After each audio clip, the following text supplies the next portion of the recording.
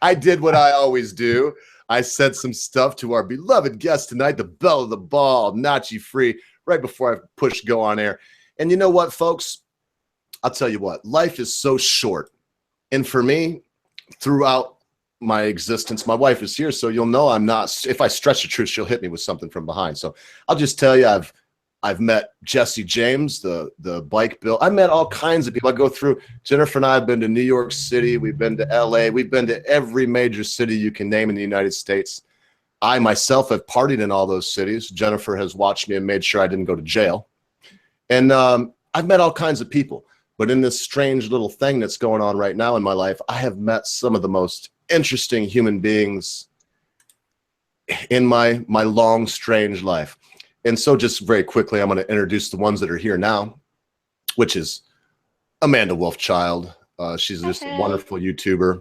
And do you want to say something about yourself, Amanda? What is it that you do? I just have a channel that's based around common sense. I do whatever I like. If I find something stupid on the internet, I'm probably going to make a video about it.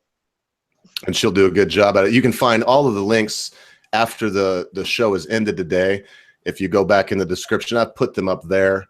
I will probably pop them up, or Doppelganger will, in the chat in the room there as we go along. And Mark Doppelganger, what about you? What do you do? I'm good, thanks. The day has been long and fruitful, so I'm pretty happy. All right. We got more popping up, boys, but I'll tell you what, just introduce yourself in a little bit or as the show goes on. Britisher, who are you? Good evening, ladies and gentlemen. Good evening, Jake. Good evening, Elwood. I'm the Britisher, and I am from the country where the history is from. Thanks a lot for that, Britt. I haven't even explained that joke to my wife yet, but that was a good inside joke you just pulled on me. So I guess am I Jake or Elwood? I will let you decide. Well, because I'm fat, I'm guessing I'm Jake. But I'm also tall. So anyway. And also we have with us today Conscious Caracal and Zero Cool. I really appreciate y'all showing up. They'll introduce themselves as the show goes on. We got to get an icebreaker here, Nachi. So I guess before I start asking you specific questions, you were mentioning in the chat before we started this that it does take a unique and different individual to get into this. I don't even know what to call it. It's not a career necessarily. It's not a, I would say this artistic outlet that is YouTube. I've watched your videos, so I know that you're out to save the world. What made you want to save the world this way? No, I think, like I was telling you, I was talking about this with my wife. My wife is also a creative type. And without getting into too many of my theories about how humanity works, I think I've seen that there seems to be three overarching types of people. People who are into the maths and sciences, people who are into athletics, and people who are into arts and communication. And clearly my wife and I are into arts and communication because my wife's a dancer and stuff. But she doesn't seek the spotlight, I guess. And that's one thing I never thought of it that way since I was, younger. I just always wanted to make a living off writing and illustrating. But I guess there's also a little bit of that, yeah, you kind of do seek a little bit of the spotlight or whatever. And I remember hearing you one time in one of your live streams, you were like, hey, I'm no glory hound. I guess I am, maybe to a certain extent, a little bit of one. After all, I did try to become a rock star and stuff. Well, that's guilt. That's guilt talking with me, sir. I'm a glory whore. And but I don't know. I think, you know what? It's a natural thing. I've learned not to even try to fight it. I mean, this is just not so much the attention-seeking aspect or whatever, because I'm not that much of an attention seeker. If I was, I would have gone into just strictly acting and shit. I really do want to write, and I do want to do like visual arts because that's really my strongest talent. But as far as saving the world, I mean, I say it as a joke, but yeah, just help solve problems, and not even because I'm a nice guy. It's just because they affect me as well. So, and so many of the problems that you see in this world, man, they're so easy to solve. They really are not that difficult to solve. They really are not. But I got to listen to other people jump in here, brother. But I'll tell you what, I just showed that very quickly, and as people dribble in here and dribs and drabs, we'll talk about it more. But I've only known, my brother is a very good artist, and we moved away from my childhood home when I was very young, and he caught me one Christmas weeping. Well, I was 6 years old, but I was weeping there, and he said, what's wrong? little ogre. I said, well, brother ogre, I'm sad. I miss home. I miss Pee Wee Valley, Kentucky. He sat down and he drew our house, the trees, everything. And he was like this. So I guess what I want to ask you before I bounce it on and we go into more about YouTube and whatnot, because your artistic ability is amazing to me. And I even told my wife, I want to give you this. I love music. And if I had to choose right now between being able to play my drums and play the guitar and play the bass, and I don't probably sing that well, but be able to carry somewhat of a tune while I play, or be able to draw, I would pick music. But when I see this, was this easy for you? I guess that's how I can condense it down. Is this something that you were just able to do, or something that took you a tremendous amount of work to perfect? What, drawing? Well, I don't know if I'd call this drawing. I want to screen share this again. Brother, it almost seems like disrespectful, but I'm not an artist. I would call this a portrait. I would call it a pencil art portrait. Well, that's the one thing I've always been able to do that I didn't really, of course, I went to art college in the end. I went to commercial art school. But no, that was the one thing I could do well, because I sucked at everything else since I was a kid. I tried my hand at music. I'm a classic frustrated musician. And writing, I guess everybody really writes ultimately, but yeah, like I sucked at sports and shit like that when I was young, and so this was the one thing that I was good and I enjoyed, and then it also it kind of was my saving grace from when I was a little kid, from either getting picked on by older kids at school, or at least getting the respect of my relatives and stuff like that. So yeah. Well, right, and I would probably keep it on art all day because, like you, I love the arts. When I was in school, everything that I did combined, I really liked psychology, sociology, but I really, really, really loved music and art. I tried my damnedest to draw, but when I went to art class, one of the first things they had me do was to do a graduated scale, gradation. I can't remember what they call gradation. That sounds right. But it was going from white to black very gradually. And I got a C on that. I dropped the class. But anyway, and I got to bounce it to other people because, like I said, I would keep you on art all day long. I don't know if someone else has a question prepared, but I've got like 5 of them for you. And all of mine have to do with your channel. And I'll tell you the truth I don't want to dominate this. I really find you fascinating. What I want to know, one more thing, and then I tell you what, Day just showed up. So Day, when I'm done with this, if you have something for Nachi, you kick it off and we'll rotate around as we usually do. But it looks to me, and I think I may have asked you this briefly, and I think I did. Maybe it was him. You were the Britisher. Anyway, it appears to me like you put a tremendous amount of thought into it before you even did your first video. They flow so well together. It looks like you had a plan. So my brief question that took me a long time to ask is, how long did you plan this? Did it just pop into your head one day? The mask, the pinky, the Skully, Mama and Papa? No, the idea of doing, this thing with a mask, that did pop up in a day because I wasn't even thinking of doing YouTube. It was just, what do you call it? I just was thinking, oh man, I would love to do stand-up comedy. You just give it a shot. Why not? And as soon as I thought that, I remember I was like, I know I'm gonna bomb, so fuck that shit. People are gonna probably pull out a camera and probably, put it on YouTube or something like that, and I'll never hear the end of it. But then I realized, wait a second, I got a Mexican wrestling mask. Why don't I just put that on and be like, hey, I'm the real Nacho Libre? And then as soon as I thought that, I was like, dude, this is ridiculous. I'm gonna start doing stand-up comedy at the age of 42. This is fucking stupid as shit. But dude, it just stuck, and yeah, and then it became this obsession over like a week and a half until I finally realized, shit, why don't I do something on YouTube? And yeah, so yeah, I would love to get into the whole thing. And I mean, by the way, man, thanks for, I guess, every Monday where you have somebody that you guest feature, because I feel a little bit self-conscious myself. Like I feel a little self-conscious just talking, about my own shit. But I'd be more than happy to get into the details, because I think this is almost, like I told you on the first time around, it was, I think, part of like a slight nervous breakdown that I ended up having. And I would love to share this. That's what sprung this into being? Yeah, pretty much. And I would love to, it may sound very self-indulgent and shit, but I would be happy to share that if it helps anybody else out, if they've ever gone through that experience. You know, because it scared the hell out of me, actually. You know, and it wasn't towards the end of the week that I actually spoke to someone who had anxiety issues, and they were like, dude, I think, you know, you're just going through, you know, I was going through a lot of shit. And he was like, dude, just relax, man. You know, everybody, you're entitled to having a slight nervous breakdown, you know, especially if my parents had just died and stuff like that. There were layoffs going on at my job. So, but I think this all became like this, I don't know, it's my brain's way of trying to make a living. You know? Damn, Nachi, I didn't know that your parents. So you've resurrected your parents with. I'm trying to say this because that touches my heart. But so you've resurrected your parents with mom and pop. I guess I didn't think of it that way. I just because the thing is, that little cartoon, the little fingers and stuff, that was something I actually did do years ago, and I got to sell it to two major corporate. Comedy Central tried to pick it up, but they didn't want to pay us at first. And then USA Broadcasting ended up coming into the picture. And I remember, by the way, if this helps anybody else out also, this is not just me fucking talking about myself.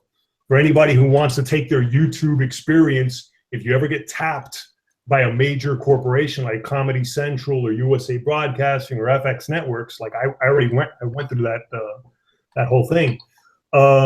Be prepared that they're gonna fucking mangle your shit. They're gonna like dig in, and it's understandable. It's a business, and they have their plans. But yeah, that was the Pinky was a cartoon that I had sold to USA Broadcasting, blah blah blah. So I kind of worked that in, you know. And then what else? The T-shirts is something also that I had been doing before, the homegrown, you know. So yeah, it was something I had been planning. But this thing of NACHI Free, though, this is like I was saying, it's kind of. Yeah, the byproduct of, I'm not sure if it was a nervous breakdown or a slight midlife crisis or something. I think it was more of a midlife crisis maybe. But yeah, I don't know if you guys want to talk about that, but.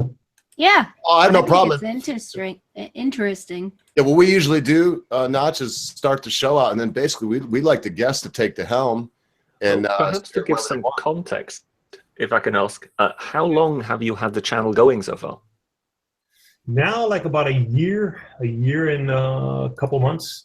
I mean, I opened up the accounts, you know, before that, obviously. So if you look at it, it looks like I opened it up, which is when I did. July 2015 or something like that. But it wasn't until 2016 that I actually started posting the videos. Because what I really wanted it to be was a cartoon show with, you know, the talking glove, the British, which, by the way, British are, feel free to like tear into my British accent. if you see any of the videos where I have the talking boxing glove with Pinky and Skully and shit like that. But as I was doing my research and looking at other people, I started falling down more and more that rabbit hole of watching political YouTube, like Stephen Molyneux and Paul Joseph Watson and Stephen Crowder and Atheism is Unstoppable. Yeah. So it started then. That's the lineup you got there. Yeah. Yeah, those are the guys that I really like to follow and shit like that. And then that's when it started, you know, I started piecing that together. But by the time I started discovering them, I already had the whole mask shit and stuff.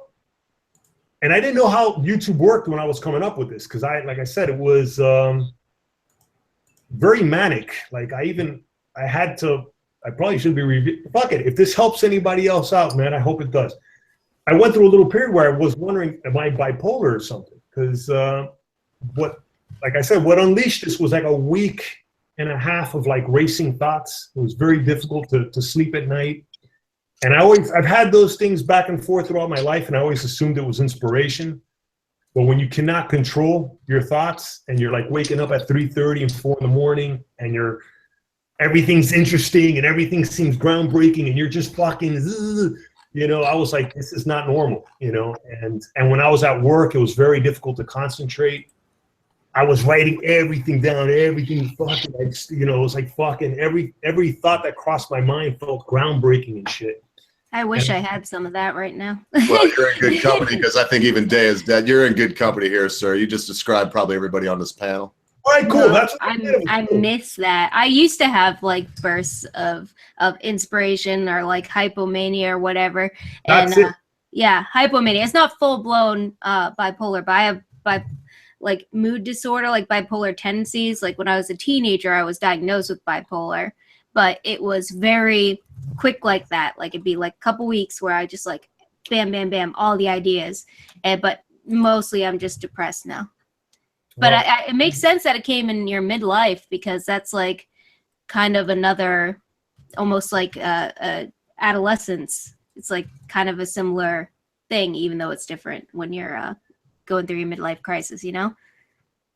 right. So you're familiar with that term hypomania because I discovered it that week. Yeah. The first day that I realized something was wrong, because like I said, the idea of this, doing the stand-up shit it came to me on a Friday night. And I was like, this is ridiculous, fucking whatever. I went to sleep. The very next day, I'm eating breakfast, and it was like one of the few times that my brain was another person. And my brain was like, hey, that Nacho Libre shit, come on, let's go. And I was like, dude, that's a ridiculous idea, bro. And it was like, my mind was way too alive. But it was a Saturday. I went mountain biking. Dude, I had so much energy. I rode bike for 3 hours nonstop. And the whole time I was mountain biking, it was like a movie going on in my head. And and at that time I was thinking of just stand up. I was like, and I remember thinking, man, if I could plug a USB into my fucking head with a video camera, this is a movie, dude.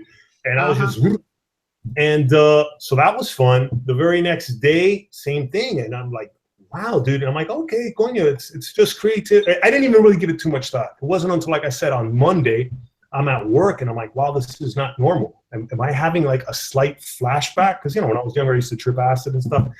And I was like, damn, or am I having like a self-induced psychosis? And I remember I started typing in, and it's funny how Google just fucking reads your mind. So I'm typing self-induced, and it's like, oh, you mean self-induced psychosis? Oh yeah, that's a hypothermia or something like that. And I was like, no, I don't think that's what I have and shit. Well, whatever. Point is, by Wednesday of that week, I'm like, this is just not normal. This is like already, I wish this would stop, because I'm waking up way too early. Everything, I feel like I really felt compelled to write everything down. And I was like, it's almost anxiety producing in itself. Like you feel like you need to get all the stuff done, but you're bursting with inspiration at the same time, so you don't want to waste it. And I say when you're feeling that way, like it's best to just go with it as long as you're not being self-destructive. It's like the best thing you can do, and just realize it's happening so you don't get too anxious about it and freak out because it's happening. But if you just utilize it to the best of your ability at the time in a productive way, it can actually be really beneficial, I think. Yeah, it's kind of a roller coaster that you have to learn how to roll with. Like, that's the only way to describe it. You have to deal with your anxiety, and the only way to deal with it is to just kind of roll with it. Sometimes you're really up and you can get tons of shit done and everything that you want, and sometimes you just need to kind of relax for a few days. Even though it sounds harsh, as a person that has suffered with anxiety, what helped me, and I'm not claiming that it will help everyone, is that people shouldn't coddle you. You need to face reality that this is not something that you can just leave alone and it will sort itself out. You need to talk to people about this. You need to face this, and you need to realize that this is something that you need to deal with. Can I face reality with a tasty Merlot? Sure, that always helps. All right. Hey, if you got one, charge your glass there, Nachi. It'll loosen us all up. I just asked the wife if she wanted a glass. She'll have a glass in a minute. But you know what? I have found that, I'm just going to throw my 2 cents in. Everybody else jump in. Don't think I'm trying to dominate. But I have found that self-medication is wonderful. It depends upon how you do it. And I would go so far, I don't use heroin, but I would go so far as there's some people, Dr. Dean Adele, if anybody remembers him, he used to advocate for the fact that there's many doctors that inject themselves with whatever, heroin or Oxycontin, whatever it is they do.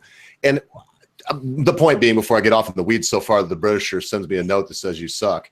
It is good to self-medicate if you know what you're dealing with. And man, I too, brother, have been woke up in the middle of the night, and I have a significant other that don't want me beating the drums at 2 o'clock in the morning when she's got to go save the world 12 hours a day. And so what I do is I stare at the ceiling and I hear the voices tell me, you must create. And I think that's very important for everybody here. And hey, Nachi, I'm Zero Cool. I am the voice of the Midwest, whether people like it or not. That's why I'm called Zero Cool. I would just like to say I love your videos. The one about Sarah Silverman basically made me pee my pants. It was that good. Thank you, bro. And I am a old school wrestling fan, so I love the luchador mask. I think it's good that you use that to protect yourself from people that engage in destructive behaviors like doxing. And as for the midlife crisis part, I think Ogre and I are in the same age group as you. I think this is probably one of the best ways for you to decompartmentalize all the things that you have gone through. And sorry to hear that your parents have passed away. That sucks on any occasion, but I think you're probably doing what some people should do, is to decompartmentalize properly. They just don't know how, which is where we as men engage in certain behaviors which could be called or presumed to be midlife crises, because a lot of times, at least from my viewpoint, I've seen people go through this. They don't decompartmentalize properly. They engage in destructive behaviors, thinking that they're in their 20s again, which they're not, and they fail to take a moral inventory. So you've done that. So thank you very much, and I think for letting me speak with you. And it's always a humbling experience. And I think that you should continue doing what you got to do, because you're not going through a midlife crisis. You're on your next phase of life where you know what you want to do, and you're going to do it whether people like it or not, and people can roll with you. And if they don't, it's their loss. So, by the way, it said, first of all, thanks, man. I saw you commented on one of my last videos too, man. Appreciate that. But I was going to say, so is everybody here, if you don't mind my asking, has everybody has had either hypomania or is maybe... I have. Right. Well, I don't know if I would recognize it as hypomania. I would just basically say that I think what you kind of stumbled upon there was kind of an experience of some of the creative process when it comes to writing and stuff like that. Because if you kind of hit on interesting ideas or interesting characters, it's almost as if your mind kind of goes down a bit of a rabbit hole, because you discover things that you didn't necessarily know were within you. And in a way, if you've got a fictional character that you kind of make up, I mean, lots of authors sort of speak about it, and they effectively say they do not know where these creatures come from. They kind of spring somewhere from within their mind, but they seem to have a will of their own. Hey, So Cabbage. you are merely the conduit for these things that kind of you seem to invent. It's almost as if they invent themselves within you. So I mean, I have experienced some of that myself, and I can't really explain where the characters I made up came from.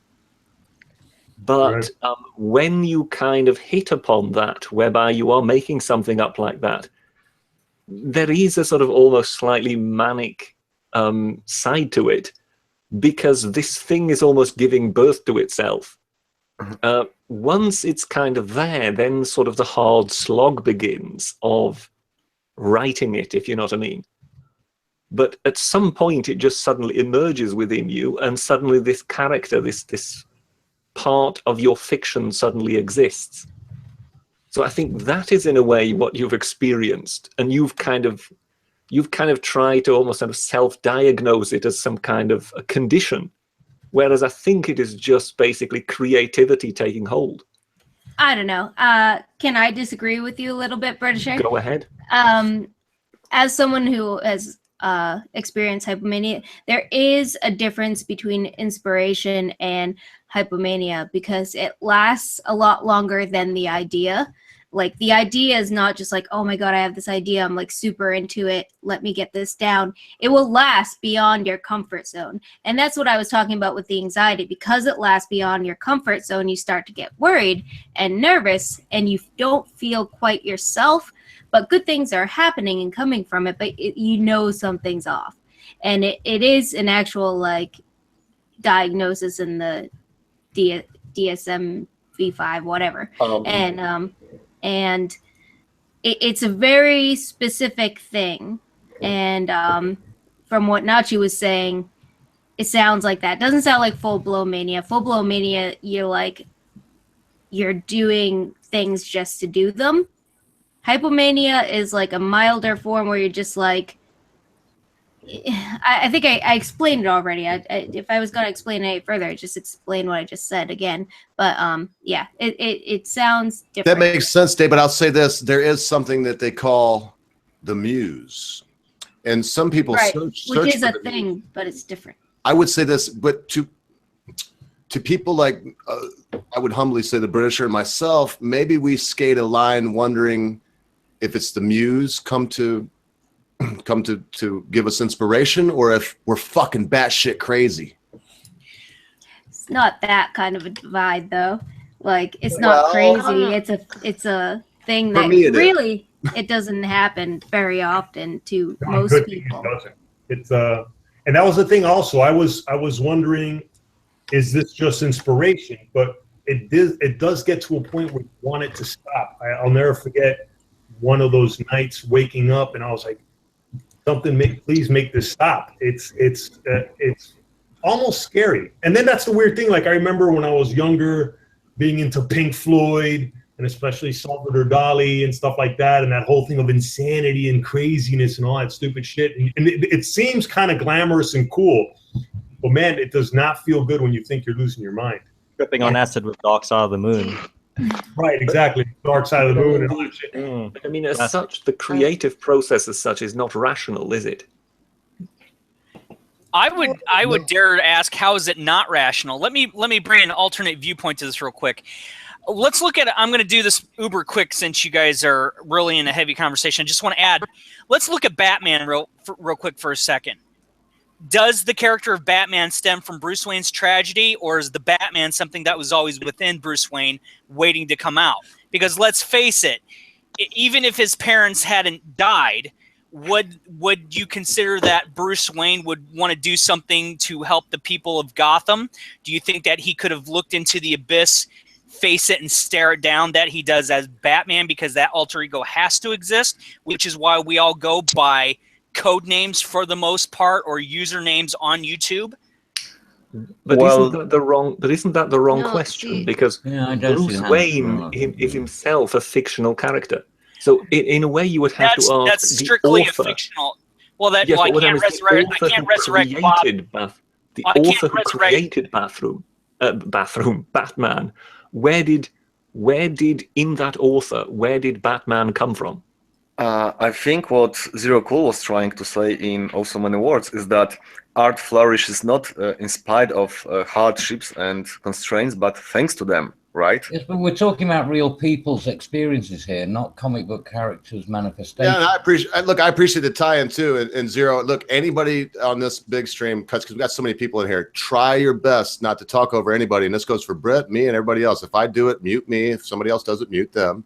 That's the way it goes.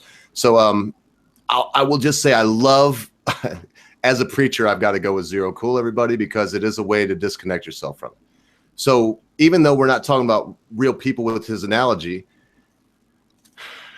things that we have to deal with, and I'm going to mute myself after this, they make us stronger. I mean, good gracious, we have voices in the night that wake us up, or like my beloved wife, she thought one day that she got a 3.0 in a class she was struggling so hard with, or sorry, 2.0, but that was actually the credits. She got a 4.0 in the class, but she did spend 2 days on the couch mourning, because people that are driven, they are tormented in some way or another. And as dark as that may seem, I think it's something that I'm glad it's going this way. We need to talk about it. How do we deal with these demons of inspiration sometimes? Well, can I just say real quick that I don't think anybody's like slandering hypomania. Like, nobody's calling it crazy. It is a thing that happens, and it doesn't have to be a big thing that is detrimental. It can be actually a good thing.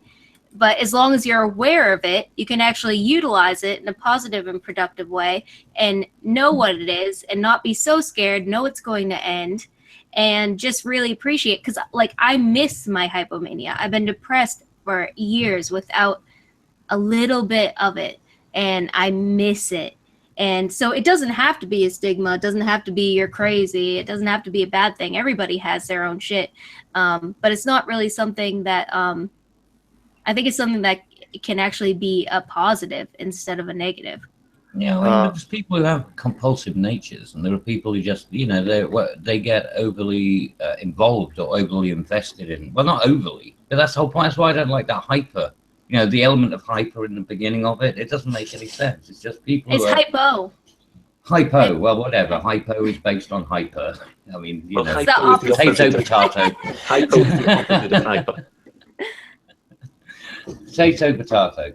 But you know, you would never have any of the adventurers. You wouldn't have had, you know, Scott of the Antarctic. You wouldn't have had Columbus. You wouldn't have any of the people if you didn't have that kind of level of personality in certain traits. Because, you know, it takes those sort of people to develop things, you know, to make things, you know, you need people who are willing to put themselves in harm's way, who have that kind of level of personality. I mean, obviously Hitler is a bad example, but I mean, you know, you're still seeing the same kind of thing. I mean, that's like somebody who was overly committed to, you know, a particular cause. It depends on the cause that you're in, you know, that you're invested in, doesn't it? To what Cabbage is saying, this is perfectly described by a verse from one of my favorite poems, the Ode by Arthur O'Shaughnessy, or whatever how you say his name. If I can just read it, it's like 5 lines. It starts as, "We are the music makers and we are the dreamers of dreams, wandering by lone sea breakers and sitting by desolate streams. World losers and world forsakers, on whom the pale moon gleams. Yet we are the movers and the shakers of the world forever, it seems." Damn right. Nice. Yes. Beautiful. Look, I've got to push it to our guests, but I hope you see what we're trying to do. We're trying to give you, in all of our own ways, because I'm coming from a different place in day, and we're all coming from a different place, but we're all mad here, sir. Oh, of course, man. All the best people are. Everybody search. And if Ogre, if you don't mind, or Jennifer, if you don't mind asking, I'm going to assume are you a nurse? Do you work as a nurse? No. I'm a respiratory therapist. Oh, okay. Or in the medical field is what I kind of figured. More specialized than a nurse. She helps people live by breathing. Yeah, no, that's that other field that I was talking about, like that other, I don't know if it's a personality type, but people get into the maths and sciences. That's what I mean. And it's funny because I sometimes wish I had that type of mind, because I feel like those are the people who really are lifesavers. Those are, you know, like I sometimes feel so, like self-indulgent with my shit, you know, it's like that. But, and yet I know I don't have it in me to work in the medical field, because the few times that I've tried, I don't have the stomach, I don't have the temperament, and I've learned. And that was, I think, part of the other thing that happened to me with this whole thing that week was, you know, I was 42 years old. And that's why I kind of tied into the midlife crisis, because I got to a point where I realized, what else am I going to do with my life? Because that was another thing. I many other little details to get into, but I found myself in a position where, fuck, I don't know, what else am I going to do with my life now? Like going back to school, I've already tried it quite a few times. It was, and I think this whole thing was my brain's way of trying to forge through on all my pipe dreams that never made fruition. Yeah, but you see, what you do, I mean, if you go back to most of the artists, you know, like Vincent van Gogh and Toulouse-Lautrec and all these, they were getting off their tits on laudanum and absinthe, right? That's what they were doing. That's how they, you know, opening the gates of consciousness. That's what you have with most musicians. They use chemicals to expand their perspectives. That's how it works, right? And unfortunately, once you've opened them, you can't put Pandora back in the box. Sadly, and then you just have to deal with the awareness that you've achieved, and that's where the problem really comes in. It's like, you know, do you have the conscious, you know, the capability to actually deal with the new awareness? And certain people don't, and you do, obviously, because, you know, you manage to kind of ride the wave. But some people just go fucking mental. Yeah, you've answered some of my best questions about Papa and Mama, you know, how they came about. And I would say, I hope you maybe use that in the future, because to me, you have resurrected them. I've watched you have conversations with your mother, and she was talking back to you, I'm assuming, just like she would. And then Papa came in the room to kind of back her. I've seen it happen. So to me, brother, I don't know what to say, but that kind of resurrection is the most marvelous thing this side of paradise. Oh, cool.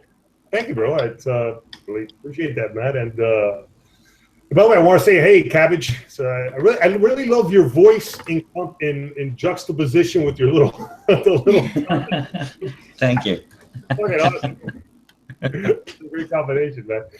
And so, yeah, but yeah, that's so I was curious to see if anybody else had experienced that, either hypomania or if they were slightly bipolar or something.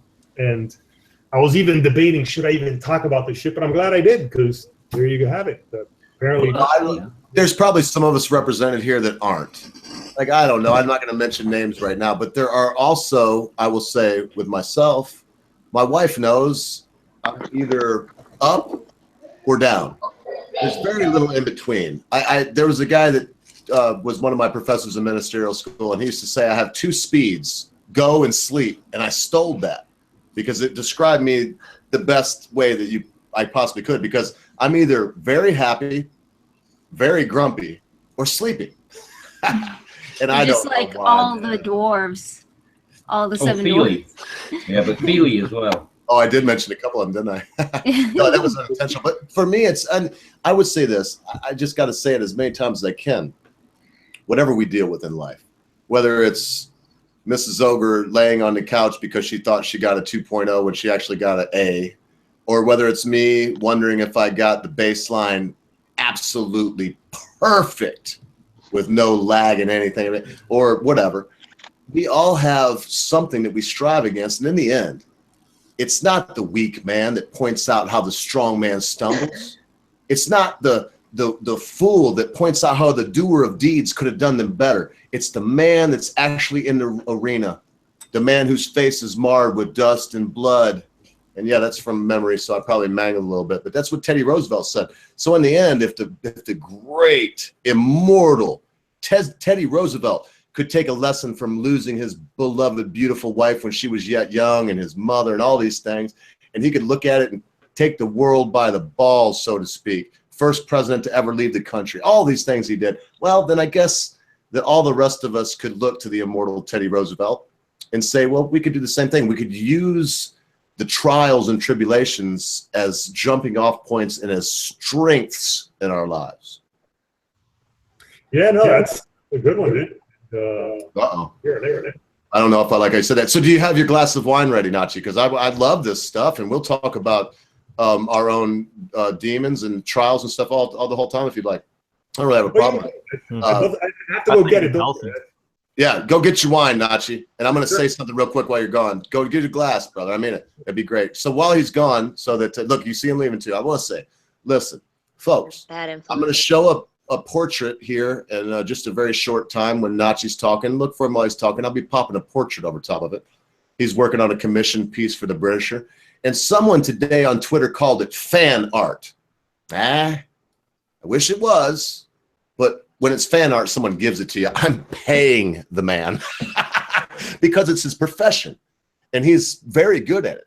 So I encourage you, if you do like the I almost call it fan art myself. If you do like the portrait of myself that I put on when I do this right here, you can see it if I just turn my camera off. If you like that, or if you like some other things that I'm going to show you later, and maybe you'd like a caricature or a portrait, he can do both of yourself, or yourself and your family, yourself and your wife. Send him the picture. Look for his channel. I'll give you the link. Check it out, and send him a picture of you and your children and your wife there, and he will make a stunning portrait. I will leave it up to him to tell you prices, because I do believe I got a friend price, which, to be bluntly honest, wasn't all that cheap, but it was very friendly, because I do know what art costs. From what I've just heard, it costs NACHI Free a little bit of his soul to deal with these things that get him. That's what I love about you. I was thinking about this. And I think the best description is you are disarmingly honest, and that's fucking cool as shit. That's one of the reasons why I love your live streams, man. It's like the king of SD calls it brutally honest. He's disarmingly an ass kisser too. Well, one thing I would just like to interject. Just before, Nachi, you mentioned that you weren't really scientifically minded. But when I look behind you, I would say you are actually very much scientifically minded, because you seem to have found a way to suspend gravity. the bikes is that.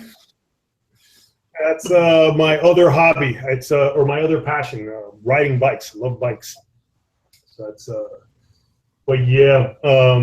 But no, I was saying about Ogre before, with him being disarmingly honest and the compliments. And somebody mentioned him being an ass kisser. Not at all. I think that's one of the cool things. It's really hard for most straight males to compliment people as easily as he does. It's a running joke. We all love Ogre. Straight males can compliment women all day. Oh, that's a different story. That's sexist.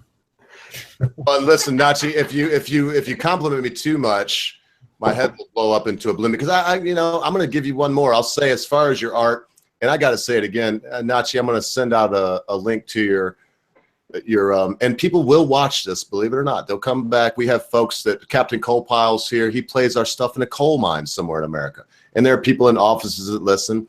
And when they see the art that you've done, your art speaks for itself. And this isn't really a segue, because I'm going to ask you a couple questions now, if you don't mind. And because I don't know how much time you have here with us. I hope that we can drag a couple hours out of you like we try. But everybody isn't, ready to do the 24-hour marathon live stream, and I'm one of them. So look, if you care, one more time, if you care to get something done, I mean, I've got to say it. Other than my brother, you drew my teeth crooked the way they are. Even I was looking, my tongue. You drew everything that was me, and then you did the caricature. So you showed me that I can do a caricature of you like you get on the boardwalk, or I can do a portrait of you that if you step back just a little bit, you think that somebody snapped a picture, and there's a picture there of. And so if you care to have something like that done, and you're watching this either live or you're watching it after the fact, just look down in the description. Notice that it says Nachi Free on the top of the links. Click on that link. Listen, go buy his Patreon and give him $1 or $10, whatever, just to let him know that you want him to carry on doing this. Because I noticed you do have a Patreon. And if you feel like you want something for your money, the man is generous beyond belief. I still won't say what he did. Right now, what's coming to 2 portraits for me and a caricature, because I don't want to ruin his business. But I will say I'm sure that he would be more than fair with you, and I guarantee you he won't take a dime until delivery, and you're very happy with your art. So, Nachi, because of the time that I put into music and the time that my wife has put up with me putting into music, I got to say that whether you were born with the talent, which I believe I was to a certain extent, to toot my own horn, a man can't do vocals, guitar, bass, drums, little piano, little this and that, without having some kind of inborn draw to music. But even you, sir, and myself, we have to work at it. And let's just say, for devil's advocate, that you didn't have to work a bit at it. It's still Captain Coal Pile, a little piece of your soul. And before I bat this on to the next thing, I got to say, I hope he's still here. Yeah, Nil DB, happy birthday to you. And that's all you get out of me. But happy birthday, Nil. Come on, group, tell him. Happy birthday. Happy birthday. Happy birthday. Happy birthday. Right, that's good. Look, you got Happy birthday, Neil. Good man. You survived another year. A very happy birthday, Nil. Thanks for putting up with us. We got one more to say it. Come on, Caracal, tell him. Oh, no, I already did, but yeah, happy birthday, man. Sorry. There were like 3 or 4 voices popping. Yeah, that's what a great host did. He just pumped my head up, so I had to drop the ball a little bit. I mean, I can't be perfect. So that said, coming from Spain, and I'm going to get political on you a little bit, man. It's coming from Spain and then Cuba, and I've just watched for probably the 3rd time your video where you start out, and it's got Fidel Castro talking about social justice. And I don't want to lead you, which I was about to do. What's your political standing now, and and why is it that, coming from the diverse culture that you come from? Leave Gibraltar alone, you prick.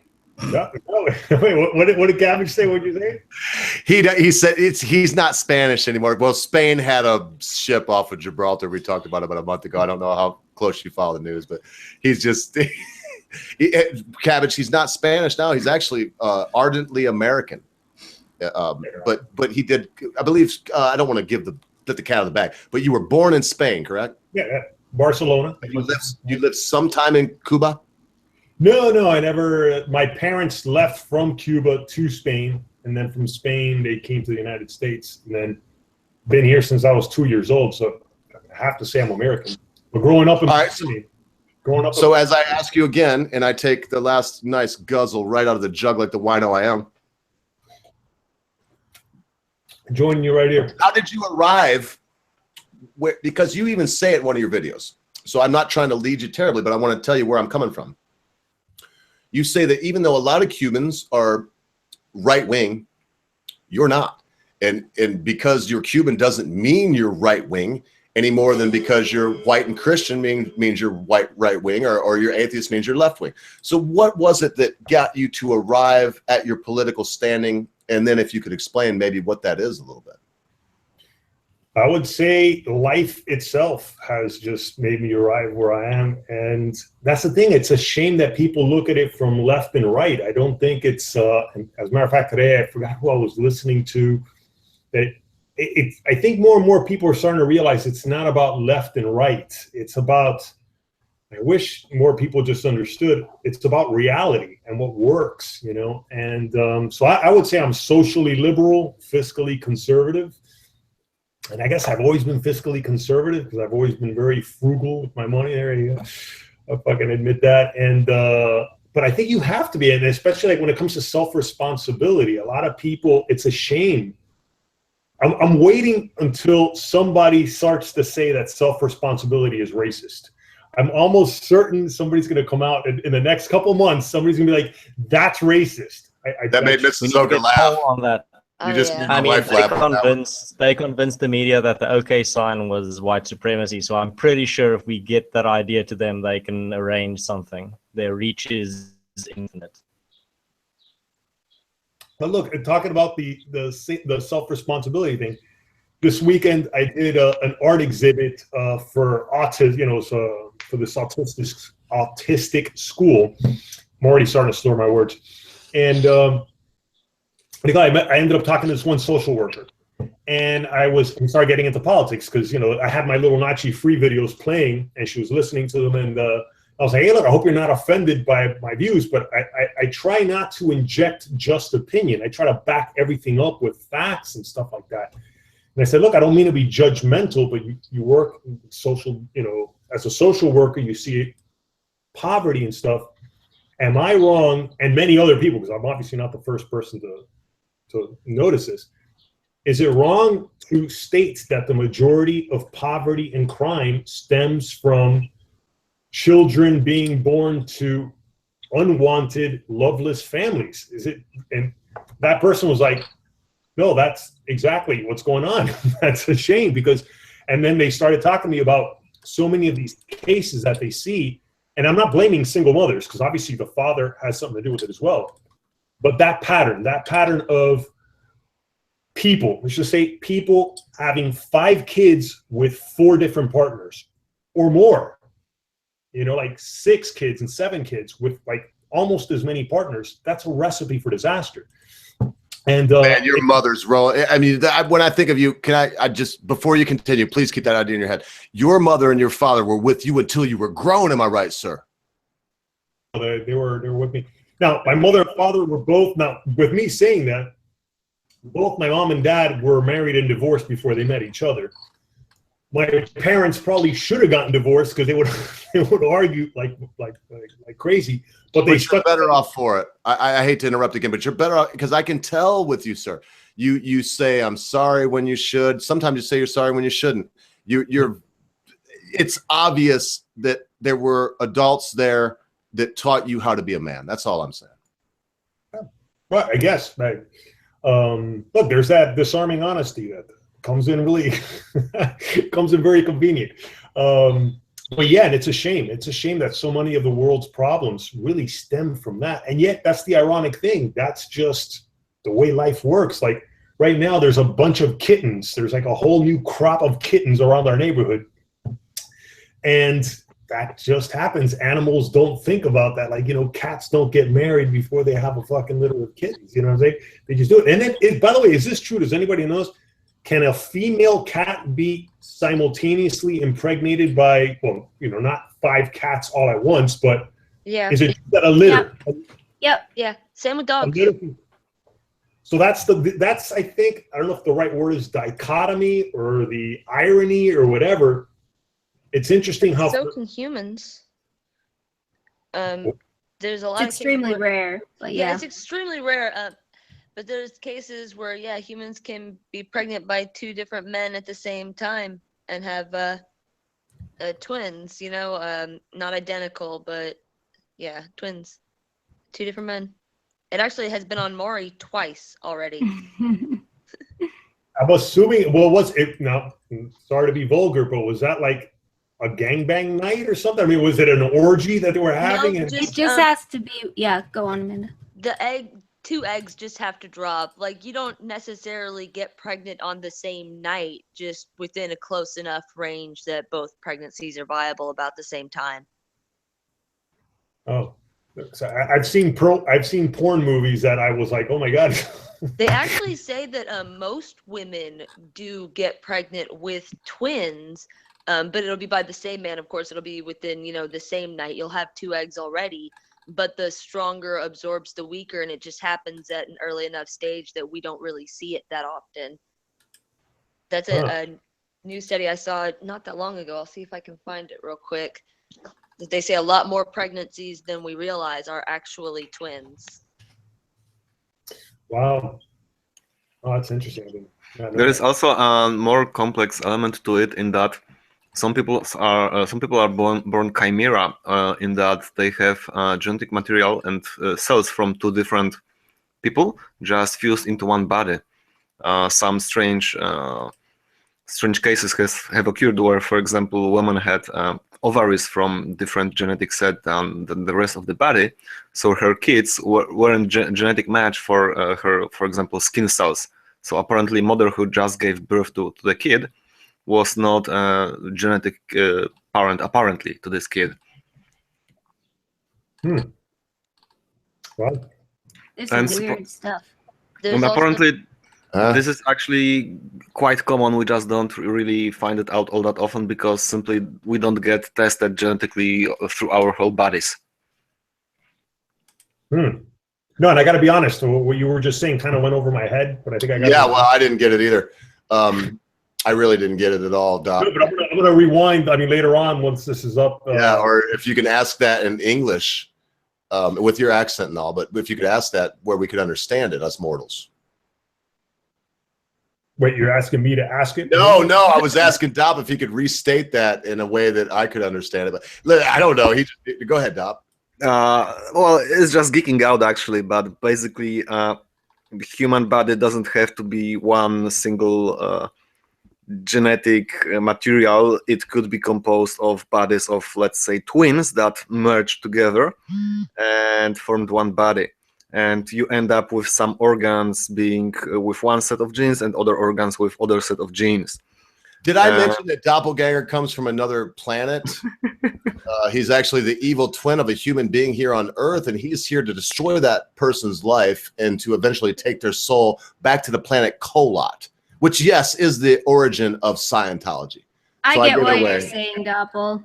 Please explain it, Dave, because that blew me away twice, and I want Nachi to... Okay, you know how twins are common, and how Amanda was saying sometimes you resorb your twin in utero, so you never even knew you were pregnant with twins, but the person who comes out of the pregnancy twin in them. Sometimes you can resorb actual organs, like you can, if somebody resorbs ovaries from a parasitic twin that died and they resorbed, they will have ovaries that are not technically theirs. And so when they have a kid, they can be completely not, they won't show up as a genetic mother. Yeah, that through- actually happened yeah. to a man. His Yeah. testicles belonged to his brother. Yeah. And so his children were actually his nieces and nephews. Yeah. Even though his brother never existed, he just has his balls and his Yeah. sperm. You guys, by any chance, maybe I'm just too old for, or I don't know how old you guys are. The point is, there used to be a show called That's Incredible. Does anybody remember that show? I do Maybe. not. It was When on was it ABC. out?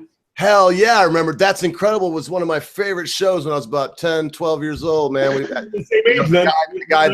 That's Incredible. Yeah. Frank Parkinson, remember that? Yes, Parkinson. Dude, do you remember they had an episode one time with this one?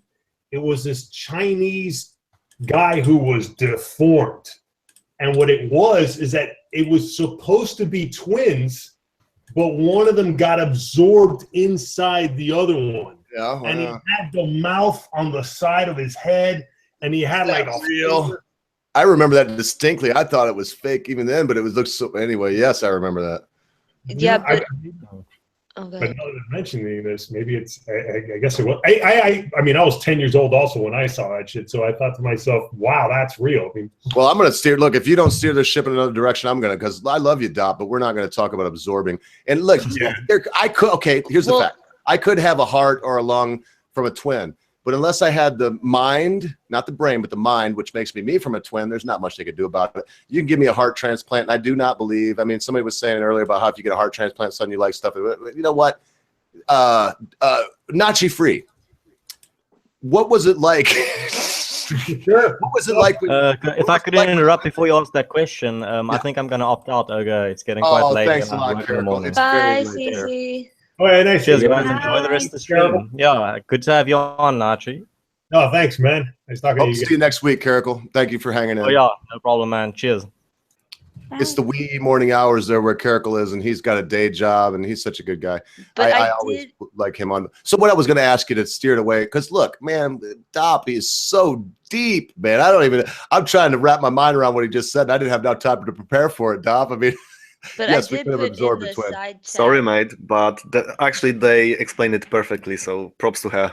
Aw, Oh, thanks. thank God. I got Thank it. I did. Well, I kind of did, but I mean, I don't know. I had no time to prepare for that because the idea of there's so many different ideas. In fact, some cultures believe if you are in close proximity with a dead person and they really were attached to you, and I'm going to Vietnam right now in my mind, that there is a certain essence of the person that will attach themselves to you at a funeral.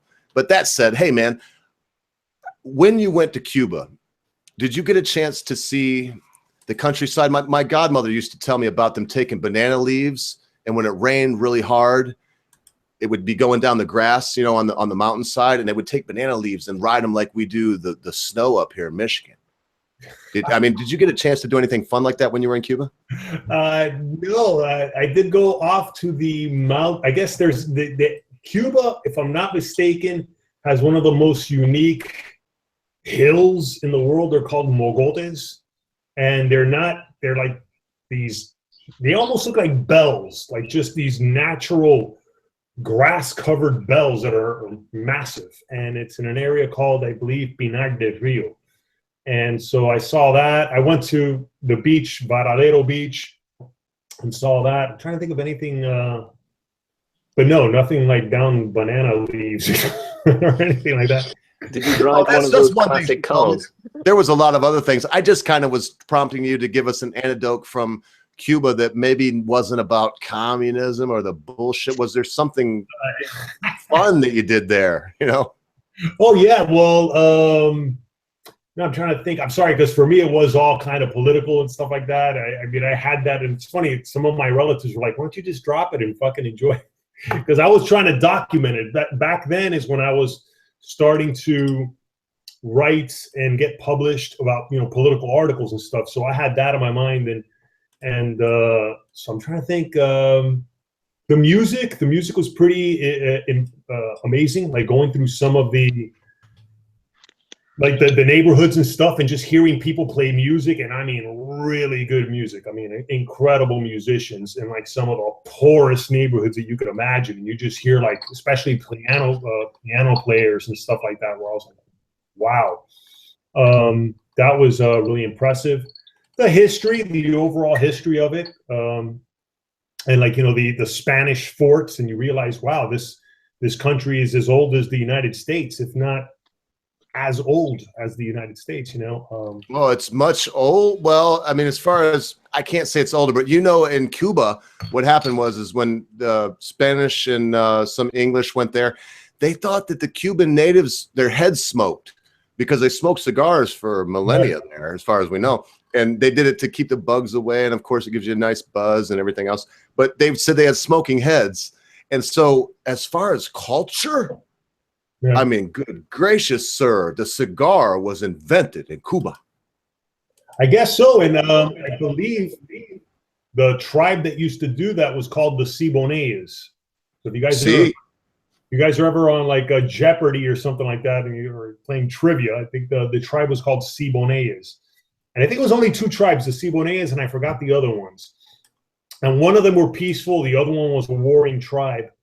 And that warring tribe was constantly conquering them. So that's the other thing. Like, I wish more people also understood that with all this anti-white hatred going on now. It's amazing. Whenever you see the news nowadays, man, there's always something. White people this, white people. Dude, all cultures have been slaughtering each other long before Christopher Columbus, long before Hernán Cortés. They were all doing it to each other, even in the most remote places like Cuba, long before that shit. And that's a sad aspect of the human species, I guess. But I don't want to bring this down. So if you guys want to talk about something more cheery. Nah, you ain't bringing it down. We've been talking about mental illness since the start, brother. No, and look, the fact of the matter is, I don't believe in, and listen, I just invited the Beard Barian, and we're going to keep him low key because he's going to be a guest here very shortly. And I got to say, in the last, listen, man, I know that the chivvy with red hair over on my left side here is going to bust in and call me an ass kisser. But in the last month, I have been gifted with some extremely talented folks, and the Beard Barian's one of them. So I'm not going to say much other than that because he's going to be a guest soon, and so we're going to keep it down to him just asking questions, Beard Barian, if that's all right with you. And so no, listen, there is no down, right? We were talking about before. Life is ups and downs. The most beautiful sermon I've ever heard in my life was at a church where people don't drink coffee and whatnot. And the title of the sermon was, my wife was there, why the dangers of drinking coffee. And I was like, oh my goodness, another dry old sermon by another dry old prig that's going to tell me I shouldn't drink coffee, and I drink beer. And no, he got up there, never talked about coffee. He talked about how we had to guard against the highs in life, because when we're really high, that's the dangerous part. In fact, a famous quote is, any fool can handle adversity.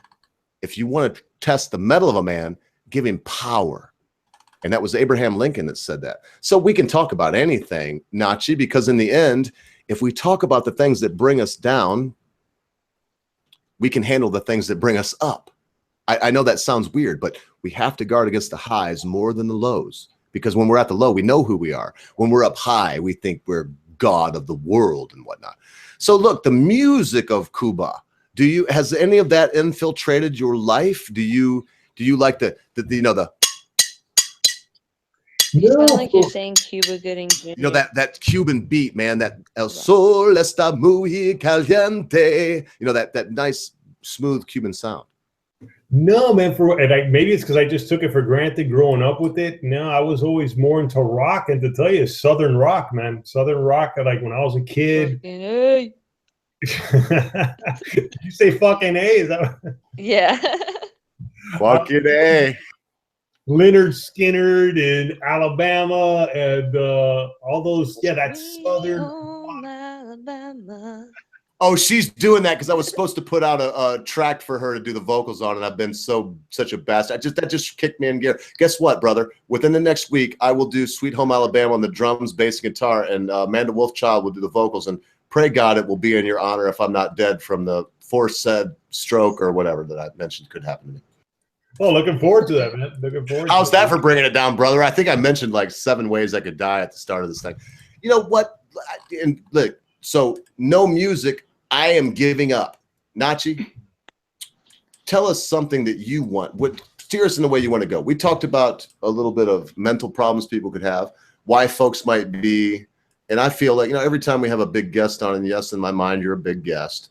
I feel disarmed. I feel like all of my great plans, because I had like 6 questions down here, and 4 of them now are irrelevant.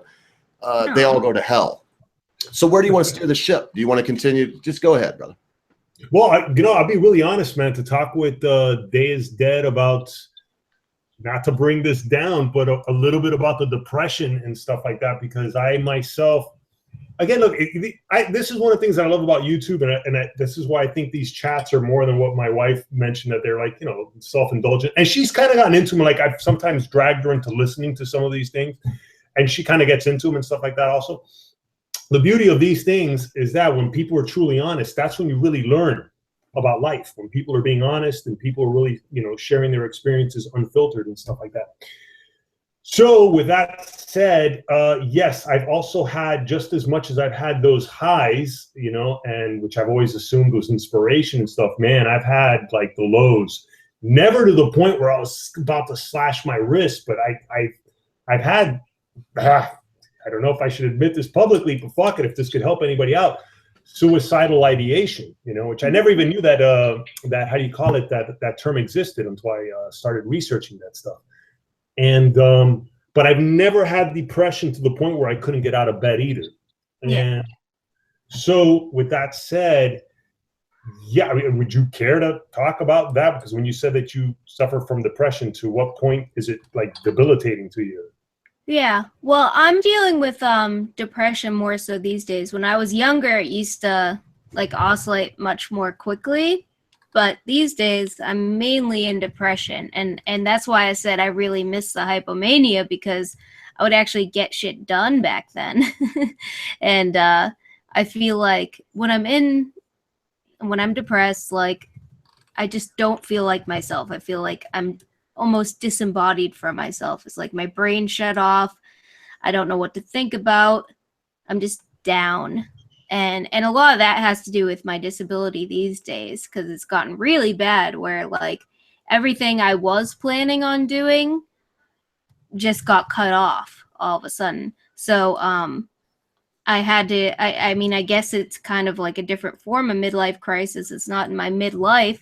I became disabled when I was 28, but it was like right at my jumping off point, and it just got like totally derailed. And so now I think I'm kind of doing YouTube as well, because I don't know what else to do, and I kind of want to do something for me, and something that like is, you know, creative and also productive, because I actually genuinely miss working. I feel like my social skills have kind of gone to pot because I'm not like in the public, like conversing with people anymore.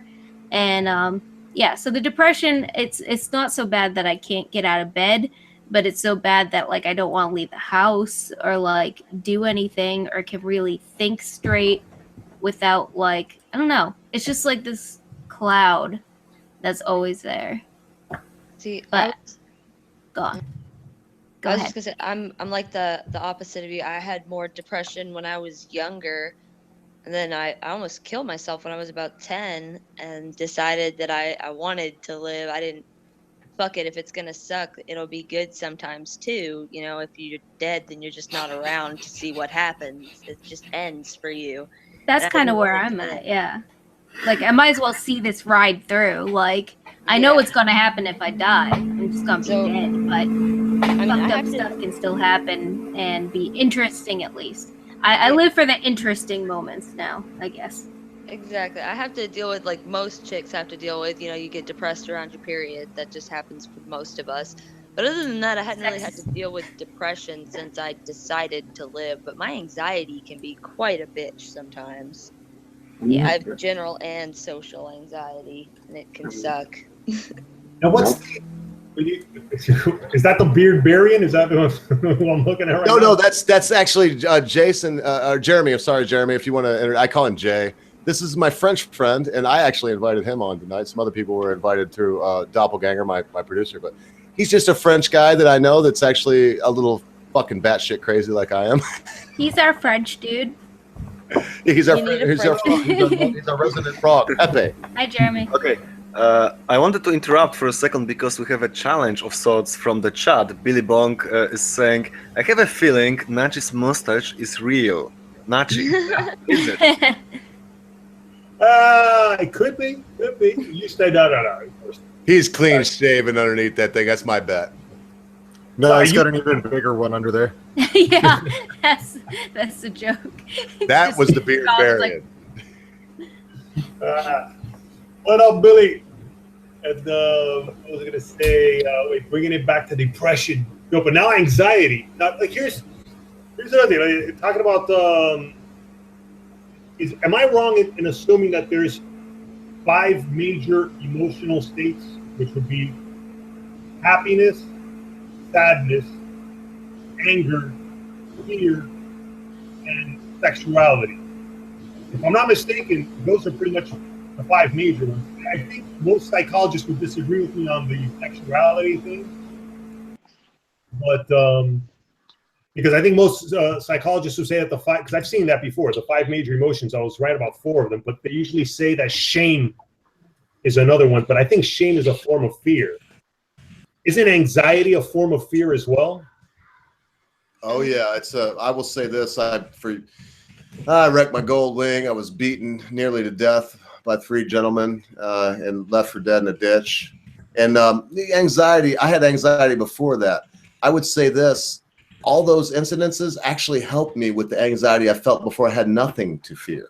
So I would say that if you have nothing to fear, you are probably in for a little anxiety, because the human creature is used to battling the wolf and the Tyrannosaurus and whatever else. And so now we have nothing to battle. And if it's not there, we will create this thing in our subconscious and then have this. I mean, my wife has been there when they've come to get me for having a heart attack that I wasn't having. And they talked me into going to the hospital because I was having a fucking panic attack. So I'm not above it, man. I don't mind this conversation either, because you know how many people, Nachi, are out there and deal with what we're talking about and just suck it up because people tell them that's what they got to do. But I think that can be important too, though, because you can grow up with anxiety. I've had it my whole life, and my family would just, call me weird and make fun of me, and you got to learn to suck it up and deal with it and fit within society, or decide you're not going to and be strong enough to just be you any fucking way. I went with the latter, obviously. Well, and I got to say, because, Day is Dead, and probably everyone here to a lesser degree, but Day is Dead and Amanda Wolfchild, they steer. In fact, Amanda, do you mind if I tell them what I know about you, that little bit that you're talking about now? Go for it. I don't care. Well, in fact, I'd let you talk. I'll just ask you a question. Do you deal with, you just said it, but how bad was your anxiety and how hard was it for you to start doing these YouTube videos? Hold on, sweetheart. Mommy's on a stream. My kid wants a treat. I heard that. No, just to start streaming, I would get drunk all the time so that I could get on a stream. That's how I started. Like, I had to. I still got to get drunk in order to sing, usually. Not always, but usually. So it wasn't, and then there you go, Nachi. So there's at least 2 people that I know here right now. Oh, you can that deal with anxiety to the point that it's hard for them to even do what they do. So Beer Barry, and you do too. Is that what we're saying? Oh, yeah, we have like absolutely. a cool here. Anxiety, that's amazing to me from you. It was, everybody's got their different ways of dealing with the challenges, and my anxiety is more about fear of failure, but I seem to have adapted the balls to do it anyways. That's what matters. That's what I keep telling myself. As long as you can do that, otherwise you'll just stagnate and not do anything. At least if you try, you can at least say you failed. Otherwise, you're just you hate yourself every day. At least I do. One of the benefits, I mean, that we see with Nachi's work too, and with Day as well, as soon as you get people that start having to worry and different mental health challenges, the different perspectives that they present really enriches the environment, because not always looking through the same eyes. There's a little bit more caution there. There's more of a passion, even with that fear. There's something else. There's a new vantage point, and it's so valuable. It really shows. Oh, mercy. And weren't you the one that somebody sent me? I was like, Nachi Free is going to be on about 2 weeks ago, a week ago. And they were like, oh, everybody's favorite luchador. And do you see how overcoming? I'll say this. People hear this and I can't say it enough. Whether it's 5 or 50 or 500, people will watch this video.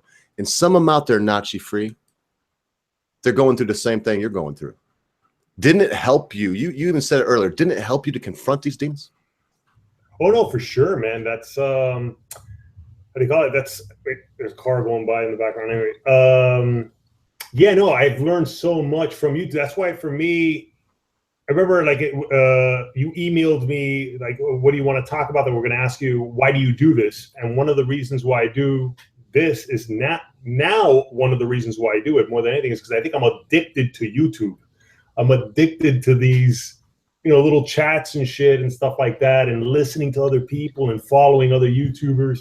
I've lost track of how many people I've subscribed to and stuff like that. And yeah, you definitely learn a lot when people are being honest. Oh, now that we broke the cherry, brother, we've got to have you on the Day show and whatnot sometimes. I hope in my mind, I'll just be, you said I'm disarmingly honest. In my mind, I really hope that you eventually become part of the Madcap crew, because Lord knows, even if one of them would like to do it, I'd never pick a big-time YouTuber. I'm not going to mention any names, but they all got a head this big and, whatever. And you still are at the point where you are down below the clouds. And I did say something. Before the end of the night, would you give my beloved wife, who probably thinks you're a wonderfully sexy Cuban person, the Cloud 9? Oh, for sure. Oh, let me present you. Let me present you, brother. Hang on. Let me present you. Present everybody. Here we go. There you go. Yeah. Lift it up a little bit, Nachi. There you go, right there, brother. Yes. Yes. Tell you love him, Jenny. I didn't even know that was under there. Ti amo, Nachi. And the little story of the Cloud 9 was that it was that week I felt like my head was in the clouds, and I remember, guys, I'm sure you guys probably know that band, The Cult. Mm-hmm. They got a song called, I think it's called In the Clouds, right? Or Cloud, whatever. Like that. I listened to, the hypomania got to me to such a point where I would listen to that song on loop for hours. Same song. And they kept talking about being in the clouds, and then that's kind of where it came from. So I don't know why I'm wearing the Cloud 9 on my head. So, well, my wife is tickled to death that you did that. And it's the little things, because most people don't know. I'm not going to go through it right now all the way, but everything that you see, and yes, I wear a suit when I leave the house because I'm a pretentious prig, but what you see right now, I've never had a beard in my life. Everything that you basically see is a combined mockery of what I hate. And do I hate Donald Trump? I voted for the son of a bitch twice, but I knew when he put his hand on the Bible, he'd be like every other one of them son of a bitch and politicians, and I'll be doggone if I wasn't right.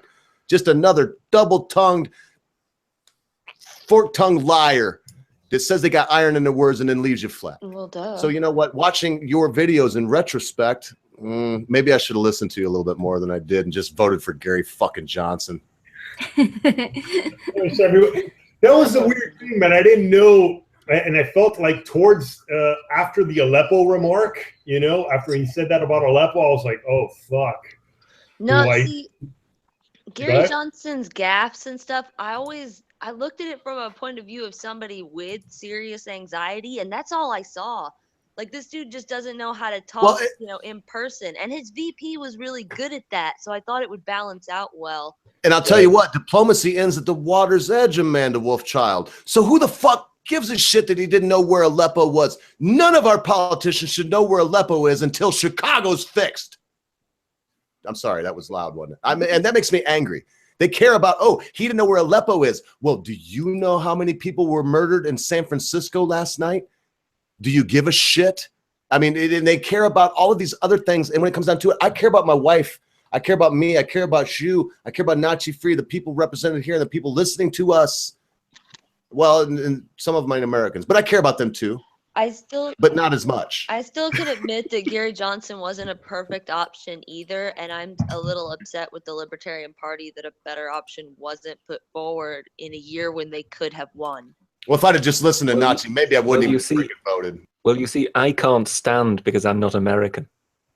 Nah, you can. And you know what is going on there? Because you got all these big talkers, Britt. You covered the woman that called it. She said we're trigger Article 50, and Cabbage dropped out. I thought this would get him would prick him into action, but triggered Article 50, and we got to do it right away. And now oh man, I mean, I'll tell you what. You can trust just about anybody that shows themselves trustworthy until they put their hand on said religious book and say they swear to be a politician. And then they all stink like fish after 3 days.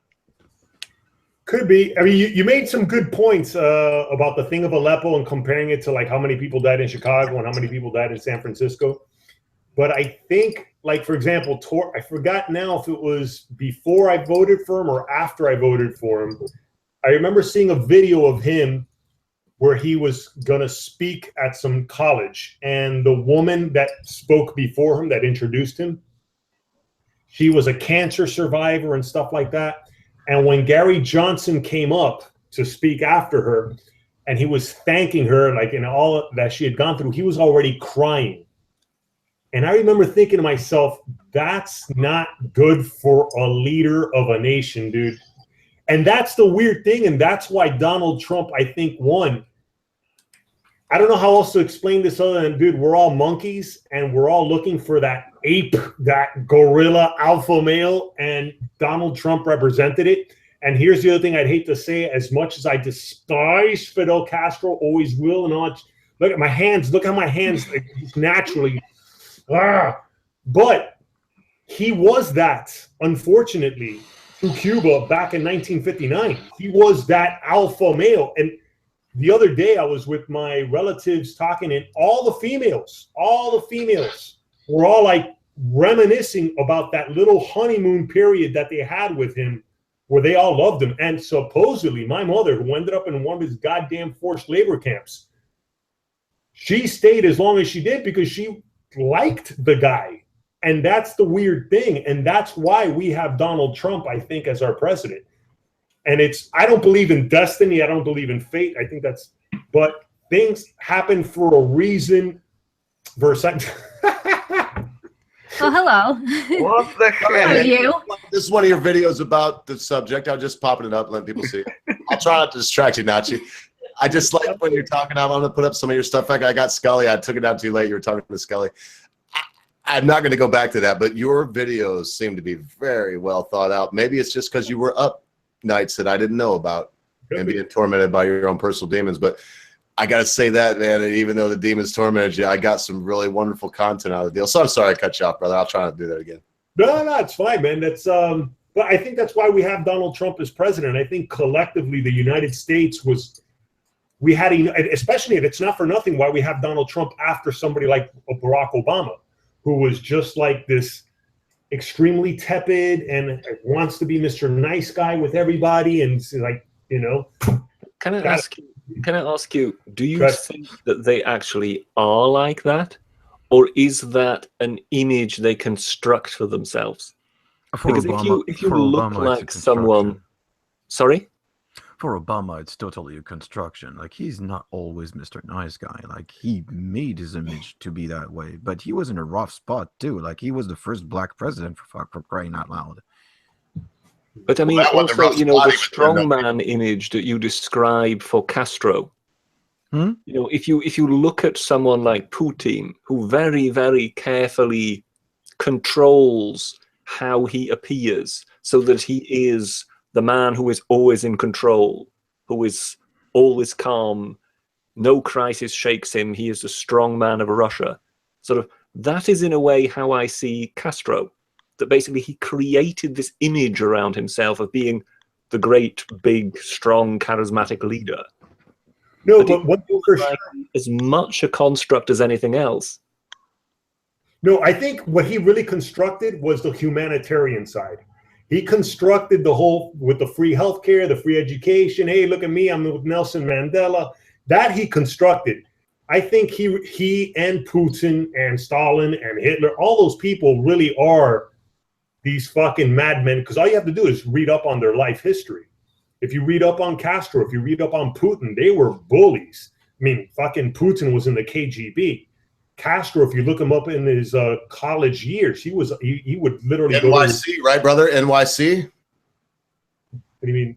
He went to New York City College for a little while. He was educated in the United States for a little while. I might have the college wrong. And I'll tell you what, we talked about narcissism because we may do this.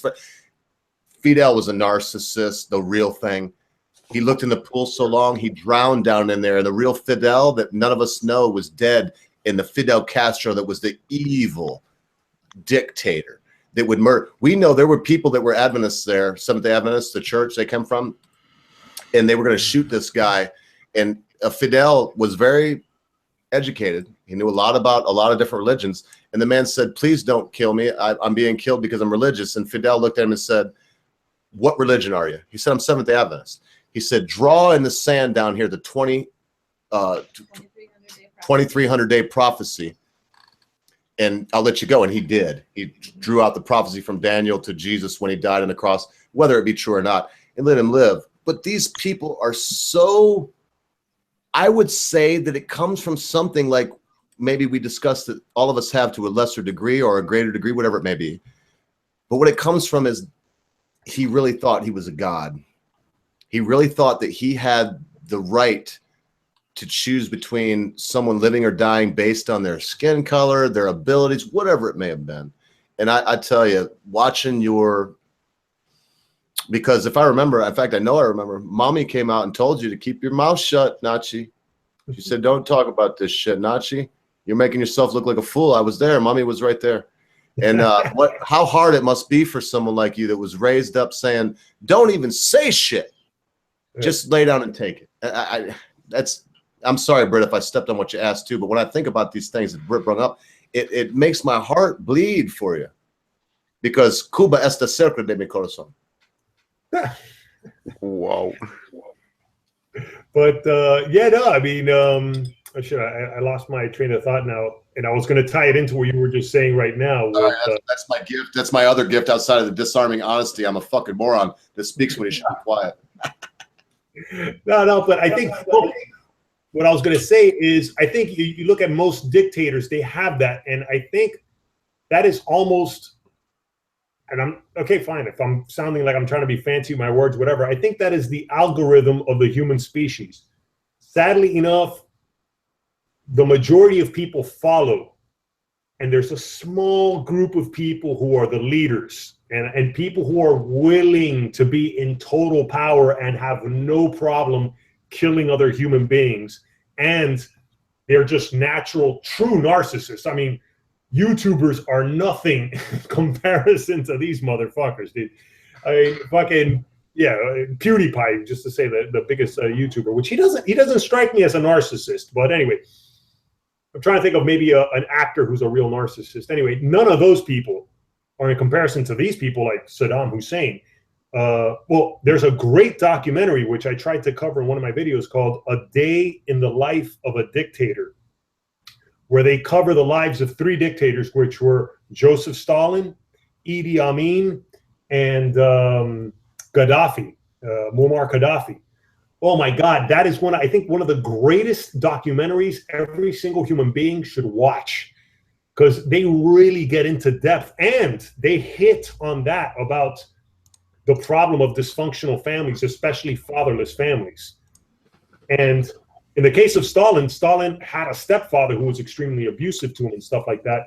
But one thing you do get from that documentary is you realize those 3 men were highly intelligent, and they were, I guess you could say, narcissistic, especially Gaddafi. Stalin maybe not so much, but it is interesting how those men managed to affect the lives of millions of fucking people, man. against their own will. I mean, sending people to their deaths.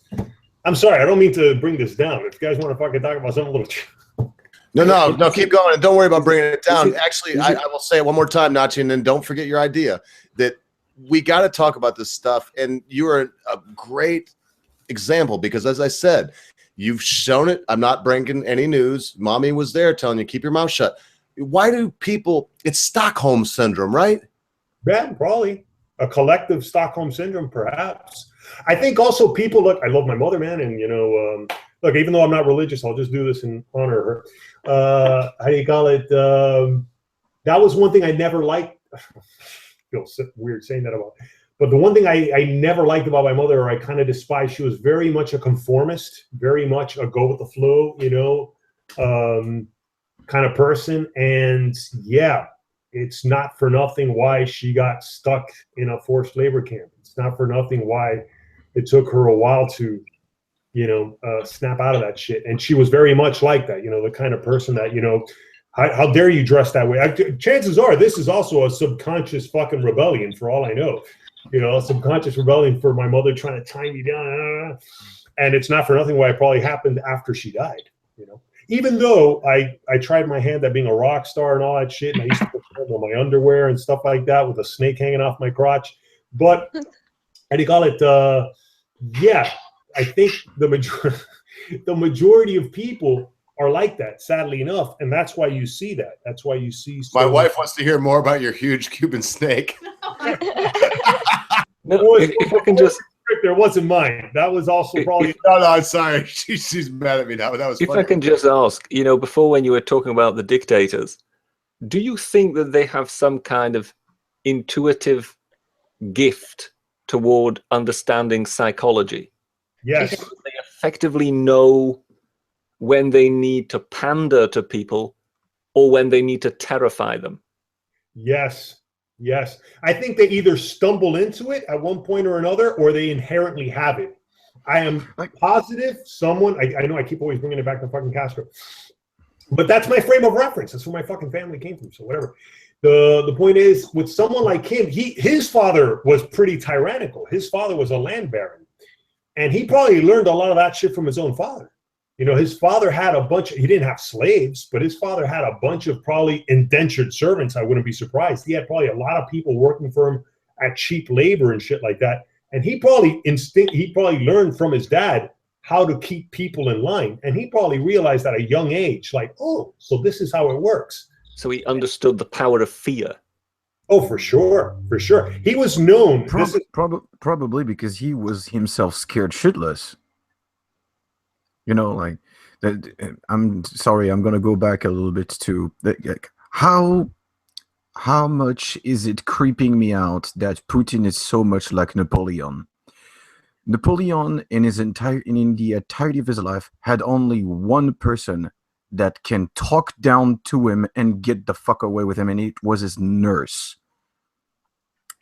And basically, Putin, there's only one person that can basically shitpost, like basically can tell the worst crap to him at his face and get away with it, and it is his German teacher. And this is the only person he will never answer to. Wow, I didn't know that. I didn't realize that. Like, that's creepy. That's creepy. Like, there's only one person in their entire life, for both of them, there's only one person in their entire life that they will never answer to because they're too scared to answer. Okay, so given Wasn't that, King Henry the same way? King Henry VI that killed all his wives and stuff, didn't he only have one person that could say whatever they wanted to him? That's King Henry VIII. Oh, my bad. Yeah. okay, so given that, and I'm not trying to paint Trump as some kind of dictator, he's just a strong leader. So who out of the Trump's friends, family, or other would be such person that actually has direct line to him and can Ivanka. influence him? Yeah, I think it's Ivanka. I think it's Ivanka. Like, she could be saying the worst shit ever. He's never gonna respond. Either that or it used to be his father. Probably it was his father, from what I understand.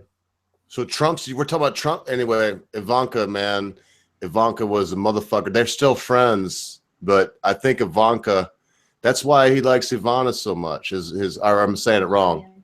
Opposite, Ivana, yeah. his daughter, because his wife, my stepfather's Czechoslovakian, and let me tell you something. Not the Slovaks. Now they call them the Republic of. They're different. The Czech Republic, but the Czechs, they don't take failure as an answer.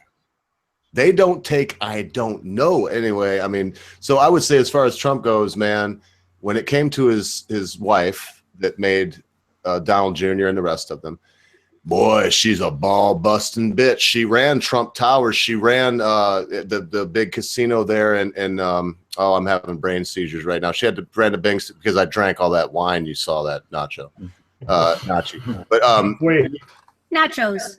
she did. And so to wrap it up, I'll just say Trump is the product. He comes from Kalistadt. Most people don't know it. He's half Jewish. No one, and they're talking about, well, he can't be anti-Semitic because his son, his daughter married, and every one of his children, except for Barron, who doesn't have a girlfriend we know of, is married or has Jewish. Is one daughter that's not in the spotlight all the time. What's her name? What's her name? Israel. He's half Jewish, folks. Yeah, And but no he's not one needs to talk anti-Semitic. about He's that. all about that Israel. Watch a documentary, and look, I just blew. Nachi's like, what the fuck is this guy talking about? And I had an idea in my head, now it's gone. But watch the Kings of Kalistadt, because his family, his father, or his mother, I believe, and if I got it wrong and you see the Kings of Kalistadt documentary, correct me some other day, and the Heinz family, which ties into Kerry, because he's married to a Heinz, they're Jewish. And they're because my family hid that they were Jewish for a long time. I didn't know I was Jewish till I was 12 years old. That's why I make a point to tell everybody I'm Jewish now, because we can hide it due to our white pasty skin. Anyway, so Nachi, did that take you into another place and just completely ruin the whole motherfucking show or what? Not at all, man. This is one of my, I don't know if it's because I'm getting old or what, but man, politics is one of my favorite subjects, dude. And anything that revolves around that shit. Well, yeah, but what I was trying to say is I can see it in you. So I hope that didn't go around the corner so deep that it didn't jump you off. But look at Trump. No, yeah. He's affected. Right now, he says, he was just asked on Meet the Press. What did he call it? Deface the Nation. I'm sorry. Not to Meet the Press. Face the Nation. He called it Deface the Nation right on the show in front of the cocksucker. And if there's nothing else, I love Donald Trump, because if you put him in front of a camera and give him anybody on earth, he'll mock them to their face. Oh, especially he's the master. But the question came, they asked about tweeting. And even though he didn't say it this time, I've heard him say it at many rallies, and Jennifer and I both agreed, he will only text what if Melania, thank you, Jenny. That's why she's here, because I can't think straight. What Melania will tell him to text, and he's been browbeat by women. As tough as you think he is, we live in I'm going off on another road now. We live in a matriarchy, and Donald Trump's is a proof. He don't do shit unless his wife now tells him he can, and he's never done anything unless he thought Ivana or his mother would approve of it. I don't know about that. I get the feeling he's pretty much, he he's been married 3 times. Look at you, bro. You're a big tough guy. And you said I'm disarmingly honest, not brutally honest, but the thing was, I'm brutally honest. You, sir, are tough because you had to deal with your mother. And I've seen it come out in your videos. Your mother, not that, and look, we were talking about mental issues. I'm not saying you have daddy issues or mommy issues. I'm just saying that because right now, in a small way, could you agree to this? In a small way, the things you do in life now, even though rest your soul, she's gone, you do it to impress and to make your mother proud. Oh, for sure. No, I don't doubt that. I get that echo. There's an echo here. What I was going to say, I don't doubt that to a large degree, probably so many things are like, how can I put it? Yes, it seems like men rule the world. And if you look at almost every dictator has been a male, for sure. But they're doing it probably for the affection of females. No doubt about that. What my disagreement is with that Donald Trump is being driven by Melania or Ivana. I don't think or even his daughter. I think he just kind of goes. You know who made one of the best analogies of Donald Trump? Sam Harris described Donald Trump as like a balloon that, you know, like he's like full of air, and then once you let it go, he just goes wherever he drifts. That's kind of the way I think of Donald Trump. He's like unmoored ideologically. He just kind of goes wherever it's convenient for him. Look, I've got to press you a little bit more. So you think, this will be very quick. So you think that his daughter has less or more influence than his two sons combined? And you know the sons I'm talking about, the daughter I'm talking about. Oh, probably his daughter has more influence. I get the feeling that so his why? daughter, And the next question is, why would that be? she seems to be the smart one. That's why. Okay, but I would say, I agree, but I would say it ties back into what you said before, that Fidel Castro, I don't know as much about him as I'm sure you do, but we mentioned before, because look, there's a famous quote from Mark Twain that says, it would be blasphemy to pay the devil homage, but you can't help but respect him for his work ethic. You know what I'm saying? So that said, I'm going to bring up Adolf Hitler. A terrible guy. He tortured some of my family members and killed some of them. That said, man, he hated his grandmother in one way, but she was Jewish. He lived his life trying to appease her. So that was longer than I said. Can you see what I'm saying? There is something we live in a matriarchy, and there's some force trying to change that right now. Before women could vote, if you sped on the sidewalk, if you were walking down the road there, Nachi, and you had mom on one arm and your beloved wife on the other, and I'm coming down the road drunk out the bar, I flick my cigarette down on the sidewalk right in front of your mom, not even looking at it, spit. Man, you either beat my ass or tell me, get out in the street, I'm going to fucking shoot you. And if I didn't do one or the other, fight or get out and fight with my guns, I'd have to leave town a coward. We live in a matriarchy, and they're stripping us of that. And it's the best part of us. Can I put something in here? Somebody should have muted me a long time ago. You know, I read somewhere once that civilization is male, but the female is the civilizing influence. Yeah, so that that's basically, if it weren't for the male, there would be no civilization. But if it wouldn't be for the female, the male would have absolutely no incentive to create a civilization. So basically, without the females, we would still be in a cave. Yeah, And exactly. we would We're not. And we're we not would. in sorry, Okay. go ahead. No, go ahead. We're not in a matriarchy or a patriarchy, and we haven't been. It's always been equal. We just fill different roles. Different doesn't necessarily have to mean unequal, but people keep conflating the two. It drives me nuts. Yeah, and that's the thing that also drives a lot of SGW, especially SGW youngsters, even in France, completely mad, is that when they face with French feminism, like the first thing that they do is to explain to you what gynocentrism is. And they're like, well, that's sexist. No, that's the depiction of how sociologically we work. I was as a called species. gynocentric about 50 times on the Honey Badger radio live stream. And I'm going to tell you, what is it then, dude? Because I still don't know what it is. And if I'm gynocentric, I'll be damned. I don't think I am. Basically, gynocentrism is people who misunderstand the concept of gynocentrism. So what they personally understand, you know, like what the SGW personally understands is like, you say, well, we are in position of power, but it's to please the women, so the women are doing the lead. And for them, that's what, and for them, they're like, well, you're just a sexist who doesn't assume himself.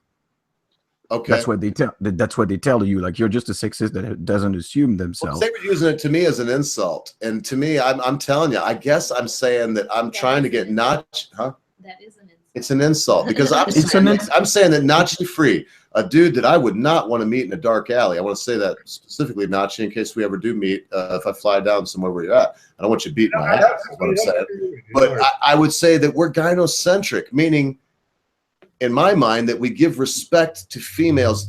Like, you notice I didn't smoke earlier, and I said I went out and smoked like twice. I'm probably gonna do it again in 5 minutes. And I smoked earlier, but Jenny wasn't home. I don't smoke when Mrs. Ogre's home. And I shouldn't smoke when she's gone, that said, and she's probably thinking that right now. I don't think that's gynocentrism, though. That's just respect. Thank you, Dave. Respect for your fellow human, your partner who you live with, and it's just respect.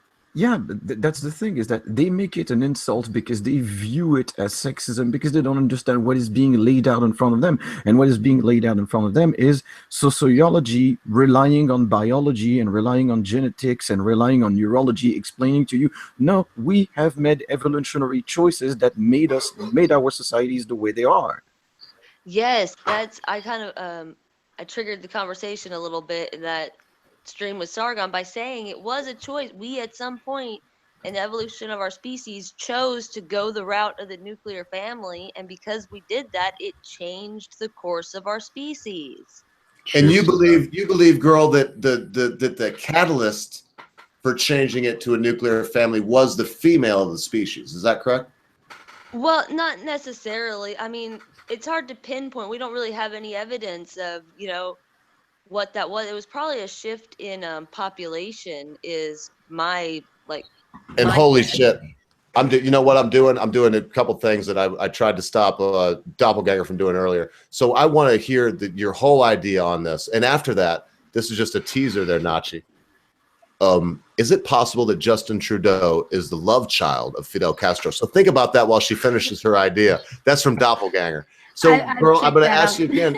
And in fact, both of you girls, or anybody that knows about this, anybody on the panel, is it in the evolutionary mindset, which I may or may not believe in any way, shape, or form, is it possible that the female of the species was the progenitor of the ideal of a nuclear family, of having a family where everybody stuck together and the children were raised? And if so, why is that not crazy? I think it was more like we came to it together. Like, you can't really pinpoint without evidence of who first came up with the idea, the male or the female. But we had to have realized that our young were being born sooner. They needed to be taken care of longer. And the best way to ensure that the young survived was to work together. And it worked out best. And also, that's also what led us to come from a completely nomadic species, not having a defined territory, to a semi-nomadic, to completely fixated. Is that basically females that were not going on the hunt figured out, hey, those things that are called seeds, maybe they're going to do something. And they were the first one. Like, we have evidence of this. We have evidence that this was the female that were catering to the first few crops fields. So the first farmers were women. The first farmers of humanity. Evidence, but I think it is it is sort of a widely established assumption. But I don't think there is any evidence to it, because it's do. too far back. We do, British. Oh, well, we can't. Look, wait. What was that? What was that, Jenny? Okay, my wife just said, what evidence is there? She's very curious. But look, and I know why he's laughing, but listen, what we're not going to do tonight, and I'll say this to for the Britisher in his stead, and Britisher, you can say what you want, but listen, brother, whenever I'm officiating, I will not allow people to say we know things that happened more than 150 years ago, because you weren't there. No one you know is there. Everything can be changed. We were talking the other day, Doppelganger brought up the idea that there may be 1,000 years lost in history somewhere. We don't know what's what. So we don't here when I'm officiating, and I respect your opinion too, brother, but let's just face it. You can't say he's wrong because it's your opinion. And just like mine, yours stinks like shit. You know, it's just the way it is. That's taking away scientific. Like, no, it's there's not. a reason why. Like, then how can you say astronomy exists, dude? Have you fucking gone to space? There's a dome above the flat Earth. There's no stars it's up there. Fucking science. No, British, you were trying to say something before I spoke for you. Let me respond to the what evidence.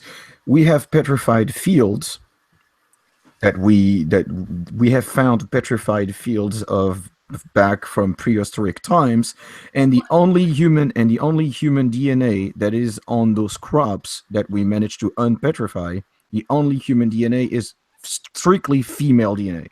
Not even a single trace of male DNA. It's amazing.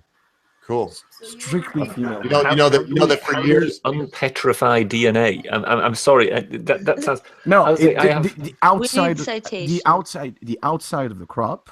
The outside of the crop was petrified, but the inside the crop was still just completely. The DNA was completely analyzable inside.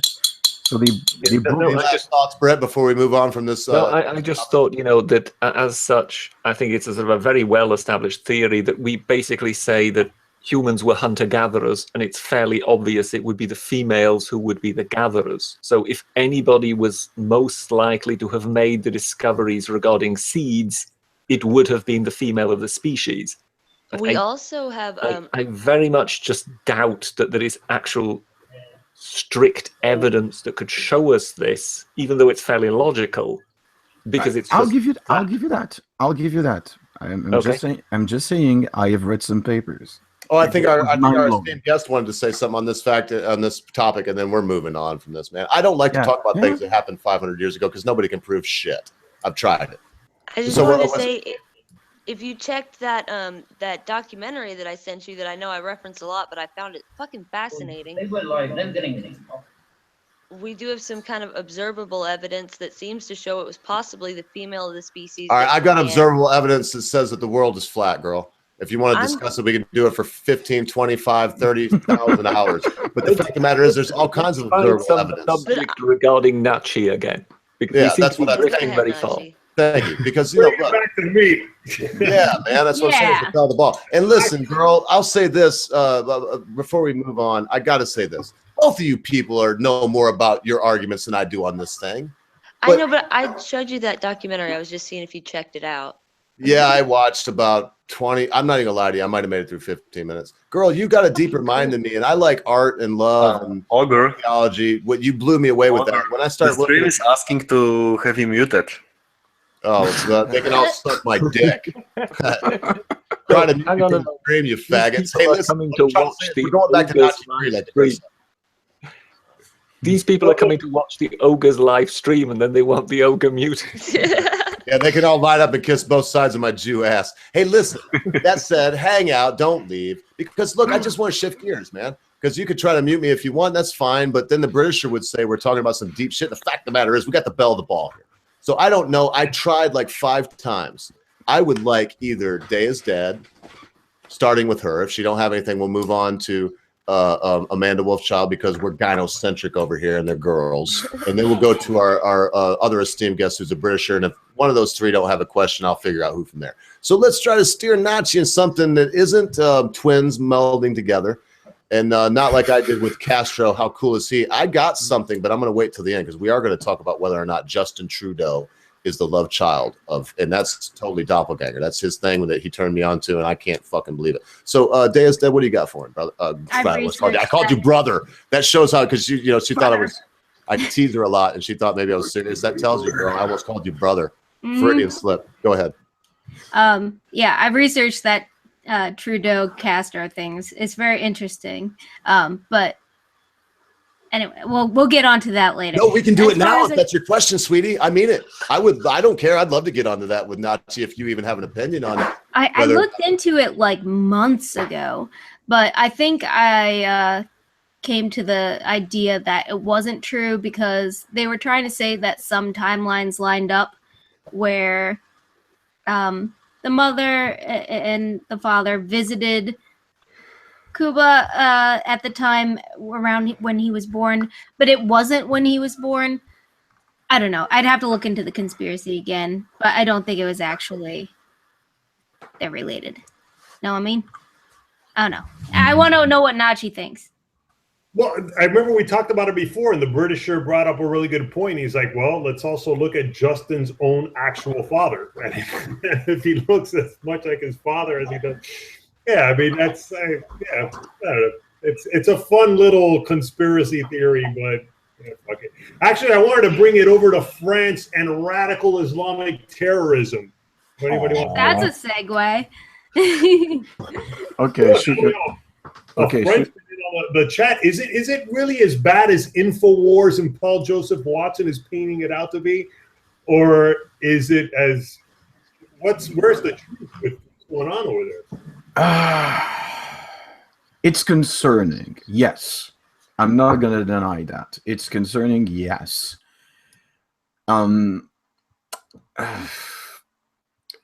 Can you be more specific with your question? Like, because again, it's a very broad topic. It's a very wide topic. Okay, my first question then will be: do you live in Paris, or do you live in? Nope, not yet, not yet. But my significant other is from Paris, and she has a more reliable job than me, so I'm gonna have to go live over there. And I hate my guts for this, but yes, I'm gonna become a Parisian guy. Right. I'm a proud Northerner, and I'm gonna have to take my ass out of Northern France, and I hate it. But and you will be walking the streets of Paris with a beret on your hat and a baguette under your arm. Oh, fuck you. Anyways, so no, I do not live in Paris. Next question. But you live in France. Obviously. Yeah. You're currently in France. So then when I saw, well, especially after, all of the latest attacks, because it's been quite a few, one after another. You said it was concerning. So yeah, I guess it is kind of a broad question. I was just wondering, how concerning is it? Are these, like, when you see this in the news, are they like seemingly isolated attacks, or are you seeing like these refugee camps that are really getting out of control? Look, here's one question. Are there no-go zones in France for these Muslim areas? There is in the northeast of Paris and in the southeast of Paris. There are suburbs that used to be very ethnically and religiously diverse. Problem is that we've been so racist with the Muslim that they're the only one left there. And yes, it's turning into a shithole. Huh. Because you've got a secularist. You have a traditionally secularist community that is seeing its youth, one teenager out of two, turning to radicals and beating the crap out of each other. So basically, they see one of the problem is that the adults, the people that are my age and older, what they're seeing is teenagers that are secularist, willing to go to town on radicals, and the other way around, and doing this every night. Oh, so it's so secularists and radicals are kind of going at it with each other. Yeah, in the streets of the neighborhoods they're living in, and that's also why it's dangerous. Because that's also why it's dangerous. Because even if the first group that you cross path with does not attack you, what tells you that the next group is not going to be a group that is widely disagreeing with them? You know what I mean? Right. Jeremy, I found a video showing clashes between some protesters and police just today in Paris. Apparently, Molotov cocktails were thrown. So, care to explain us maybe a little bit, if you can, what was that about and why they were clashing with police? Yeah, tell us all about that. It's going to be really fucking cool and a lot of fun. But before we do that, hey, Nachi, man, this beer's for you. And it's time to break your cat out because we're at the peak of our viewership, probably. So you have a lovely cat. Do you have a dog? No, just two cats. Well, she's sleeping upstairs. She's sleeping on this thing right now. Yeah, let me see if I can bring her down. Okay. I mean, I'm sorry. What was that political thing? Okay, Ogre, if you could please present the video. Hang on. Just chill, dude. Just relax.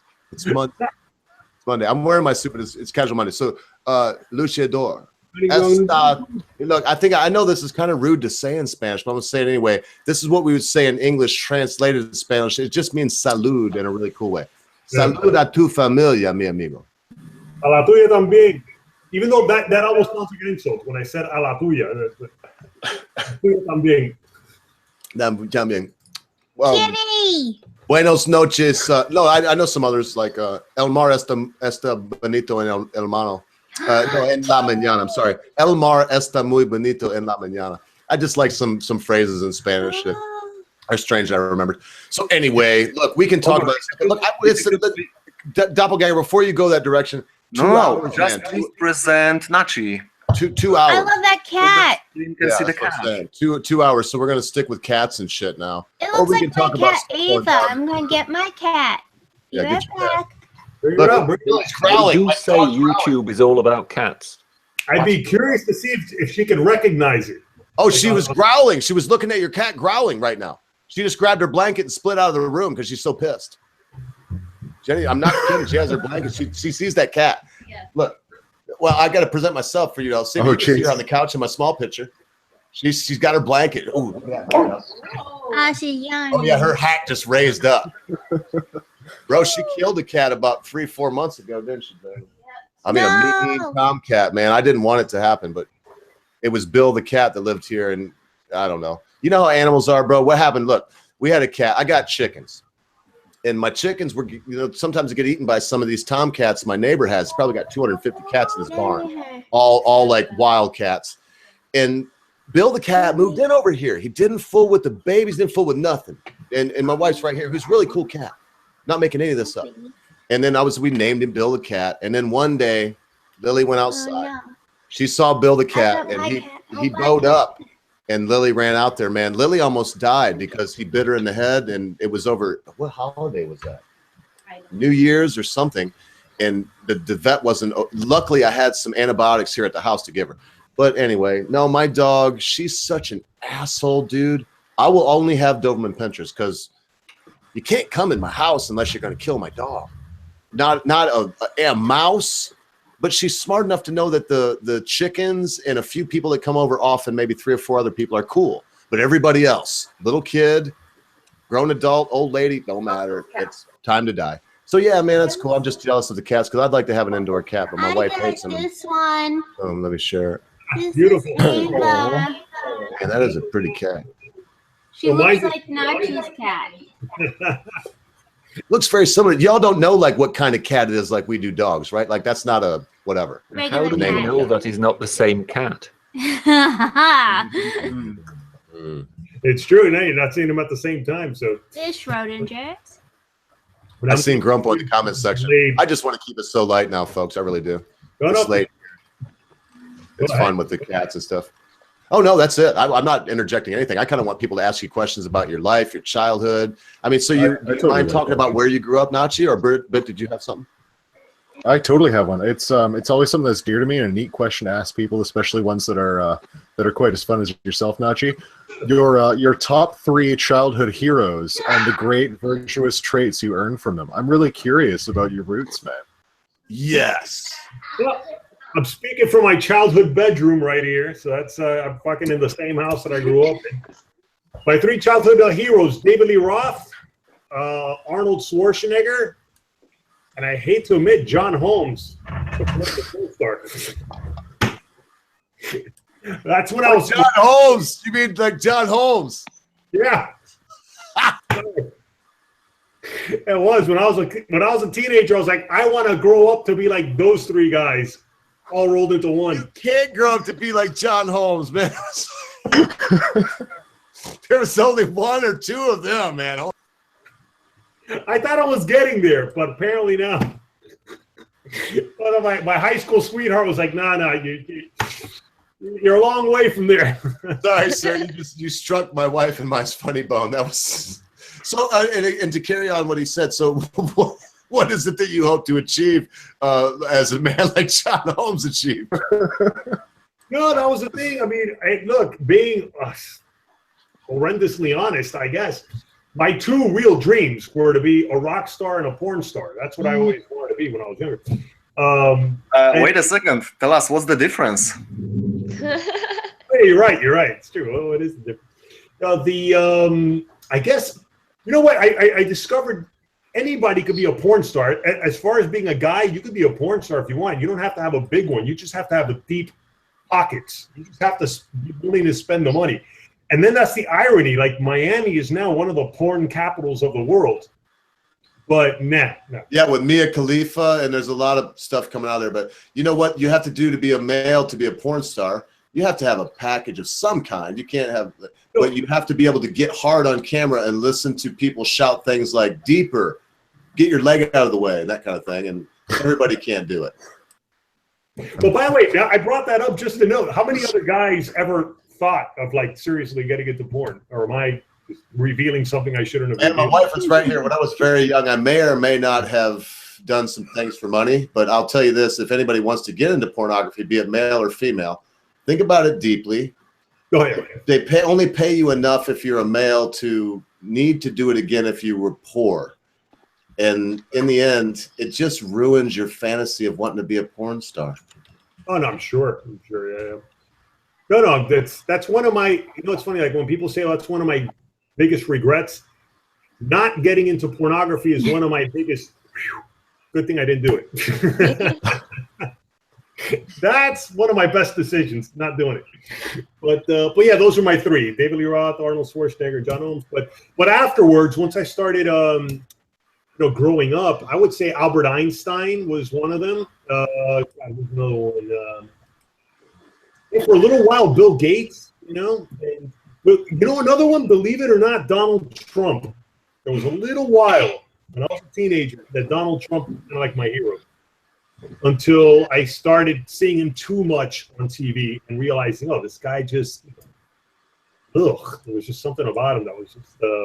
So you don't like the channel now, Mrs. Ogre and I, and good luck finding Jennifer. I keep saying her name, but Jennifer was the most used name between 1974 and 1988, stuff like that. So good luck. But Mrs. Ogre and I were watching. Used to call me on the cell phone. Fucking Donald, he's like this. He's like can't even. He's like. He can't even dance, man. They had Jiminy Glick on there doing his thing, and he was actually like whooping it up like Jiminy Glick does, Martin Short. What made you, was it like me, Nachi? When he put his hand on the Bible, and look, I just busted some of my good friends for trying to get too deep, so I'm not trying to get back into politics. But I like Donald Trump now because the dude was like, he went on to a show and he was like, oh, I thought being a president would be a shitload easier than it really is. I figured that after being a real estate mogul and stuff, ruling the world would be a cinch. Yeah, that was like 2-3 days ago. They're trying to bust him down now for saying that, but I still love him. He's an affable moron. That's one way of putting him. Yeah, he's weird. Like, I don't hate him, that's for sure. I don't. And I've been on the fence about him because there were moments where I thought I was going to vote for him, and then there were moments where like, there's no way I could vote for this guy. And then I was like, you know what? He's better than Hillary. So he's like a bipolar. He's like fucking bipolarity. He's like he's the political version of like a bipolar fucking wave, I guess. Well, I look for the turning point with people because for me, look, and don't get me wrong, Nachi, I said it earlier, I probably should have listened to folks like you a little more because I listened to every one of his rallies for almost 100 days straight and was out doing my chicken thing, had my thing, Bluetooth dealio, and like Trump, make America great again. I'm listening to that shit. It's like, and they were talking about beer rallies and stuff, and I wasn't getting it because even the extremists, they were saying it was like the beer hall rallies with Hitler. I didn't see it, but it was. And now here I am. Our taxes are the same. Well, dude, he's only had 100 days. Fuck 100 days. That mother. Listen, don't get me started. I voted for the cocksucker. I just told you I fucking listened to 100 in a row, man. 100 days. Last day did 7. I listened to every one of them. The last one that ended up in my home state in Grand Rapids. That was the last rally he did before I voted his cocksucking ass into presidency. And he said that the next time I got taxed, which will be 1 year, so I'll give him 100 days, that my wife and I wouldn't pay anything. And so I'm waiting, Donald Trump, because anyway, man, I don't know. I'm just, and look, I just said I wouldn't go deep into politics. It sucks to me. Anytime somebody puts their hand on the Bible, I start watching them, and that's all. And you do have a good insight into, it seems like what people may end up doing. Because I didn't see what you were saying, man. I'm telling you, I watched up to like 40. I did look. I think it's 46. Thank you, bro.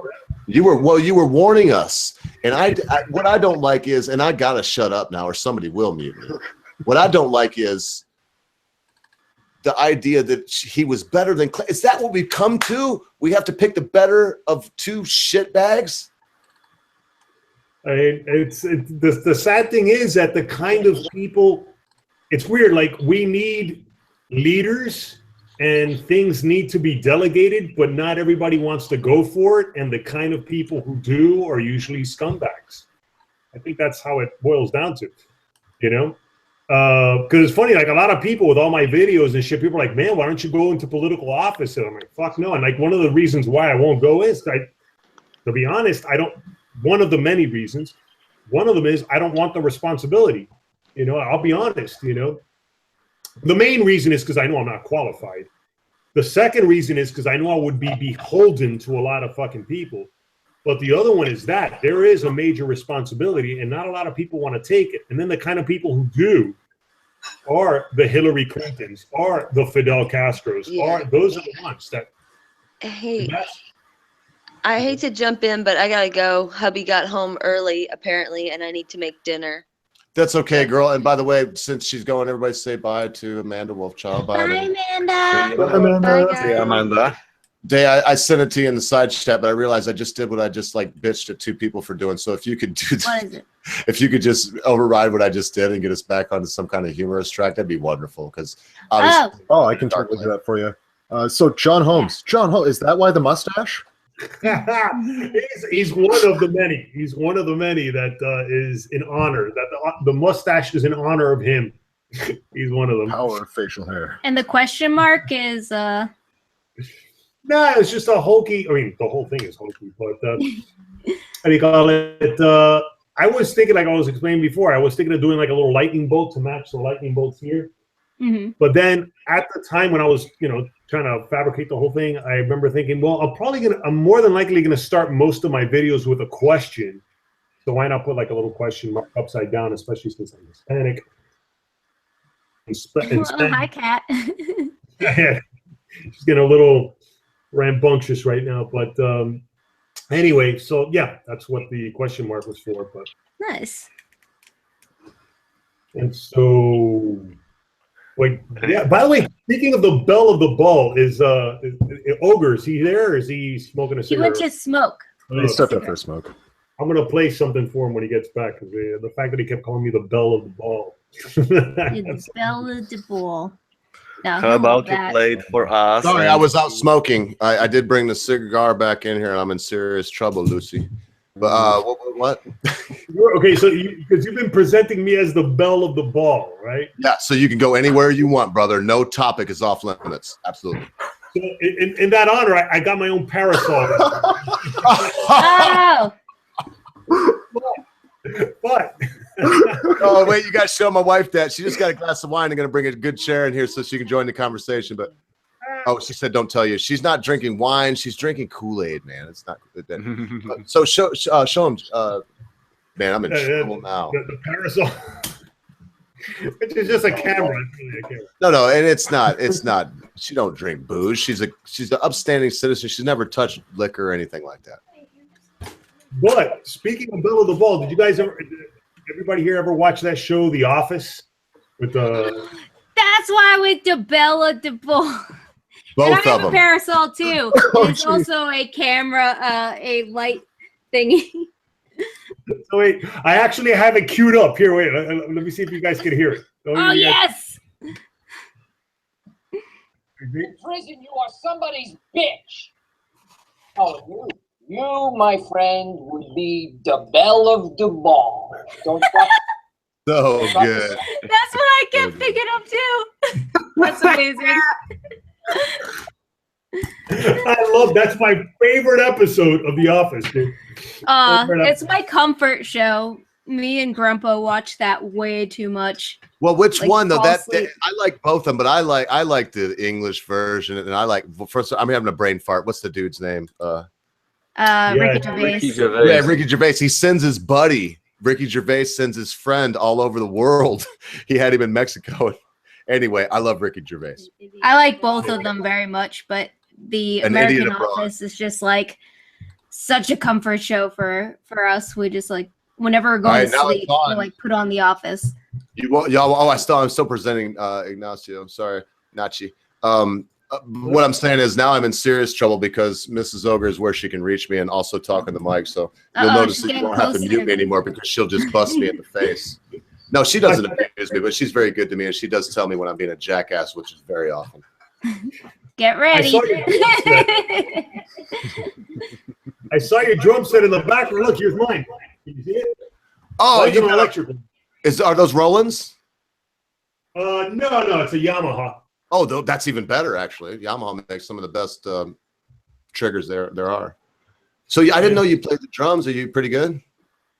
That's the only instrument I feel competent that I would actually jam with other people. As long as it's a 4/4 beat and it's at a good tempo.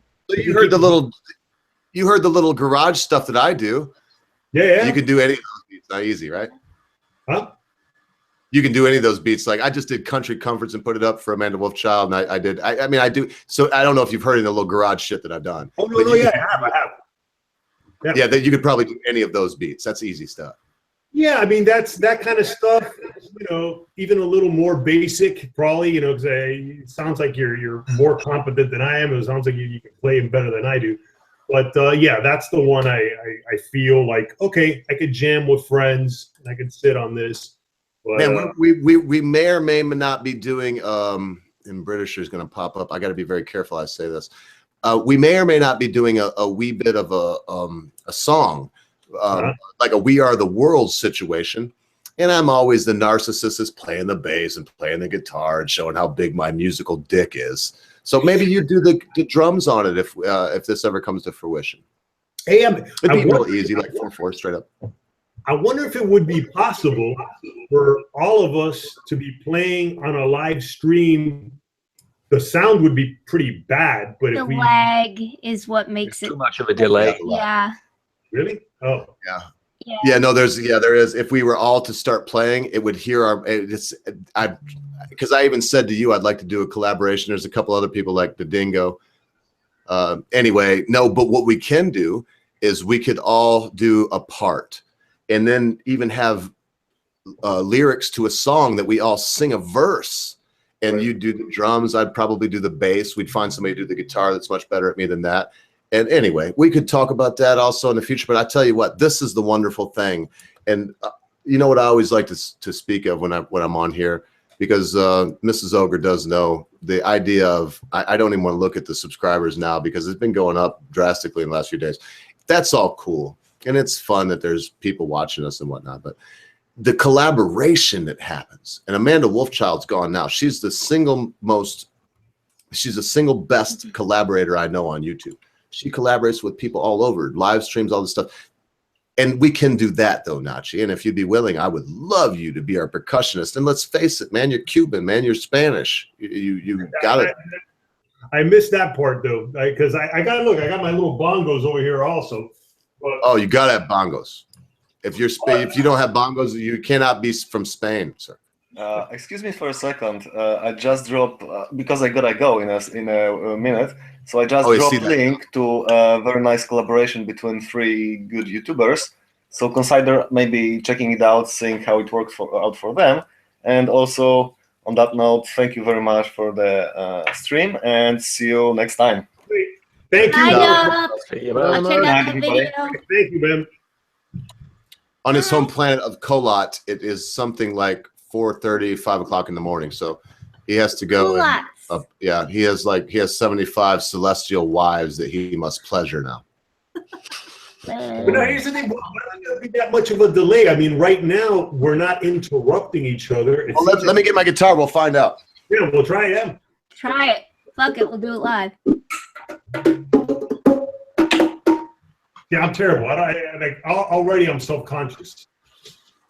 Don't be. It's fun. Try it. Presenting on Ogre Stream. NACHI Free Joins. So I got to tune up real quick. I'll tell you what I'll try to do, Nach. I'll try to give you a strum pattern. I could try to follow your drums. Chances are I'm the weaker link. So why don't I just get something going and you strum along? Let's see if it works. You let me know when you're ready. Oh, get a little beat going. It'll only take me about 25, 30 seconds to tune up, and I'll try to jump in. All right, here we go.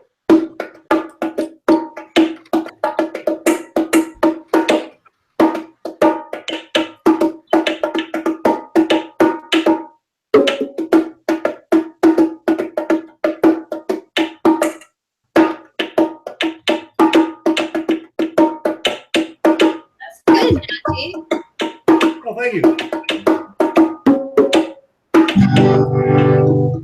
That's gonna be tough for me.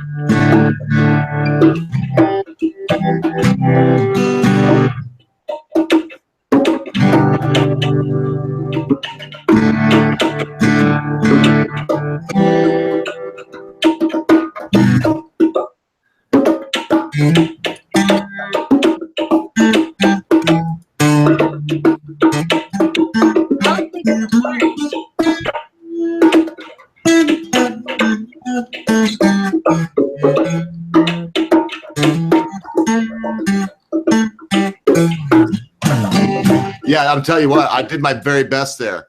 But with the African rhythms you got going on, I'd have to think of something I serious think it for was that. more Man. of a delay because, like, when one of you, like, the microphones are competing, so like it cuts out in the middle and like it doesn't line up. So you just have to record them separately. Yeah, I'll do. I will do. You know what we can do, Notch, is we got to get together sometime and see if we can do it on a hangout together.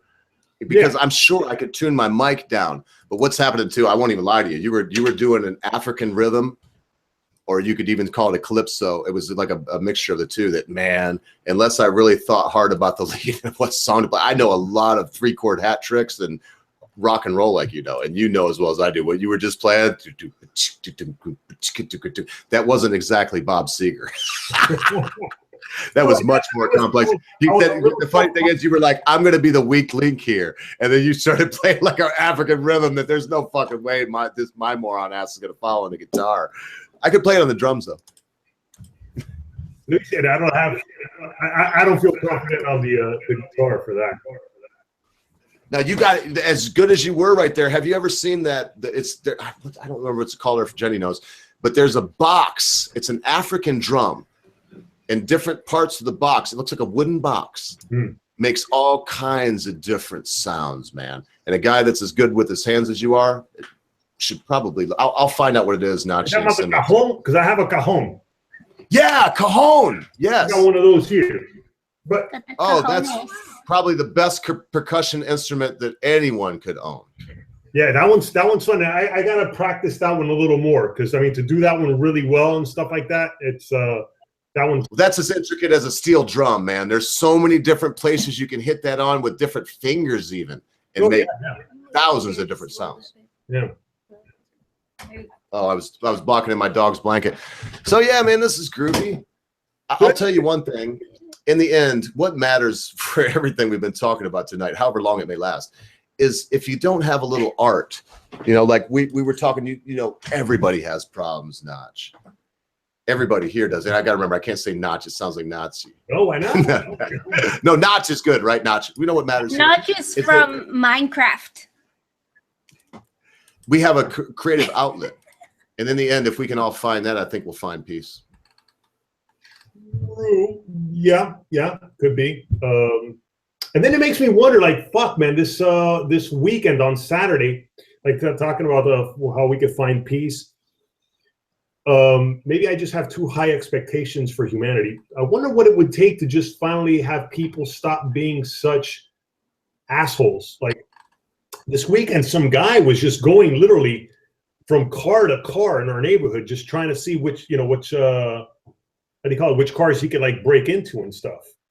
I didn't hear him outside my house. If I would have heard him, oof, I don't know how that would have gone down. In a way, I'm glad I didn't hear that guy. But he went to my neighbor's house, and I guess they leave their car open, and he stole her camera. He stole a bunch of shit.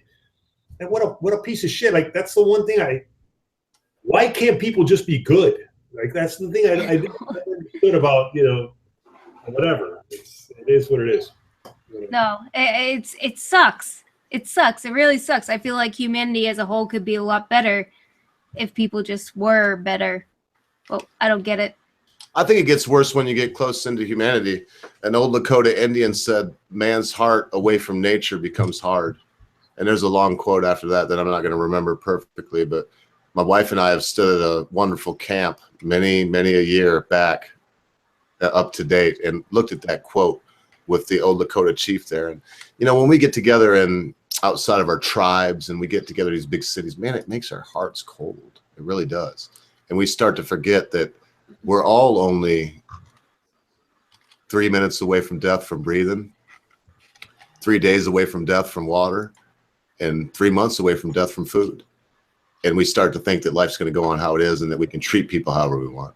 It is rough, but you know what? I try to look at the sunny side of life, man, in that case. And what I did is my wife and I moved up into the middle of nowhere where we either do or die.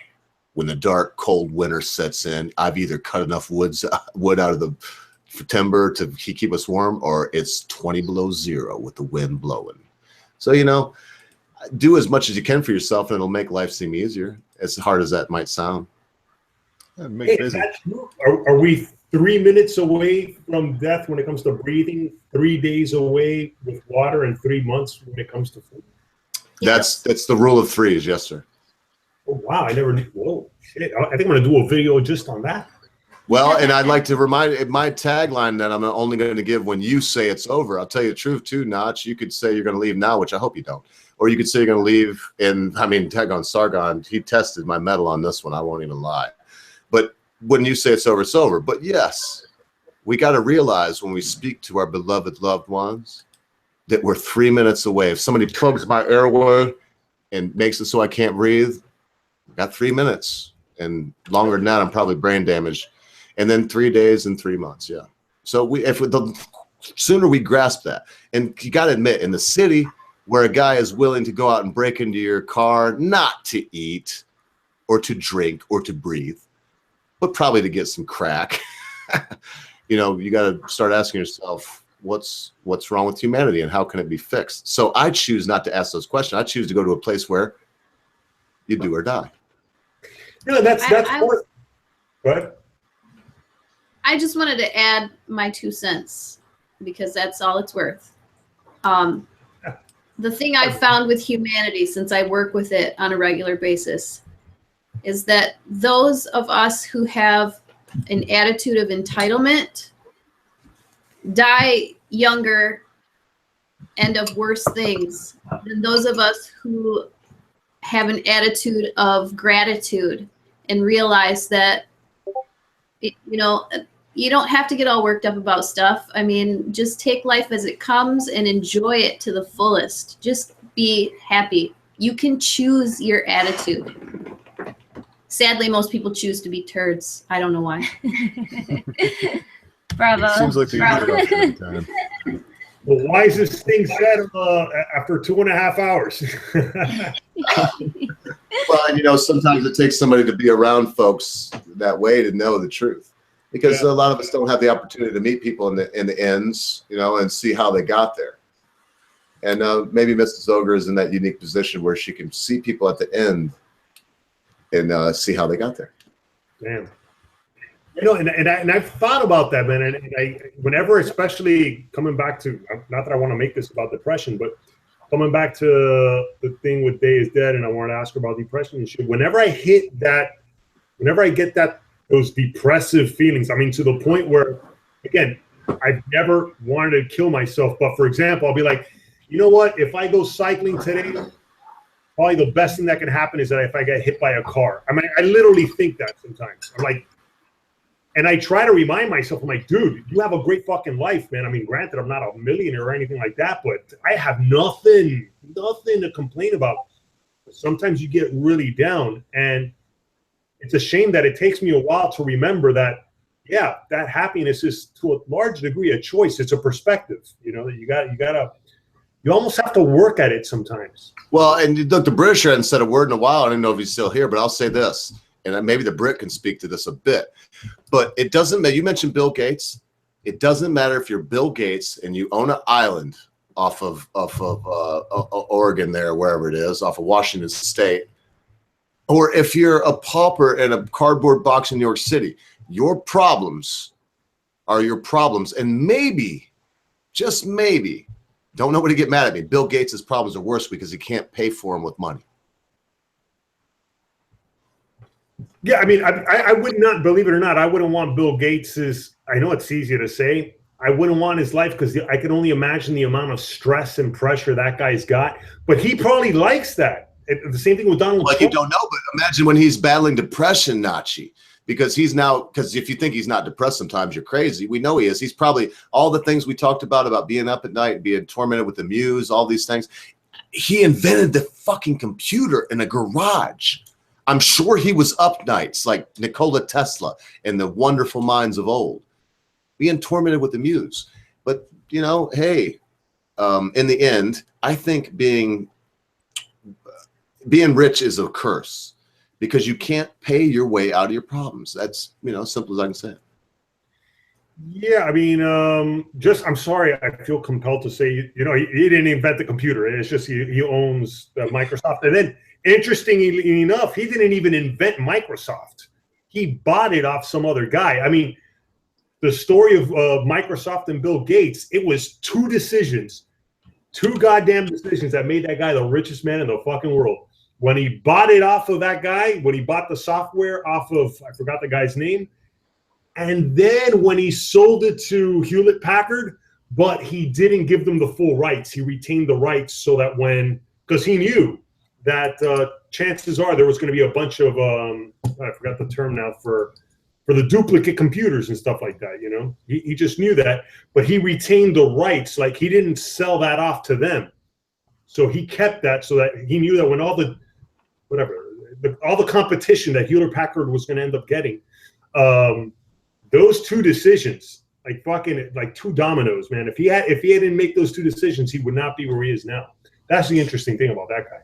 But well, there's also the other decision, which is actually one of the worst, pretty much more than likely the worst decision ever taken in an economic sphere by a company.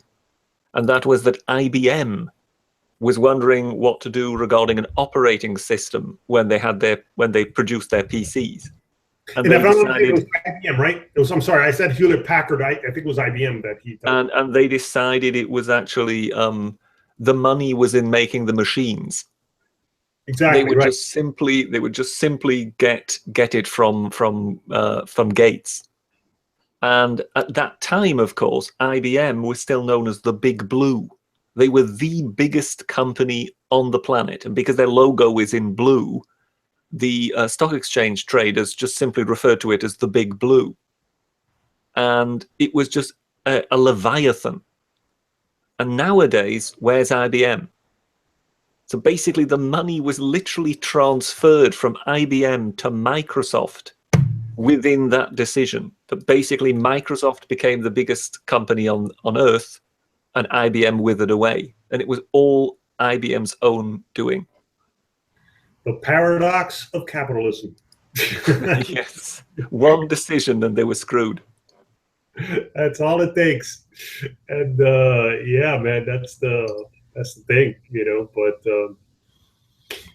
But yeah, hey, no, you tell me, man. I will stay on as long as you guys want, bro. I'm the belle of the ball, so I'll fucking, you know. The belle of the ball. I'm so glad you played that clip. It's funny, but that was like a spur of the moment thing. It's probably gonna stick now because I like it.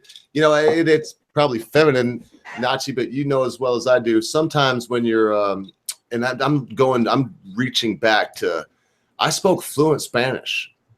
I was raised by a Cuban family with my mom, my single mom, and but I've lost it, man. I remember if somebody's speaking, I pick up a lot, but to speak it back, and I don't know. The belle of the ball in Spanish. Sometimes when you're addressing a male, you'll use the feminine, especially if they're very close to you. At least the Castilian people that I knew did, and I could be remembering wrong. So I don't know, belle of the ball. I think it applies to a male or a female. I hope I'm not offending anybody with that, man. That's all I'm saying. But you have that for everybody that you do these special streams with, or was I the first? Well, no, and some people will probably appreciate it more as soon as the Brit maybe gives a stamp of approval. Our guest next week, because I'm on pins and needle to mention doing this, would appreciate that. And maybe some wouldn't. But I would still say the belle of the ball, man, that goes back to Southern, man. That's like when you're the belle of the ball, you're the one that everybody pays attention to. And by the way, one of these days, I would love to do a live stream with you about Southern culture. We gotta have Amanda Wolfchild on it, but I could help you for sure, guaranteed. Yeah, I can't be a part of that one. I don't know anything about it. That's okay. You can watch it with me and be confused. Okay, yeah. We'll just you know be in what? the chat like, what? You Canadians, actually, you got the best bluegrass in the world comes from Canada. And anybody that thinks they're a hillbilly from North Carolina, go to Saskatchewan and meet real hillbillies. See them all sorry, if you stand on any speaking small from hill. this perspective, you're all hillbillies. Yeah, right. Technically, yeah. He calls me a wayward colonist to my face. I mean, in private, he calls me a wayward colonist. I'm sorry. Belly laugh every time I say it, but that's just hilarious. I often forget that, you know, there was some kind of scuffle over tea, and, you know, we used to be owned by Britain. No, we were just you're laughing, Beerbarian, but we were this far away from having a queen on our money too, man. Oh, believe me, I know. And now look how fascinated you all are with our royals. Oh man, I don't care. You can keep the rules. I'll just stick with the accents. Look, I'm talking about the bell, the ball, and stuff, but now I gotta ask you something directly, and not to everybody here, but mostly the Brit. There's a show called The Crown. Yeah. On Netflix, and man, I follow British history. I love Winston Churchill. If you get a chance, Brett, watch that, and please help me believe that that is utter bullshit made for the screen, and Winston Churchill was not a doddering old asshole, and that Queen Elizabeth, I mean, the things that they are portraying, and you're right, I look up to your royalty. You know, Cabbage has been on here and talks about Penn Jillette meeting the Queen, and before he met her, he was like, yeah, I'm gonna meet the fucking Queen tonight, big deal. But after he met Queen Elizabeth, he had to admit that as she was coming down my way, my heart started to triple beat. And by the time she got to me, it was quadrupling, and I couldn't get my breath, and I bowed my head and said, Your Majesty, it's an honor to meet you. Because, you know, I'm not going to go into my diatribe about English Bob, but there are a lot of people that do believe that royalty, when they're proper royalty, as your queen is now, sir, command respect. Absolutely. So watch that for me, Brett, if you can. The Crown. I will see. I mean, I don't think I really have access to any of those channels, but I'll give you my password. I can give it to like 9 people. I'll send you my password. Netflix, man. Netflix. No, I don't. Yeah, I'll give you my password. If not for nothing, and look, I said bell the ball, now I'm really a dickhead. But, guys, I gotta go. Oh, bye, Day. Right, thanks for staying around. Bye. See you. I'm probably gonna lose everybody because it's not always a 29-hour party. Although I will say that this link has been tweeted out and it will probably go forever. What?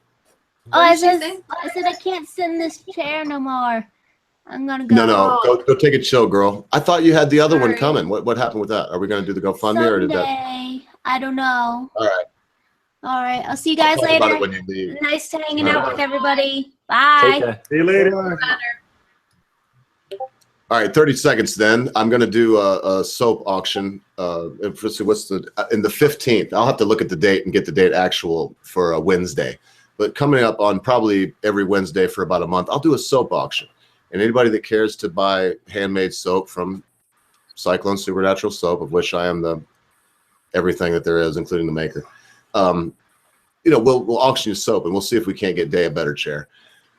Enough said about that. I think that, you know, all of us have a certain kind of pride that keeps our backbone straight. And sometimes it's not the easiest thing to do, to say it wouldn't bother me if someone would give me a hand with this. But anyway, thank you, Dave, for being here. She's gone now. Nachi, I think I might have another 10 minutes if you had in you at best, or however long it is. Is there? No, yeah, good, because I'll keep you here all fucking night. I ain't even kidding. So, because the Beardbarian's here. I don't know the Britisher. What time is it there at your place, Brett? It's 20 to 2. So since I tried to give Nachi, but it's the same time there as it is here.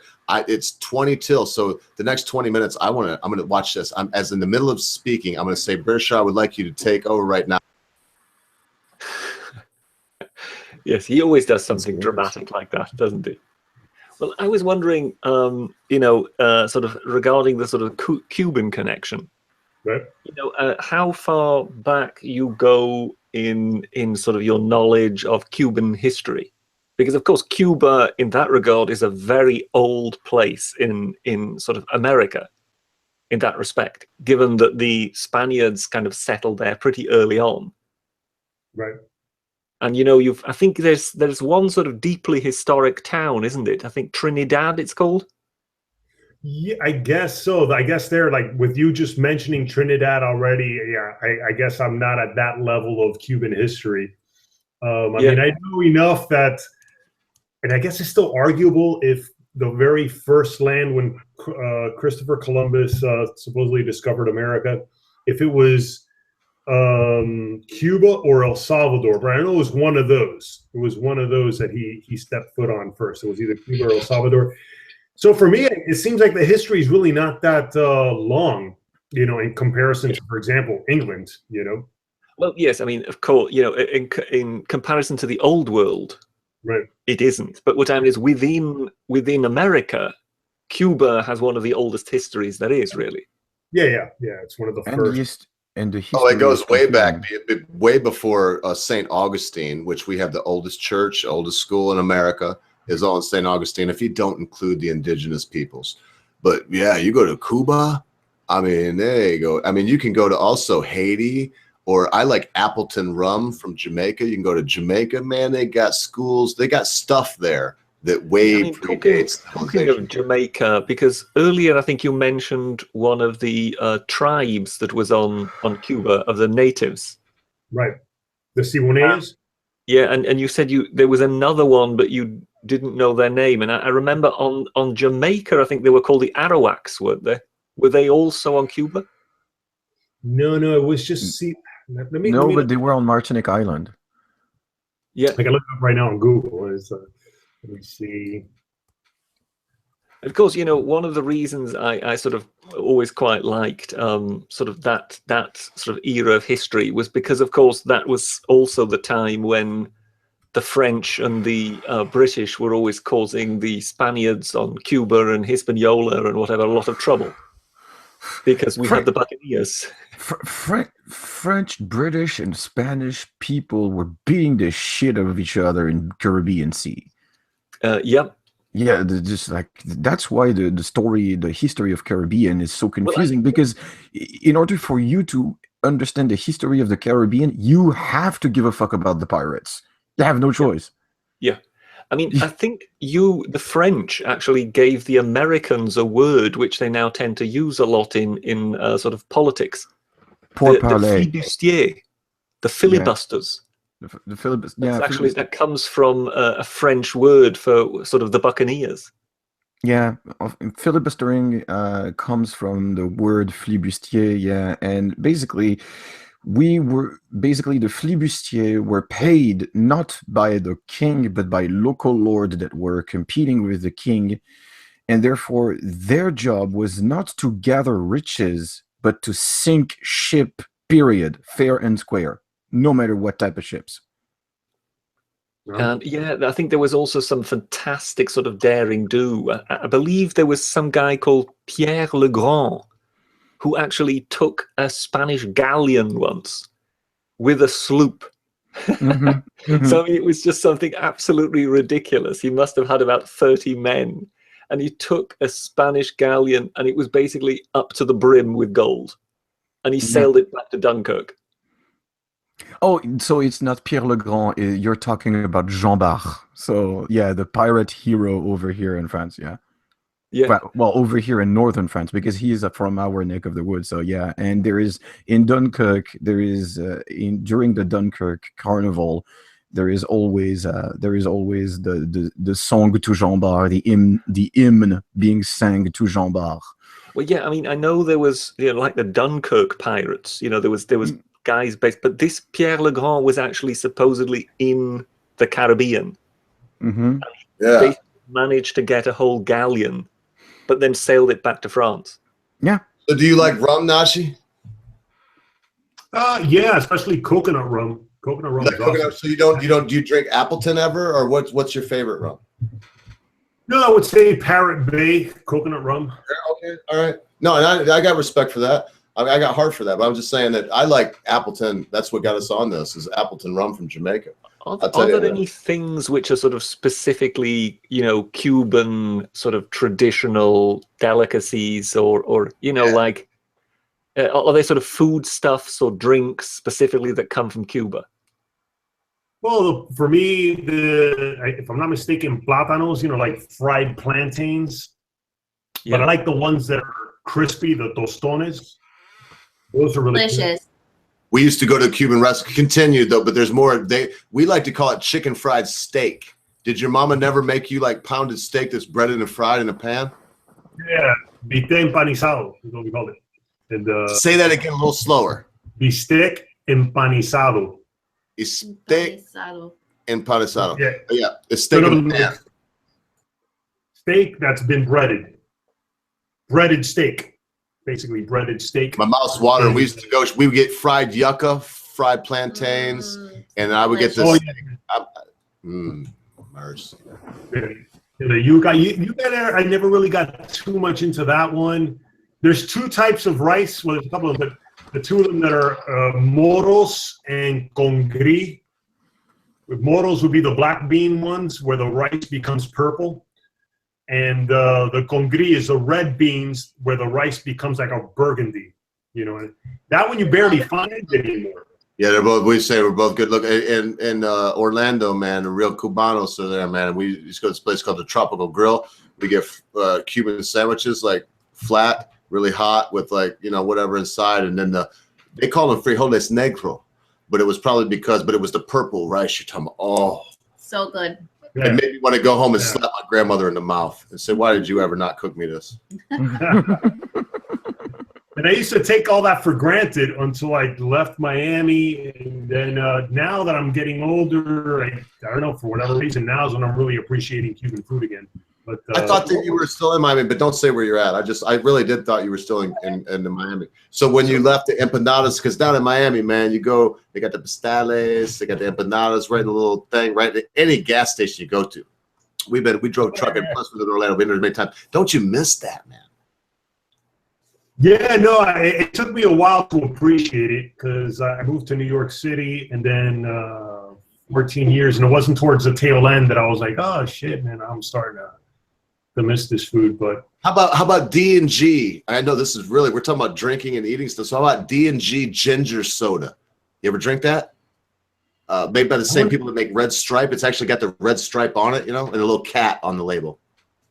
Yeah, I don't know that one. Oh, that's okay. That's all right. And like I said, you know what the problem is when we were in Orlando, we would go to the Cuban restaurants sometimes, and they would, they'd be like, "Oh, welcome," and have some. And then we'd go there once in a great while. They'd be like, "Oh, glad you're here. We just got some load from Cuba," and they would have like their special beans and the stuff that because we had an embargo on Cuba, God knows why, but they would get their load from the mother island, and then the food, you could tell the difference, man. I'm telling you what. So I don't know. The sodas might have been different. So what's actually this sort of staple in Cuba? I mean, in Mexico, I guess you would sort of say it's maize. It's corn. Well, it's frijoles in Mexico. But I mean, in Cuba, what is it? I mean, is it wheat? Is it corn? Is it rice? Is it what is rice and also tamales? Tamales is another one. Tamales, what's that? What would I have to imagine there? It's basically corn, but it's like all mashed up, and it's almost like a paste. And it's funny, I never liked tamales when I was younger. Now that I'm getting older, I don't know what happens as you get older. You start appreciating shit. So I started getting. Is that a bit like polenta in northern Italy? A little bit. A little bit more spicy and more meat. I tell you what, brother, when you said that. On a construction site when I was young, making a little extra money on the side, all the Cuban men, and then there would be a lunch truck come in, but there was one Cuban guy that popped up his station wagon trunk. He had tamales, the real ones that would come in the wrapper of the corn. You squeezed it out, and oh my gracious, his wife made all this Cuban stuff, little tiny sandwiches with meat filling. I never asked what the meat was because I don't think I wanted to know, but oh good gracious, was it good. I'm so fucking jealous of the food you guys get in the southern U.S. and down in Central America there. Holy crap. Yeah, because everything up here is boiled, right? They give you boiled dinner, mate, up there in Canada. Because I'm in Michigan. It's like, oh, this is a great meal. We boiled a piece of meat for 12 hours with potatoes. Enjoy. Put lots of salt on it. It's like, oh, that sucks. Thank you. Up here, everything's just over salt. That's how Southerner describes Northern cuisine. It's true though, man. Because look, you're from France. You can't even joke if you ate some stuff they eat up there in the Great White North. Because I know, man, Nachi. You give him a bowl of what they call, because my wife and I just said we're gonna make him boiled dinner. I was like, boiled dinner, what's that?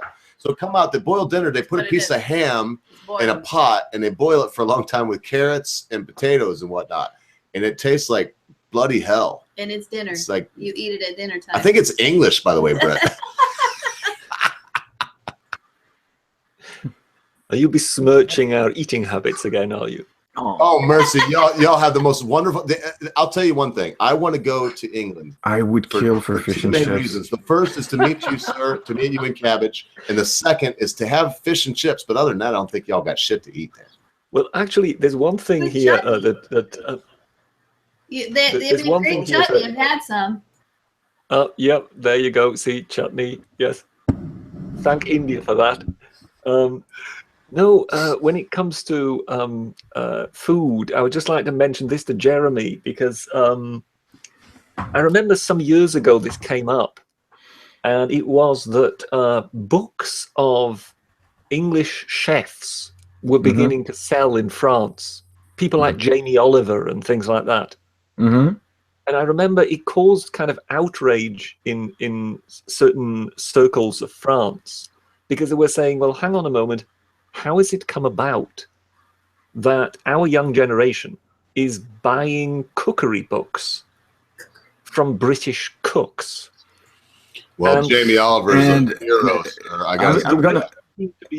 The way it seemed to be explained over here in the media was that there seemed to have been kind of like a generational gap that opened up because a lot of mothers in a way felt guilty about passing on their, the French cuisine that they had learnt from their mothers and whatever that had always been handed down this way because of, well, guess what? Feminism. They thought they were stereotyping their daughters.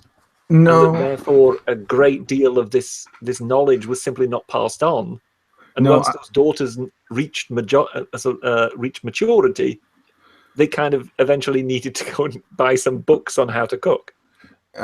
Actually, so can I answer to the overarching questions? Yeah, by all means. So, when it comes to Jamie Oliver and Gordon Ramsay, yes, there has been some ruckus about, Jamie Oliver and Gordon Ramsay are making a kicking in terms of like their #1 cookbooks being sold this year and then a year after, and people were basically outraged. And the ruckus has been really quickly dispelled and said, can you guys look at their resume? Like, the motherfuckers have been trained in France, for fuck's sake. True. So first, so for starter, first they've been trained in France, so they're. The frogs got to speak up when you mention British cuisine. So, no, it's serious. Like, basically, they basically quickly, like, the book editors quickly dispelled and say they may be Brits, but they've been trained in France. You fucktards. So, that was a very nice way to say it. But I will say this: what you're saying is French cuisine still reigns supreme. Well, it's all right. It's okay, no. not compared to Tex-Mex or I would say humbly Cuban cuisine. It really French food sucks and it's really fatty. It's like tortured geese to make frog wine. I will say this: it's good stuff. It's good stuff. But thank you, Zero. Because I'll tell you what, if you want some real good food, go to Iowa. They'll make you a made right. Have you ever had a made right, Zero? Yeah. Considering that my hometown is the place that invented them, I would hope so. I wanted you to talk about it. We're talking about cuisine. I thought that's why you came on to talk about the made right. I'm not even shitting. When I seen you pop, I was like, oh shit, he's gonna talk. So what is a made right?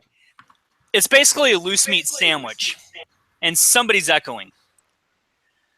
It's basically a loose meat sandwich. You take your hamburger bun. You take your beef, or you can do turkey or whatever, make it loose meat, and then you put on your smothered cheese, and you can put on pickles, onions, whatever. It's basically like a hamburger, but it's the meat's chopped up. And the secret, like KFC, is in the spices or any good barbecue recipe of how you make it, skillfully to be exact. Well, no, it's not a beautiful sandwich. I'm just saying that because if you get it right, made right, they hold the bun open and they got this mound. I bought a motorcycle in your hometown. I do believe, sir. They got a paper mill there. Am I correct? Who, me? No. Yeah. No, my hometown does not have a paper mill. Okay, well, I might be talking because it said the home of the made right.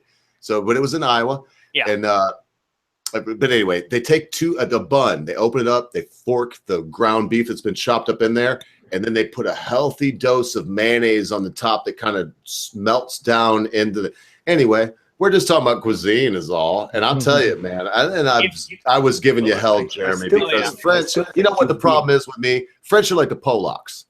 Oh, shit. They do everything better than the rest of us, so we got to mock them. Because, yeah, you make the best fucking food in the world, Jeremy. Congratulations. If you really want some good old Iowa home cooking food, there's 2 places you go to. The Iowa Machine Shed, and then if you go to the Quad Cities and you can hunt it down, you go to Ross's famous restaurant. The only one in existence anymore. There used to be like 5 or 6 of them, but it's open all night, and we're talking Mel's Diner, Alice Kiss My Grits, home-cooked food, Iowa style.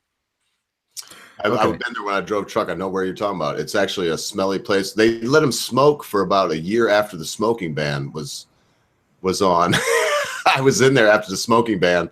There were still people smoking. I even, you didn't want to talk to them about it. I'm glad you have reconsidered on French cuisine there, Ogre. Oh, well, I'll just say, I meant it, Brett. It's one of the 3 world cuisines.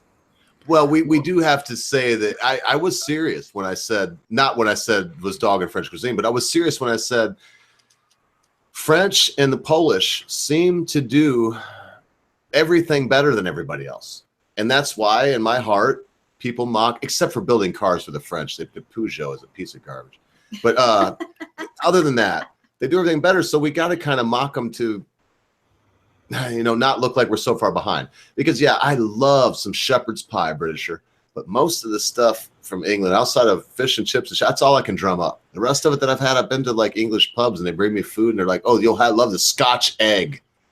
I was like, ugh. Hey, what the heck is spotted dick?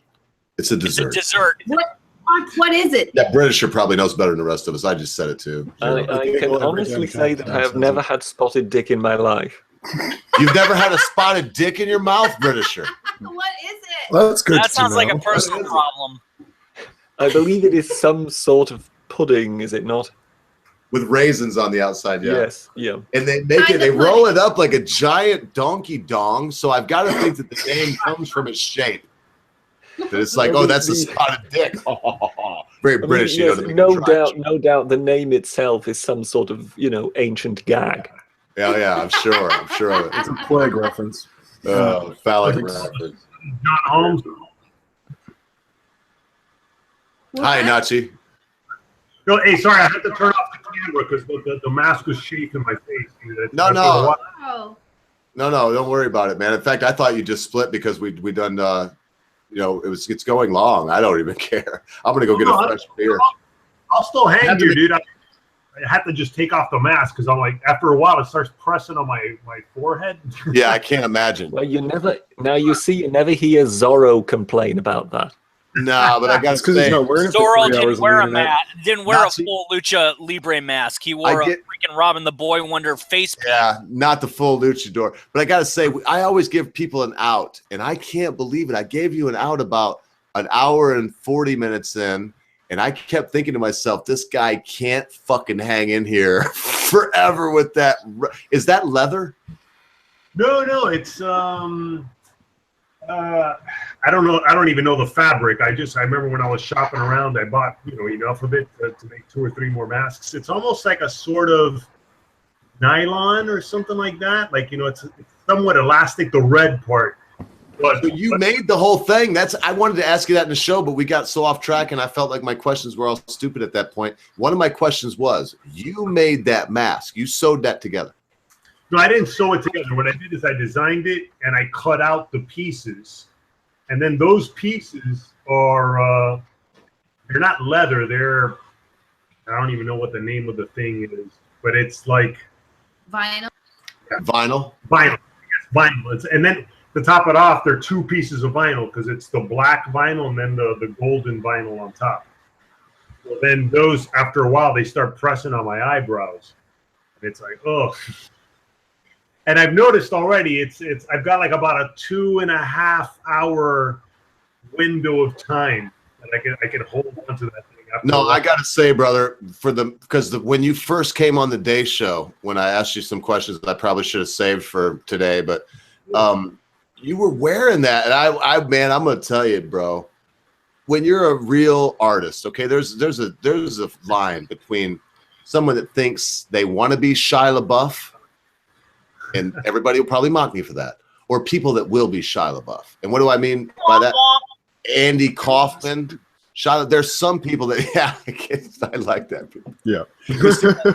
I mean, there's some people that will immerse themselves in the character. And brother, you went above and beyond now twice in a row, Nachi. So no disrespect for taking the mask off and taking a chill. I cannot believe you drank some wine and you just chilled for that long with that thing on. And I will say, the Britisher, I did order the Obi-Dobi. It should be here shortly. But Nachi, I have a feeling that eventually you will possess in your hands the Obi-Dobi award. And if the Britisher would like, he maybe would even say what that is. Please tell me, what is the Obi-Dobi? I believe the Obi-Dobi is some sort of trophy that the Ogre has commissioned regarding live stream efforts. I think it's some kind of hair-lipped little mouse. I couldn't get a hair-lipped one, brother. I couldn't get a hair one, but continue. There is some sort of reference to a film. I'm not too familiar with that movie, but apparently there the Obi-Dobi is mentioned, and thus the Ogre has recreated the Obi-Dobi. Yeah, and the Brit got Sargon Avocado on my channel, and it's not because of Sargon. It's because I've done some little things for him, and he's done some big things for me, and it wasn't necessarily a contest, but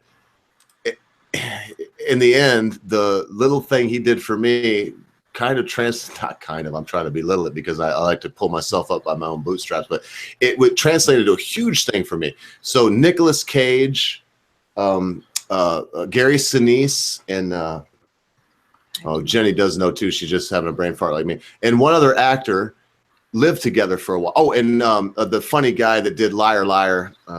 Jim Carrey? Yeah, they lived together. And Carey wrote himself $1 million check. Everybody probably knows that story. But they had the Obi-Dobi, and it was a hair-lipped mouse that was amber in color. And I couldn't get, because my friend that does glass blowing, I got with his wife. And if she could do it, she would, but he's not feeling too well. So there's no amber one with a hair lip. But I do have a mouse coming. What they did was they would pass this around. So if Gary Sinise got a really good offer of a play or something, he would get the Obi-Dobi. If Nicolas Cage did something and was on Fast Times at Richmond High, which got him the Obi-Dobi one time, he would get the Obi-Dobi. So I just thought I would revive that, because you can look at the Britishers right now, Nachi, and you can see that in my mind, he's a huge channel. If I let him talk, he'll say, oh, and it's true, in the greater sphere of YouTube, he's probably a little tiny, tiny fry in a gigantic sea. But to me, he's a large channel. That's not the only thing that can get that. It's sometimes when the little fish, gets the big one. You should call it something else. You should call it your own thing, like the Poopy Doopy. The Koopy Doopy. Okay, so I'll say that now that we're doing it on here too, because Nachi, you're really creative. Jenny said we shouldn't steal the Obi-Dobi. Call it the Obi-Dobi. Call it something else. We maybe should come up with our own name because it was used once. And if that's the case, it will be. But it will be our own trophy. In reference to the Ogre. In reference to the Ogre, you could make it the Ogie-Dogie. That's it. I'm going to write it down so I don't forget it. So it'll be the Ogie-Dogie. I actually love that, because Jenny was going with the same rhyme too. So it'll be the Ogie-Dogie. And it'll be incumbent on the Britisher. Say Nachi, if a little bit of time passes and, you get some big guest and you're like, you're so big that you say, listen, Og, as much as I like you, man, we're doing it on my channel because it's freaking huge, but would you show up? Well, at that point, we'd probably pass the Ogie-Doby onto you. But that would be incumbent on the Britisher to send it to you from England. And if you got it and someone else earned it, it would be incumbent on you to send it on. So that's what it is. I know that's pretty crazy. But you mentioned it off the get-go, dude. We had so many people alike together tonight that as much as me, you, everyone else has tried to steer it in a light direction. All of us nihilist, doggone, egocentric, life is going to end tomorrow, folks. Just kept it on. Depression sucks, and it was great. But the Obi-Dobi. The Ogie-Dobi. The Ogie-Dobi. Dogie. Say it again, Britisher. Ogie-Dogie. So basically, just replace the two B's with G's. Yeah. Okie dokie. All right. Anyway, So- that's it, brother. Sorry, I was away for a minute. I went to grab me a beer, so now I'm back. All right, man. Oh, I'm gonna go grab one too because I want to drink with you, dude. And I'm so drunk. What's gonna happen is the British is gonna call this to an end before I get so drunk I fall down because I'm only allowed to have 3 beers in the first 2 hours. But now I'm on to my 25th. No, it's just, Yeah, but we're so also in the Nachi, third hour. so Barian, you've been so quiet, bro, and you're just gonna say something. I know as the good host, I should shut up now for 15 minutes. So you've got to have a question, food-wise. Just keep it light, Beard Barian. You're the master of that. Keeping it light. So I personally am absolutely fascinated with cooking everything in butter. Every single stage of everything I cook is in butter. If it can be fried in butter, it's fried in butter. Then put in another thing that's fried in butter. What are your obsessive cooking habits, man? I don't have any because I just barely cook. That's why I made it a point to marry a woman who knows how to do it real well. My mother did it really well. I'm one of those pampered males that just fucking. I mean, I do. How do you call it? I do make, say, scrambled eggs with mixed vegetables and shit like that. I can fry a steak, pasta, but now and then that's the funny thing. I avoided butter because my mother always cooked everything with butter. That's the thing with Cubans. Cubans, everything's fucking butter, and I mean almost an entire stick of fucking butter. So I was like, oh. But that's because you don't have any olives like the Spanish do. Apparently, I guess so. That's gotta be it. And because yet, of course over there, it's all olive oil. Yeah, and the funny thing is, well, the olives go on the salad, and then you fry the salad in butter. Yeah.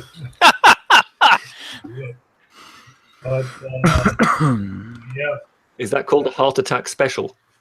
That probably is, yeah. Not unless you decide to put a layer of cheese around that, then it might be. Yeah, no, I guess you probably have to. I don't know. I'm gonna try to be clever, but I've already had like 5 glasses of fucking wine, so I'm like, it's amazing I'm not slurring my words right now. Hey, by the way, man, I really love these chats that you guys got going on because I mean I've been on other little live streams and I listen in on other live streams, and these are really cool, dude. The ones that, especially I guess the ones that I've noticed that are the regulars on Ogres are the Britisher and the Cabbage guy, you know. And you guys keep a nice feel, dude. It's a nice, genuine, authentic feel, man. It's people are sincere, you know. There's no pretentiousness. I like that. For whatever. Well, in this case, now you're in safe hands because now you've got Jeremy here and you've got myself. So you've got the French and the British. So the 2 major civilizing nations of the modern age. We're here. We can look after you. Must be it. And, so what about? Do you guys also do your own live streams or something, or? Like, what's the breakdown? Because I know that Ogre, you do the Friday service. Oh, I do. I live stream Mondays, Wednesdays, and Fridays, and Sundays. Sundays, I took this Sunday off because I was off visiting old friends. But Sundays is usually a debate day. We have Cabbage Patch Bastard, and MC come and yell at each other, and I officiate. And we got some other people lined up for the debate day, but Mondays now, I guess you're the first experiment, and I'm seeing that even with you, what I'm probably going to do after I talk to the Brit, and I'm doing it live, I'm saying it live now, probably go back to every other Monday for the big show. And the reason why, I mean, if you do something 4 times a month, it's not so special. But if we have you on, and it has been 2 weeks since we had somebody else on, then it might be more special. And I don't mean by viewership at all, because all of us can look down and see how many people are watching us. To me, I won't even lie. I hope Sargon watches this. This has been funner to me because I was like, I didn't know what to do. And to me, you're more on my level. And I'm here with a dude that's got 600,000 subscribers, and I'm some little fish. If it wasn't for the Britisher, he wouldn't have been here. I've tried to even know who the hell I was. And all of a sudden, the Britisher did all kinds of cool stuff, and he's returning my tweets, you know. Anyway. But so it'll probably go every other week on this big show, is what I call it. And it's a mockery, like everything I'm wearing is a mockery. Because it's a little... the irony of you saying that that's a mockery is that's part of the reason why I also wear the mask. I mean, like I told you, the whole idea came from a fucking whatever nervous breakdown, blah blah blah. But as I plowed with the idea, like I started justifying it in my mind, and one of the reasons why I do it is because of that the mockery of the pretentiousness that I see, especially on mainstream news outlets and stuff like that. And people who just are so desperate to show themselves to be intellectuals. You know what I'm saying? Like, and that's one of the things that I kind of want to show immediately with my mask. It's like my way of just saying, go fuck yourself. You know what I mean? Oh yeah, I would love to see somebody like, not me, but I'd love to see. I can mention 3 people right here, right now, and I'm not trying to disrespect anybody else, but I'd love to see the Beard Barian or the Britisher or yourself going against, you know, what's that lady on MSNBC, the dude, Mr. Maddow. Mr. Maddow. I'd love to see one of y'all, and you, Nachi, with your mask on, doing the news. I mean, I don't mean like fucking it up. I mean doing the, hey, I'm Nachi free, and I've got the news today. Today in Syria, you know, 25,000 people were murdered by Trump's bombs, you know, whatever.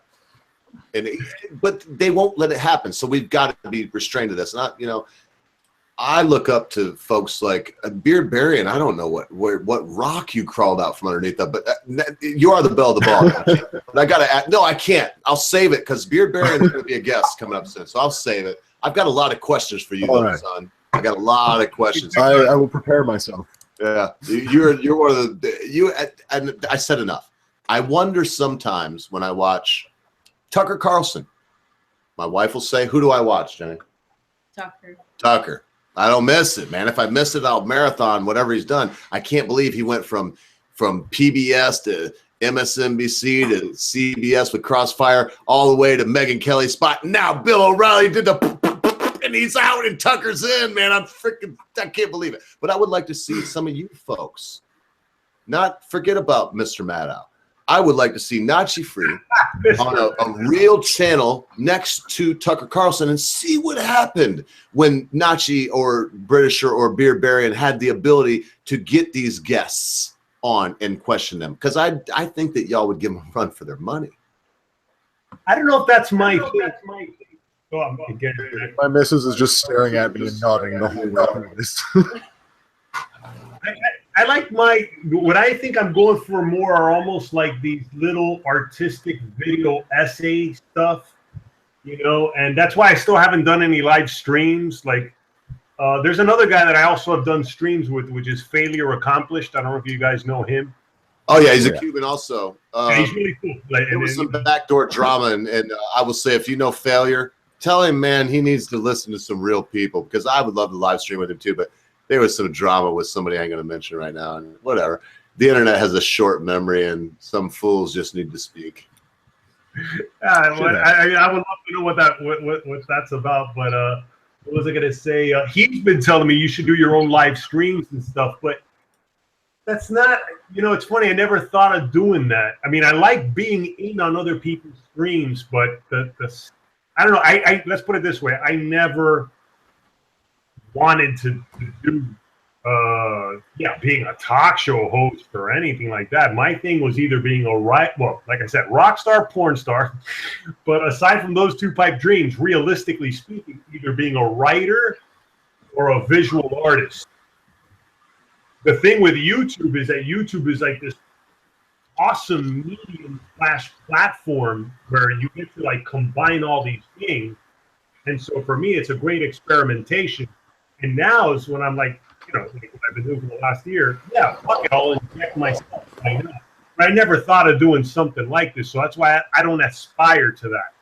Like, I never aspired to doing anything like Tucker. Well, and I think a lot of times people don't aspire to it. I didn't say that you did. I'm just saying that I would like to see somebody, and I don't mean talk show. I wouldn't say Tucker does a talk show. He does a news show that's a commentary and has people on with up-to-date stuff like that. He was the one that busted Donnie Ipso, the king of the trolls in my mind for this year. He was the one that did the we're paying people to protest, and he made it on a bunch of shows, and Tucker was the one that busted it. But all I'm saying is not that, and that's the thing. I'll say it again. I don't know if Tucker aspired to a Nachi, but I'm glad you're here. If this is the format that you have, and I will second. I'm going to tell you right now, what I'm doing right now, if you look at my channel, you'll see that I did videos all the time. And then I got this wide range of people. And if you can get failure to come on, man, this is so much easier. And then you're not just you talking into a camera. And I would encourage you, like I do the Britisher, don't ever stop doing videos because you're really good at that, a lot better than I am. But the live stream thing can't be beat in this format. It's our only form. It's the only way we can do what those people are doing, Mr. Maddo and whatnot. Hey, but by the way, I was going to tell you really quick too. You got a great voice for this shit. I was going to ask you, have you been on radio and stuff like that, or did you ever do this? A tiny bit in Orlando years and years ago, but nothing that was worth even mentioning. You know, all I'll say is that my whole life people have said that, and so I've translated. I was a preacher for a long time, and believe it or not, the voice you hear coming over this microphone is much better in person. And if I was preaching to you, you'd probably give your heart to whoever I was preaching about. At least for 15 minutes. You and I should have some. We should have some streams where we can debate that one. Well, no, not because here's the thing. I was an apologist for a church for a long time, so I'll be honest with you. I've already told you I'm up to 40. I'm up to quite a few of your videos. Look, the Pope is the beast of Revelation 12. We would line up on so much that, and here's the thing. I have a firm belief, as someone that believes in a mythos I'm not going to talk about, that if the head of that mythos wanted you to believe in him, which I believe you do, you would believe in him in the way he wanted you to, which I believe you do. And in the end, I don't think everybody's going to Valhalla, but I think a few will go to Elysium. I've heard that one before, but oh, I just made that up. Oh, okay, no wonder. And yet it sounds familiar. I feel like I've heard Elysium. Well, Valhalla is the Norse god. The Vikings. I know that. Yeah, and then Elysium is I did that for the Britisher. Elysium is where I will go because I'm a true Roman at heart. It's also where the French have got the Élysée from, isn't it? Champs-Élysées and all that. Yeah, Élysée Palace and Les Champs-Élysées comes from the word Elysium, yes. Day is dead. Am I the one to the French? Heaven is put my headphones on. What did you say, Britisher? According to the French, therefore, heaven is in Paris. No, the seat of heaven is the seat that our president is occupying, which is even more worrying because it means that the president that you are electing should be thinking himself as being at the left of God, being on the right side of God. That's very cool that you know the left of God and whatnot. But tell me how do you say cheers in frog? Chin. No, but I mean like a real toast, like here's to your family or something cool. How do you say like a good cheer, a toast? Slowly now, Frenchie, because you say this shit. I still can't remember how to say piss off. You come in your face. You say this stuff fast. I try to learn. So how do you say like here's to your family? Well, we don't really do this. We don't really cheer. Like we don't really have a cheer when it comes to drinking. It is. All right, I'm done being stupid. So how did you say cheers is what? Well, we just say chin, but because it comes from the British, it comes from the British. British say cheers. British people say cheers, and it turned in French into chin. All right. Well, hey, brother, I wanted something deeper, and I've been presenting this all the time. I'm starting to get self-conscious. Believe it or not. The ogre gets self-conscious too. Chin. Oh. Hey, damn, now it goes. Now I watch it. Oh man. For old time's sake. I can't be doing this. Jenny, don't do that. Mercy, did you hear her? Oh, what a beast that well, was. It's better outside than inside. Yeah, well, and look, Nachi, he's ready to leave. I'll tell you what, brother. This will go down because you've let me talk so much and everybody else has. As my favorite live streams so far are the Big Show. Hey, man, it was one of my... Dude, this was awesome. It was awesome, man.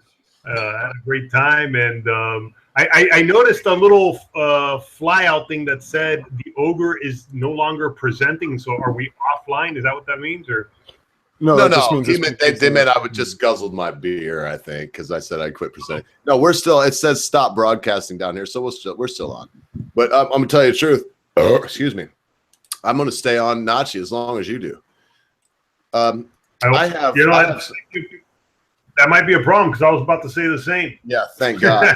No, haul ass, man. Because listen, I went on a vacation this weekend, seeing some old friends, and they got exchange students from one from Japan and one from Georgia. This, not Georgia in the United States, but Georgia by Azerbaijan. Georgia. And oh man, we were playing board games, and it's amazing to me on a total another topic, because you have Cuban parents that are Spanish or whatever. I don't know how tough they were on curriculum, but these kids. The Japanese girl that hardly spoke any English, when I drew out a map of the United States, because I can do that, and started filling in the states because I can do that, she knew as many as I did, which we got up to 40 before we were confused down in the Missouri area, and we might have got some mixed up there. But I've got the piece of paper. So being eclectic and being multicultural, it's good if it's not forced on you. If we can decide to learn what we want to learn, man, human beings are so inquisitive. And look, I'm going to look, you hear me. Look, I'm settling in. See the elbow, Nachi? That means I'm getting settled like Papa. I'm about ready to give you like a long diatribe. So, brother, look, Britt's still here. And I actually cut him off about like 10 times in his last 20 minutes. So is there something you want to do? Before you do your last thing, I want to say, once again, folks, if anybody's here that wasn't here earlier, NACHI Free has some wonderful art. He would be happy, I'm guessing, to take a portrait of yourself or your family members. You send it to him via whatever channel that he gives you. If you get up with him either here, excuse me, by here I mean on Twitter or via his videos, which I've sent out a couple times. I'm going to send out another one. I'm sure that he would be happy to, do you some art that would blow your mind. So take a chance and go by and see NACHI Free. And yeah, NACHI, I don't know. I'm half drunk, and I always want to be the good host, man. So what I want to do is say that you're very talented, and if someone wants some art done by you, I'm sure they could contact you, right? Oh, for sure, man. For sure. Especially now that I'm unemployed. Yeah, man. For sure. Yeah. So I won't keep you here no longer. I'm going to say thanks to everybody. I'm going to tell you one thing, Nachi, one way or the other. I'm going to go for about 30 more minutes, because I'm going to try to outlast you, because once you're gone and you like leave, I will outlast you. When you leave, I will gloat about having you on, because people will watch this video. When I'm done, I'll be like, yeah, I'll gloat about Doppelganger. I can't say it enough, how he finds folks like you, because believe it or not, there's thousands of people like yourself out there. But most of them suck. That's the cool thing about YouTube, man. I mean, the amount of creativity and talent that you find out there, man, and people who just blow your mind, man. It's never ending. And it doesn't even matter that you suck at the beginning, because you've got an entire community of people that say, no, here, I'm going to show you how you do it good. Right. And that's the thing that I love about YouTube, is that the way it is set up and the way the interface is created and the way the internet works is that basically people are helping each other's out, because nobody has a sense of competition. Nobody has a sense of competition. Everybody wants to improve their brothers and sisters. And that's what's wonderful about the internet. And I personally believe that this is what's going to be the downfall of the current elite that think themselves as better than us. Is that they don't realize that we have decided to share. Yeah, and go ahead. We decided to share, and we decided to improve each other. And that's what's frightening us. That's what's frightening them. Like, that's what's frightening them, the elites, is that man. Don't you agree with that? They're afraid of us talking. But here's the thing: the sad thing is that the elites are the ones that own this platform. That's the thing that does. No, that's the problem. That's the problem. They don't own it. They don't own it. It's a new generation of elites that have different rules that they don't understand. And that's the problem, and that's why YouTube is facing such a hardship right now, is that they have to pander to the old generation. But if they could do away with them, they would. I would hope so, yeah, because look, that's one of the things that I did think that's really cool about this. And I've always been very competitive with my art, like when I went to art school. Yeah, but you're not being a dick about your competition. You are being a sportsman. This is the first time that I find myself not caring about the amazing amount of competition there is out there. I don't give a shit. Like, in a way, I wish I didn't have to earn a living so I could just do this. This, for me, is my fucking, like, most people have video games, have Dungeons and Dragons, or people follow sports. For me, it's YouTube. And YouTube and this shit, like, you know, following people like you guys and talking to you guys and shit like that. That's what I love, you know. Stick in there, Nachi. I gotta say it, man. You gotta stick in there, bro, because maybe I'm crazy, but doppelganger would have to be crazy too. I see something in what you do, man. You just gotta hang in there. And hopefully, now that we broke the ice here, what I would like to do is sometimes when we have some real big guests, man, because you're cool as a cucumber, I would like to, you know, give you a chance to come on and at least have a couple questions ready so that you can say, hi, I'm Nachi Free, and they can see you. Believe me, everybody knows I'm shameless. I get a lot of flack for it. But while you're on, when we have big guests and there's shitloads of eyes, watch this. I'll be shooting out your art and your channel name and stuff. And because I like to pay it forward, or whatever you want to call it, that kind of sounds queer. But I like to, I mean, it's synergy. It's synergy. And hang in there, brother, because whether it's this or something else, you already said you sold your art to famous places. I'm not going to mention again because they're shit-eating people that robbed you. But you're going to make it if you hang in there. That's my opinion. No, hey, first of all, thank you, man. I'd like to think that we all would, you know. And how do you call it? No, I would definitely, like I said, I've been listening in on your live streams. I just never commented because I thought, okay, well, I guess I'll save it for this show on Monday. But from here on out, I'll just continue listening in, and then I'll just chime in. And if you hopefully you'll show up. But that said, Notch, don't sell yourself short in any way. Britisher, he's probably got, I don't know. I was about ready to mention him. I better shut up because I'm a little buzzed. Everybody has their own method. But I will tell you this, just from the little bit I've seen of you now, I would say the same thing about Britisher, and he probably will be pissed, but he should do some live streaming. There's a lot of people out there that I see spend a super amount of time. And the Britisher's defense and your defense, I'm lazy. You know, like the Negros, to quote Fidel Castro.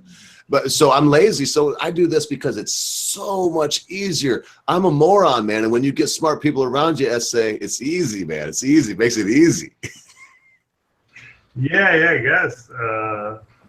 True, but sorry, I'm a little buzzed myself right now. Well, that's good. It's good. We did a non-live debate once, didn't we, Ogre? Do you remember that? That was beautiful. Maybe I don't know. I don't know if you're trying to broach this. Maybe you'll do that with Nachi sometime. He would. In fact, I shouldn't have said that. Anybody. But yes, the Britisher gave me a hand up out of the pit of despair one day when I thought I might like to have a few subscribers before I got them. And man, how did that go, Brett? I've been talking too much. Well, basically, we basically sort of thought of, we found a theme, and then basically we thought of some questions, and basically presented the questions to the other guy. So the other guy had some time to think of what he wanted to say. So it became more a bit like an essay as an answer to those questions, as opposed to just having on the spur of the moment to be able to come up with answers. And therefore you could go a bit more in depth in a debate. So it lost the immediacy, but at the same time it gained perhaps a little more sort of insightfulness and calm. And that was quite popular at the time, but it's just that since then, obviously, with constantly chasing my own tail with God knows how many videos I've been making, I've never really had the time to come up with anything else like that again. Right. But yeah, it kind of is The reason I came up with that at the time was because the idea of doing live stream was quite intimidating to me. I'm one of these control freaks that likes to be completely in control of everything. And therefore, going from making video where I could edit to my heart's content to going onto a live stream where you're not really in control of what happens was a bit terrifying. So as a kind of middle step to that, I came up with that concept of a sort of a non-live debate. Yeah, but I didn't know that's why you did that, Britisher, but I got to tell you that hearing you say that makes me have to say I really appreciate you doing this. I think it was harder for you than I want to give you credit for. That's a cool idea, by the way. Yeah, it's a nice medium. Yeah, so it kind of takes the immediate sting of doing a live debate out of it, but at the same time it has benefits to it too, because it means that you've got time to basically spend a few hours just thinking about the question the other person has posed you, as opposed to just having right that moment having to answer it. Yeah, but it breaks you out. It breaks you out of the cycle also. Like both have its merits, and I think that they also complement each other fairly well in my eyes, personally. I think that those two methods need to be done in tandem. Like you should learn to do live debate, so that you make mistakes, you come back on it, you think about it, you sleep on it. You wake up the next morning and you go to the editing board being refreshed and replenished, full of energy and full of creativity, willing to self-correct on top of that. Mm-hmm. And I think that's why Sargon has been doing it at some point. Like he's been like, I've been making all kinds of edits, and I think that's why he decided to start live streams. He said, I need outsider perspective, people that widely disagree with me or can actually disagree with me on certain subjects, and I need to have a conversation. And I need it to be live, and I need people to see. I want for my image that people see that I am willing to make mistakes. That I am willing to make mistakes. Oh, I gotta. It's Nachi's still here. I gotta say, I don't know many people like. In fact, I got two people here, man. Britisher and Nachi. Nachi will come on, and you don't remember Nachi saying something about your cousin? I'll find the video. You actually, I'm not gonna say you apologized to him, but you addressed something that one of your family members said, and then in the past, I've seen you say, "Hey." This and that, and Britisher, you've done, and what I mean by this and that is, hey, I'm sorry for being boisterous on this, and you've never corrected something you said that was wrong.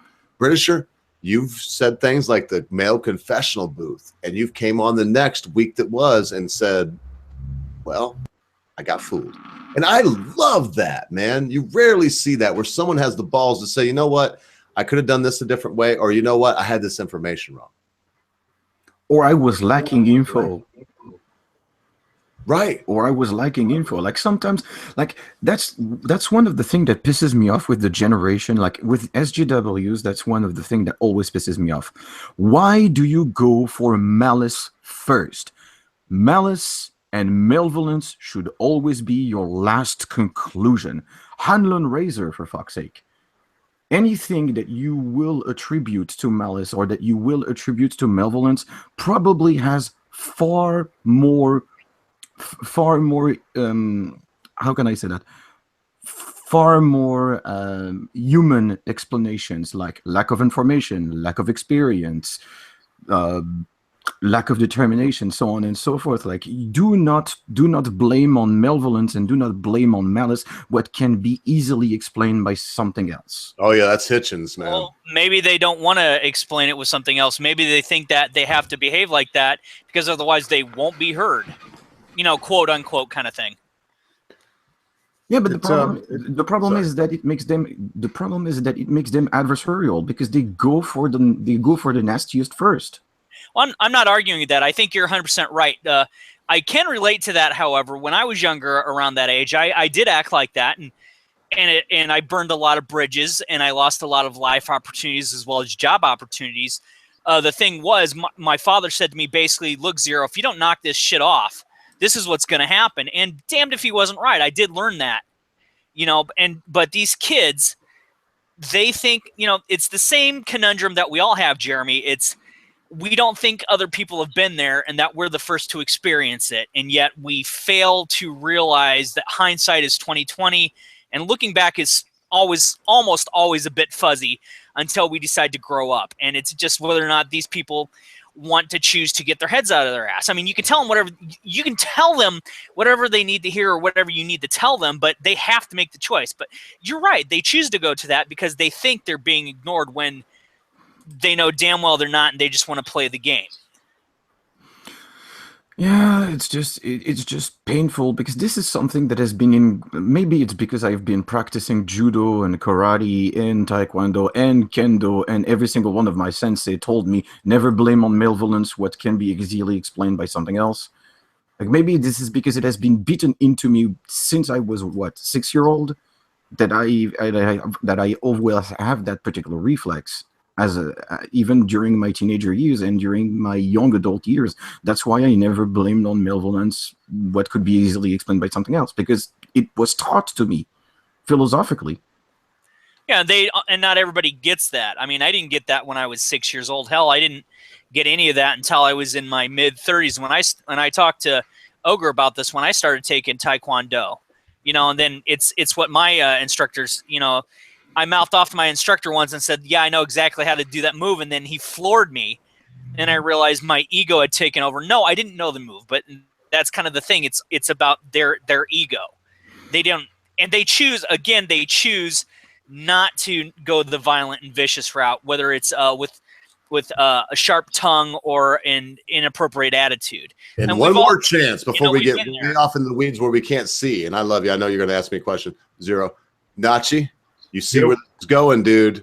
I'll probably let this go for a little while. So I got to mention that we do have a guest here. He's just chilling back. He, like I, has imbibed a little of the juice of the gods.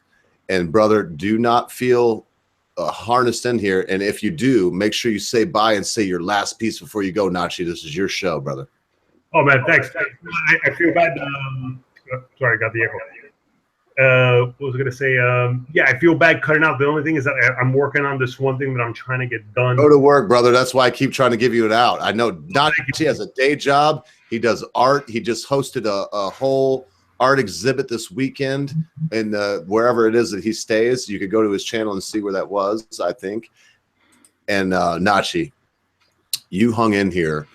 We started 6, 7, 8 for 3 hours and 33 minutes, friend. If you're trying to beat Sargon of Akkad's record, just remember, he's already where we want to be. He does it for a fucking living. You are a trooper. You blew away Razor Fist by an hour and a half. You beat Dankula by an hour and 15 minutes. So far, the only person that has went longer than you is Sargon.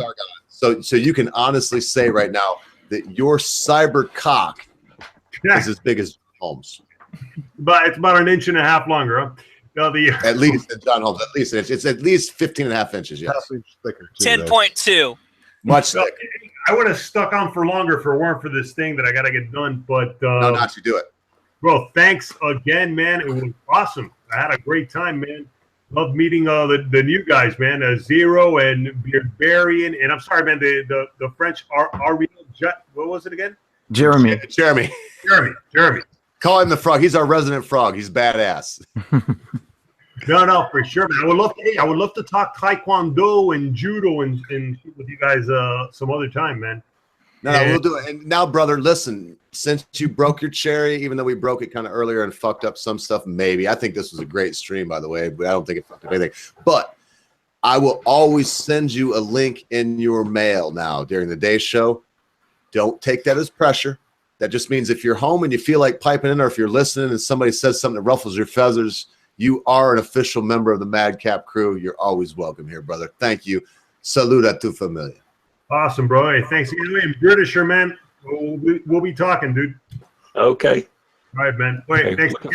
See you, thank you, Nachi. See you guys later, man. See you, Nachi. British, you're fucking out of here too, man. I'm gonna kick you out if you don't leave. Yes, yeah, no, I was just about to say that I will also be departing, gentlemen. Fucking hung in here like a motherfucking trooper. Corned beef, baby. Have a good time. Corned beef. See you about. Okay. Corn beef TheBritisher? British. That's one tough son of a bitch right there, I tell you. He'll hang in, and you got to figure, you got to add 5. So it's 9, 10, 11, 12, 1. It's 2:40 in the morning where he is, and he does have a day job. So, I mean, he does this all the time. With Sargon, he was up till 5:30 in the morning. In fact, he stayed up till 6 because he stayed up till after Sargon was gone, and he had to get up the next day and do his whatever he does, his stuff. Well, it's 3:40 for me, but I can't go to sleep because my servers are actually compiling something and doing a massive rendering, so they make an awful. Well, and you're independently wealthy too, and live in some kind of Bastille or something. I bet you don't even have to fucking work. Is my bet. I work servant women everywhere. All right, so let me gloat. Listen, I'm going to gloat for like a minute, and then I'm going to let y'all just tear this shit up. I sent the thing out in the chat. I'm going to send it out again for those that are hanging in. And I'm sorry. I'm not sorry. What I'm going to say is when we have big guests on, which is Monday at 6, every other time I usually send it out in the chat. But I'm going to send it out in the chat now because you may be out there right now, Captain Cole Pile, which I did try to give the link to early because Captain Cole Pile is a coal driving man, and some other folks here. They may want to come on and talk to Jeremy. How many opportunities do you have to talk to a Frenchman? Not many if you're me. So if you want to come on and talk to Jeremy, talk to a great Canadian, the beer baron, or Zero Cool, who is an insane American and more to the point, an Iowan.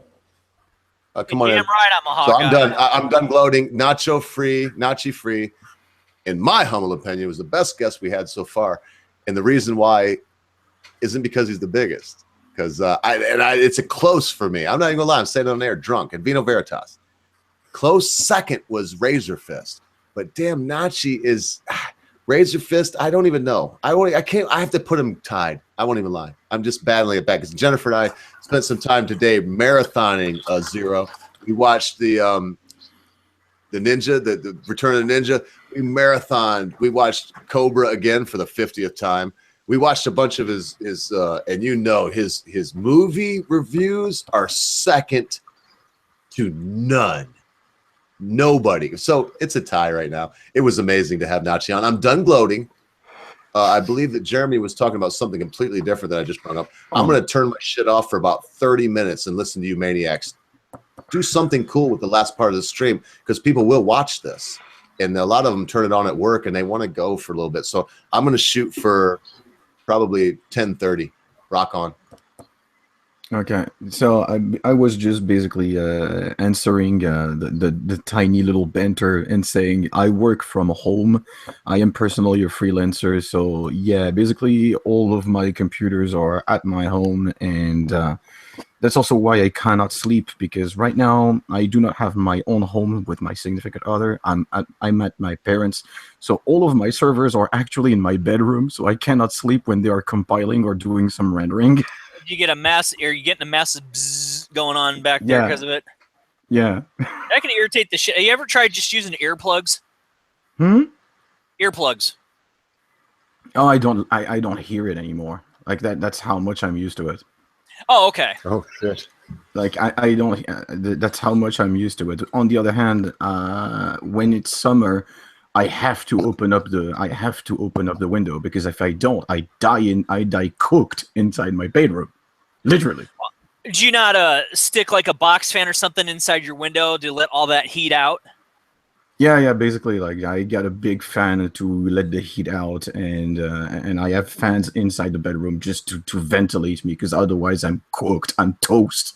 Well, it's not like you have a it's not like you have a cooling room for your servers.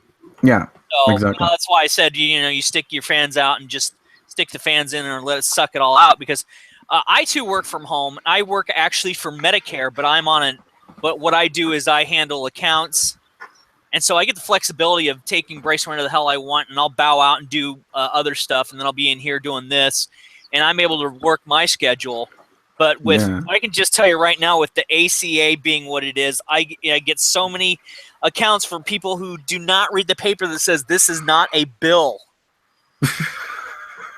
and I love them. I love who I work for, and I love the people that I work with, because I just work from home and I call into Iowa City once a day. meet with my supervisor, and then I say, where are you at on this count? This is it, and this is that. But when people just choose not to read the paper for their Medicare expenses, saying this is not a bill, and it's basically a summary statement, they bitch at me, and it's like, okay, first off, I'm not Barack Obama, and I'm not the government. I didn't create this bullshit.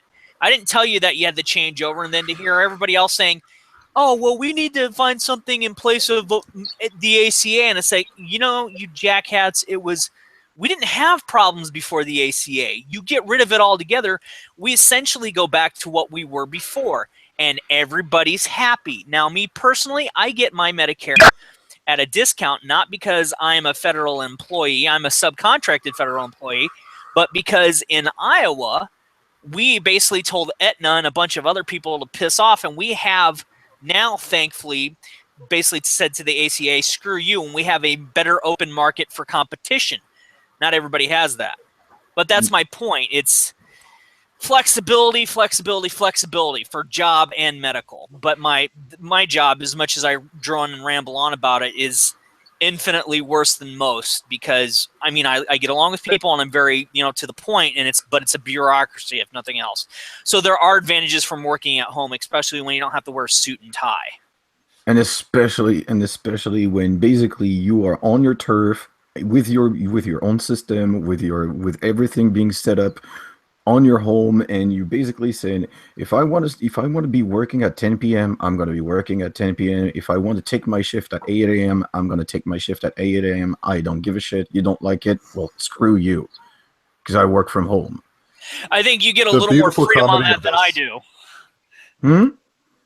I said the beautiful comedy to this for everybody listening is that both of these men are lying, and they don't do any such sort of work from their own homes. They're actually both running bordello suites, and that's why they got to open the windows to let the stank and the heat out. Don't fall for the lies, people.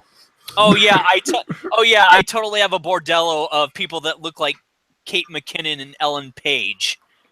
Oh, I knew it. For every geek's fantasy that wants to nail a lesbian, I've got them. Fuck you, you fucking Canadian bacon piece of shit. Don't give my secrets away. hey, I'm trying to sell the video here, man. The Canadian bacon piece out with fucking. The motherfucker gave my secret away. Now my wife's gonna kick my ass. Thanks, buddy. Hey, zero. I gotta say one thing for your live. Thank you for being cool, dude. Because look, a lot of times when big guests, and next week is a huge guest, I'm pretty sure you know who it is. I'll be able to say who tomorrow, I think. And because of what you did tonight, I can invite you on, next week. So I want to thank you, dude. You're boisterous. You talk about twisting people's arms and stuff like that, or giving you. But that said, I love you, and I think that I think that people that watch us love you too. Well, I'm very privileged to be on here, and I think if it wasn't for Razor Fist, I wouldn't be able to, meet Nachi and TheBritisher and Mark Doppelganger and Jeremy and the Beardbarian from all these different points in the country. So thank you, Razor Fist. Not that you're ever going to hear this, but thanks, man. Oh, he watches more than you know. I actually send a lot of this stuff DM to him. But big guys like Razor Fist, they're not going to get on and make comments. Not to say that he would go this deep into this. I have no idea. But I always assume that some people are watching me because I go on, I'll say it out loud for one person. I go on Millennial Falcon streams all the time. I think you were on there last night, Zero. I actually commented last night, but 9 times out of 10, I don't say anything. Yeah, I was just sitting back and watching myself. Well, and that's he don't need my help. And when I go like you, Zero, now that you've been on this stream and you got a great radio voice and you are who you are, if you go and make a lot of comments, you can't tell me. If you make one comment, everybody's like, oh, it's Zero cool. Let him in the stream. Let him in the stream. And then I feel like I'm fucking crashing. I don't want to do that. I got my own stream. And if I go there, I'll do what I'm doing now. So I'm going to shut up for another 20 minutes. It's actually interesting that you say that. I was on another stream the other day and something happened, and I'm not going to make details out of it, but I don't want to be in everybody's stream. I'd rather just sit back and be an observer.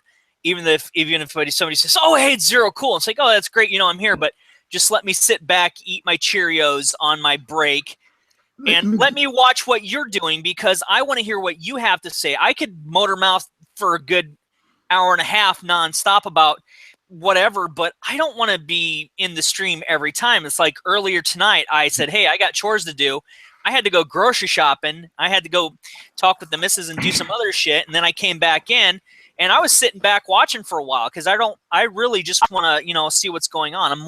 I like being an observer and I like giving my opinion about stuff, especially when I'm asked, because when you've got your guest on here, I need to be very cordial because I can go off on a tangent and not everybody likes that. And this was about Nachi, and I love his luchador mask.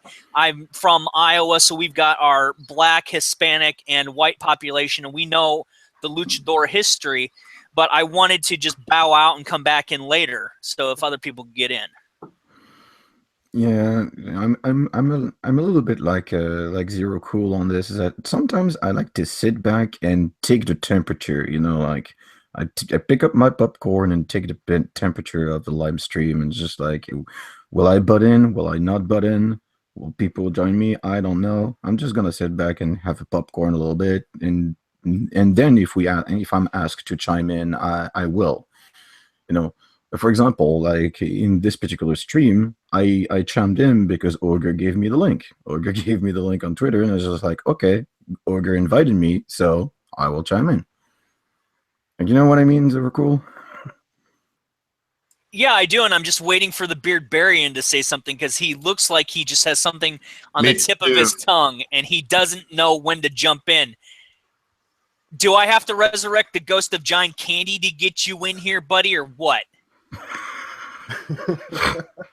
The ghost of John Candy. Fucking great, dude.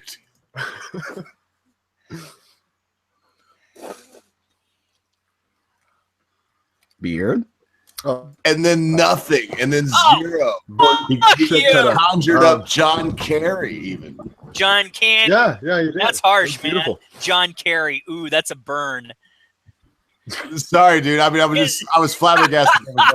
You're right. I was worried about muting myself again. I'm gone. Get the Beardbarian some lotion for that sick burn right there. That was terrible. If there ever was one. Oh yeah, no, it's I've been testing the water with you guys, and I've been kind of sitting back and being quiet because I mean, this is still my first handful of streams. You're going, shit, am I gonna make an ass of myself and piss these guys off? It's that, and again with you guys are so bloody well spoken, and your thoughts are so congruent that it's almost kind of weird trying to find that point to interject, and it's fucking great. It's hard to butt in. Like we are all very outspoken people. On top of that, to make matters worse, I'm French. I've been raised by commies and by union workers, elected officials. Yeah, that kind of sets the stage. I've already offended one or two people, and I basically told them on Twitter and messaging, go fuck yourself. And they didn't like that. And it's like, look, you asked me to jump in and put in my 2 cents. You don't like what I have to say. Don't get mad at me. I don't have time for this crap. Well, you know, I'm okay. And that my voice and my mentality should tell you that I'm a dad. Yeah. Your voice tells me you're a 13-year-old boy. I'm really Ellen Page in disguise. I fucking do it. Hey, Probably man, with better she was hot boobs. to me, dude. She was so hot to me until she came out lesbian and shit. That whole thing with who's seen the movie with Ellen Page in it where the guy plays a superhero in the wrench, you know? Oh shit. Well, it's got Ryan Wilson in it. Yeah, I can't think of the name of the movie right now. Super, yes, thank you, Zero. So anyway, she was, and then all of a sudden she's a lesbian that don't like penis. What a bitch. Well, it's like anything else. My daughter, she lets me troll on a lot of things. You know, we watched, and you know, some people are gonna say boo. I don't give a shit.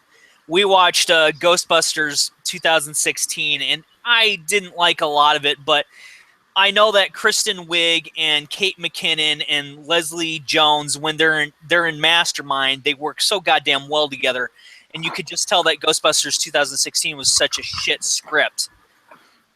And and my daughter will let me make, you know, and my wife too, because my wife thinks she's pretty, you know, and everybody's got their own taste, but I'll make like lewd comments about, you know, whoever, and she goes, you know, she's a lesbian. I said, oh, bitch, please, nobody's that gay.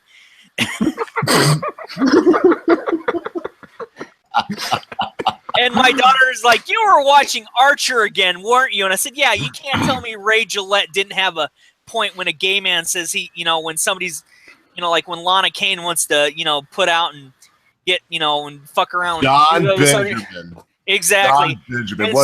And so when Raymond Gillette says, "Oh, honey, please, nobody's that gay." Yeah, that's true. I don't give a shit how militant you think you are about your sexuality. Ain't nobody so goddamn gay that somebody from the opposite sex isn't attracted to them, and I will call bullshit every time. Exactly. Anyway, can I give you a little bit of a story time? Just a little bit of a story time. First time I had to work in America. Basically, my first. You got mugged. No, my first name and my last name are not practical to say in English, and I didn't want it people, like, this is something about American culture that I picked up very early on. Like, you don't like butchering names. And every time in the culture that you're in, people are like, "Sorry, I butchered," and I'm like, why do you feel sorry? Like, my name is difficult to pronounce for your language. Don't be sorry. It really is a sign of respect. I think there are some people, and I'm interjecting here, sorry, but it is a sign of respect. And we don't like to butcher people's names because we don't like our names butchered. My last name, if you were to see it, you either it's a hit or miss. And I've told many people, how many times do I got to tell you how to say my last name? God damn it! They're like, "Oh, like it's so difficult." I say, "Well, when you can't put two consonants together to have a silent letter there, and you can't put it all together, it tells And again, where I live is a heavy white Latino black population. We're used to it. We know how to figure that shit out, but we act sensitive about it because oftentimes, being in America and Americans, we all have different sounding names and different dialects, and that's a sign of respect for us. We like to make sure that the person feels welcome and that we aren't apologizing because we're cucks or anything. We genuinely want to show folks respect. Yeah, okay, but basically, let me give you my personal position. My personal position is that I don't like to make people feel uncomfortable because of my name, so I'm going to try to find a compromise, and I'm going to try to basically, like, my second first name is pronounceable. My second first name is Jeremy, so it is easy to pronounce. But my last name, people don't know how to pronounce it, so I tried to find a way to translate it in English. So I tried to find what it was meaning. You follow me so far? To translate it in English. Yeah, I'm following you. I had a instructor for programming who was Brazilian, and it was Aurelia. I had a instructor for programming who was Brazilian, and it was Aurelia. Somebody's echoing. It's dark. It's dark slide. It's dark slide. Who was echoing? Right. Okay, so yeah, I totally get where you're saying. You're trying to get a name out there that you feel works for people. Yeah. So basically, I was like, okay, so what does my last name mean? And I go to people that know, history of French names, and the guy is telling me, okay, so one of the possible meaning is IRS agent. No, thank you, please. So next next possible meaning, archaeologist. Huh? Okay. What is the next meaning? Librarian. Huh? What is the next meaning? Like, basically, like it was all kinds of very nerdy stuff. And at some point, I was like, okay, what does my name actually means in its history? And basically, the guy come at me and say, your name is the slow phonetical deformation of a certain position that was existing back in the Middle Ages. And that position was basically, you were given a letter by the local lord that basically said, this guy is here to get a shit that I have been asking for super fucking long to be done. And this guy is basically either come out with what I asked or your head is going to be rolling. Oh, so a repo man, basically. Yeah, I was basically my family comes from a long-standing line of people who were the the landlord is fed up with the bullshit guy. Yeah. The muscle. And I said, okay, and how can I...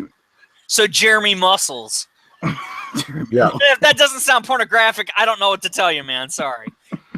It's the Bordello thing. It's all the ladies have gotten. See, there's a precedent here. I The whole doggone John Holmes thing, but Jeremy Muscles does sound pornographic.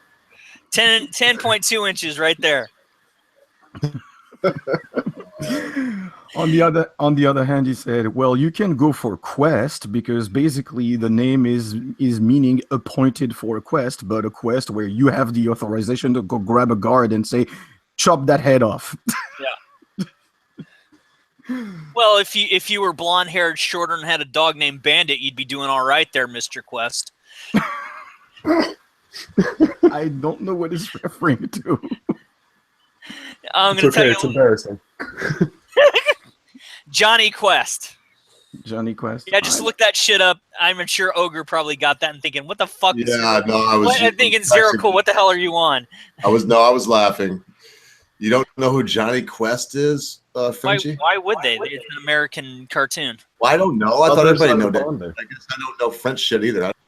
Johnny Quest. Let me find this thing. Now he's googling. Oh crap! Here we go. No matter. I'm just saying. I'm sorry. I'm Amerocentric.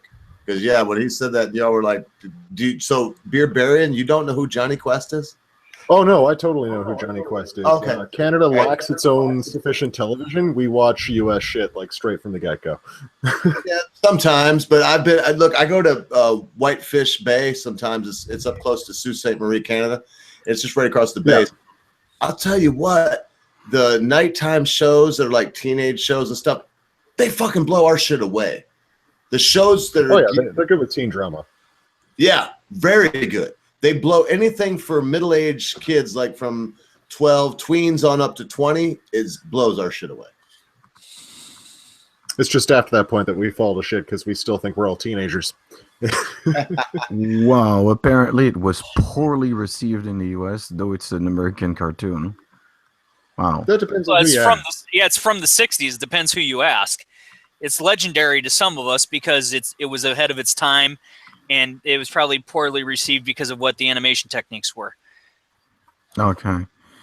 But what was it all about? Like, was it some kind of precursor to Scooby-Doo or something like that? Yeah. Well, in a way, it was actually more in the spy genre akin to James Bond, but with Johnny Quest and Race Band and Dr. Quest globetrotting. The Venture Brothers pays homage to that in the first few seasons. Okay. I mean, it was the 1960s and 70s. I mean, if you ever notice what the shit they were watching, you got to wonder what HR puffing stuff. Yeah, I'm sure somebody was puffing stuff. Let's just leave it at that. Yeah, don't rat me out. Puffing crystal meth. Shit, if they had it back then. HR puffing stuff is one of the worst bullshit. My God. No, that's an understatement. Hey, Captain, do you want to jump in or do you want to stay in the chat? I've sent it out a couple times to Captain Colepile. I really would love him to drop in, but I'm not going to pester him. But I'll send the link out again. He's always welcome. I don't have his information, so if I've got to send it out to him this way. But I'm doing it right now, Jeremy. Yeah, he's a badass cold driving man. He's in my top 5. I won't let y'all figure out who the rest of them are, but he's in my top 5 guests. And no, Zero, you're not a guest. You're a crew member. I didn't even think of anything. I was just talking about. No, I know. I just want to say that about some good Canadian TV shows I grew up with. Yeah. So,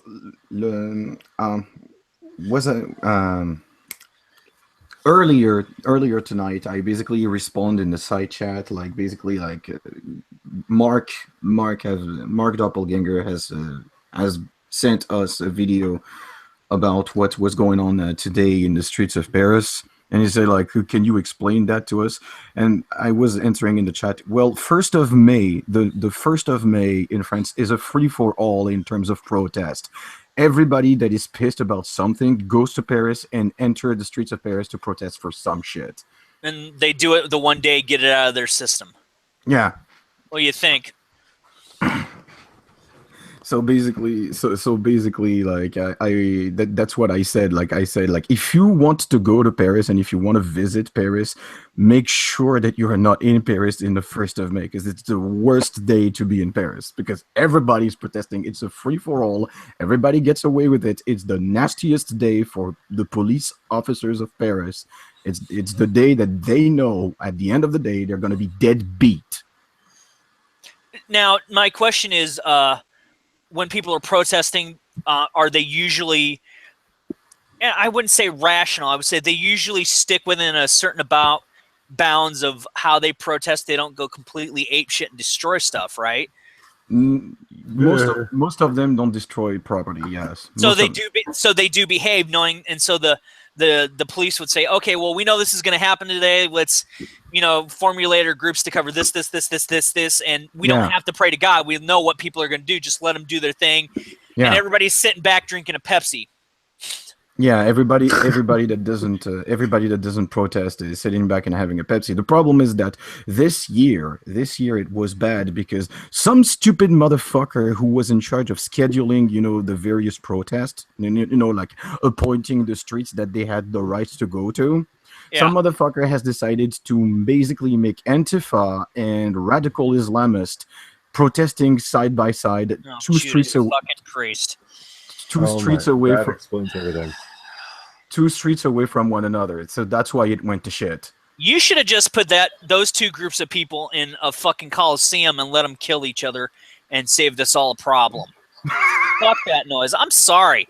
That's complete bullshit. You get these assholes that go over there, think they're going to do what they're going to do, and then they totally bungle it for everybody else when everybody else that wants to protest knows what the hell they're doing. They're saying, yeah, we're pissed about this stuff, but we're not going to be fucking killing each other over this. Yeah, exactly. They have a sense of decorum. Yeah. And that's basically why there was streets of Paris where it turned to shit, because some motherfucking idiots in the scheduling of the 2 protests were like, yeah, sure, let's put radical Islamist and Antifa people right next to each other. You should have just, fucking, goddamn. Hey, somebody needs to get fired. Hey, I'm so sorry. I think I just butted in on everybody. I didn't mean to. That's fine. Jump on in, man. I feel terrible about it. I think I just butted in on your conversation. No, it's fine. Jump on. Come on in, man. Come on. Say something, dude, please. Who is everybody here? Does everybody mind introducing themselves? Because I don't have a clue. Well, you've been watching the stream. I'm the Laughing Ogre, and then I'll let everybody else continue. I'm the Laughing Ogre. I'm the host. Ogre, fantastic, man. You're the most American person I've ever met. I think I've posted that in the chat, man. You did, brother. I appreciate it. I'm Darkside. I'm from the alt-right. I write for Arc Media. I seen Darkside, but also, and I'll let everybody else introduce themselves and no bullshit, but pop in, bro. Don't Ogre, I write for Arc Media. I'm alt-right. So if anybody wants to know anything about the alt-right at all, I'm pretty deep in on it. Listen, I'm anarcho-capitalist. You can be all right. We got everybody from Ren, who's a black African girl, to white supremacists, and I'm a Jew and anarcho-capitalist. We got everybody here. Everybody's welcome to be all right as far as I'm concerned. As far as that goes, I'm Zero Cool from America, and I'm considered a mostly traditional conservative, and that's just really because of the state that I'm in. And I've been speaking with people that are left, center. Fuck, Jeremy there's bisexual. It's like, who gives a shit? We're all just here to bullshit and talk and have a good time. Nice to meet you, man. I'm British. I'm currently living in Ohio, so. You're in Ohio. I'm sorry. Say, I'm all left. I'm gonna smoke a lefty right now because I'm. That's 6,000 miles away from where I was born. So yeah. Well, you're only 2 states over from where I'm at, and all I've got to say is I'm very sorry. You get it all left. I just smoked a left-hander. I'll tell you what. It's a beautiful place. It's a beautiful place where I'm at the moment, and I love it. Come to Iowa. Fuck Ohio. Come to Iowa. I love America. America is the most beautiful, diverse place one day I'm in the fucking desert, the next day I'm on the plains. It's unbelievable. That's it's all right if you're a mouth breathing moron. There's better places. Yeah, that's one of the treats about America is we have quite the unique geography for weather patterns and everything else. You can go from Iowa and it's like cornfields and what you get, and then you can go we're the first country to ever drop an atom bomb. In fact, we're the only one. Yeah, we got a lot of great and, you can go over to Arizona, and next thing you know, you're getting uber dry heat, and that's only 4 states over. So there you go. I'd never been in a desert before I went to America, and when people said deserts are fucking dry, I didn't realize my mouth was dry. Oh man, you pour a gallon of water out. I didn't realize that my balls were dry. I didn't realize that everything fucking dry. Man, you can pour a gallon of water out in the pavement in Arizona in July, and it will almost evaporate as fast as you can pour it out. Yeah, you can dump a whole gallon out on the concrete, and it'll be gone in 30 seconds. When you say that, you say that to somebody who was born in July in Britain, and I went to America. I'd never been in a desert before. I was in Arizona, and everything was falling to bits, including my fucking face. One, I would love to guzzle a beer for you, but I already did it twice, and I'm awful drunk. But I'm going to have this drink to you, and here's to the Queen. God save the Queen. May she live another 100 years. I'll have a drink to you as well, man. Here's to you. So you don't have a Cockney accent? I would say God save the Queen Elizabeth. East of London. Yes, you're quite right. East of London. I'm from southeast Kent. You're shitting me. You just nailed that 0, or did you know that already? You just fucking. I nailed it. He fucking nailed it. I nailed it for 2 reasons. 1, my Uncle Ben is from London. 2, I've known quite a few people from around the London area, north, south. The Britisher led me to believe that there was unnumberable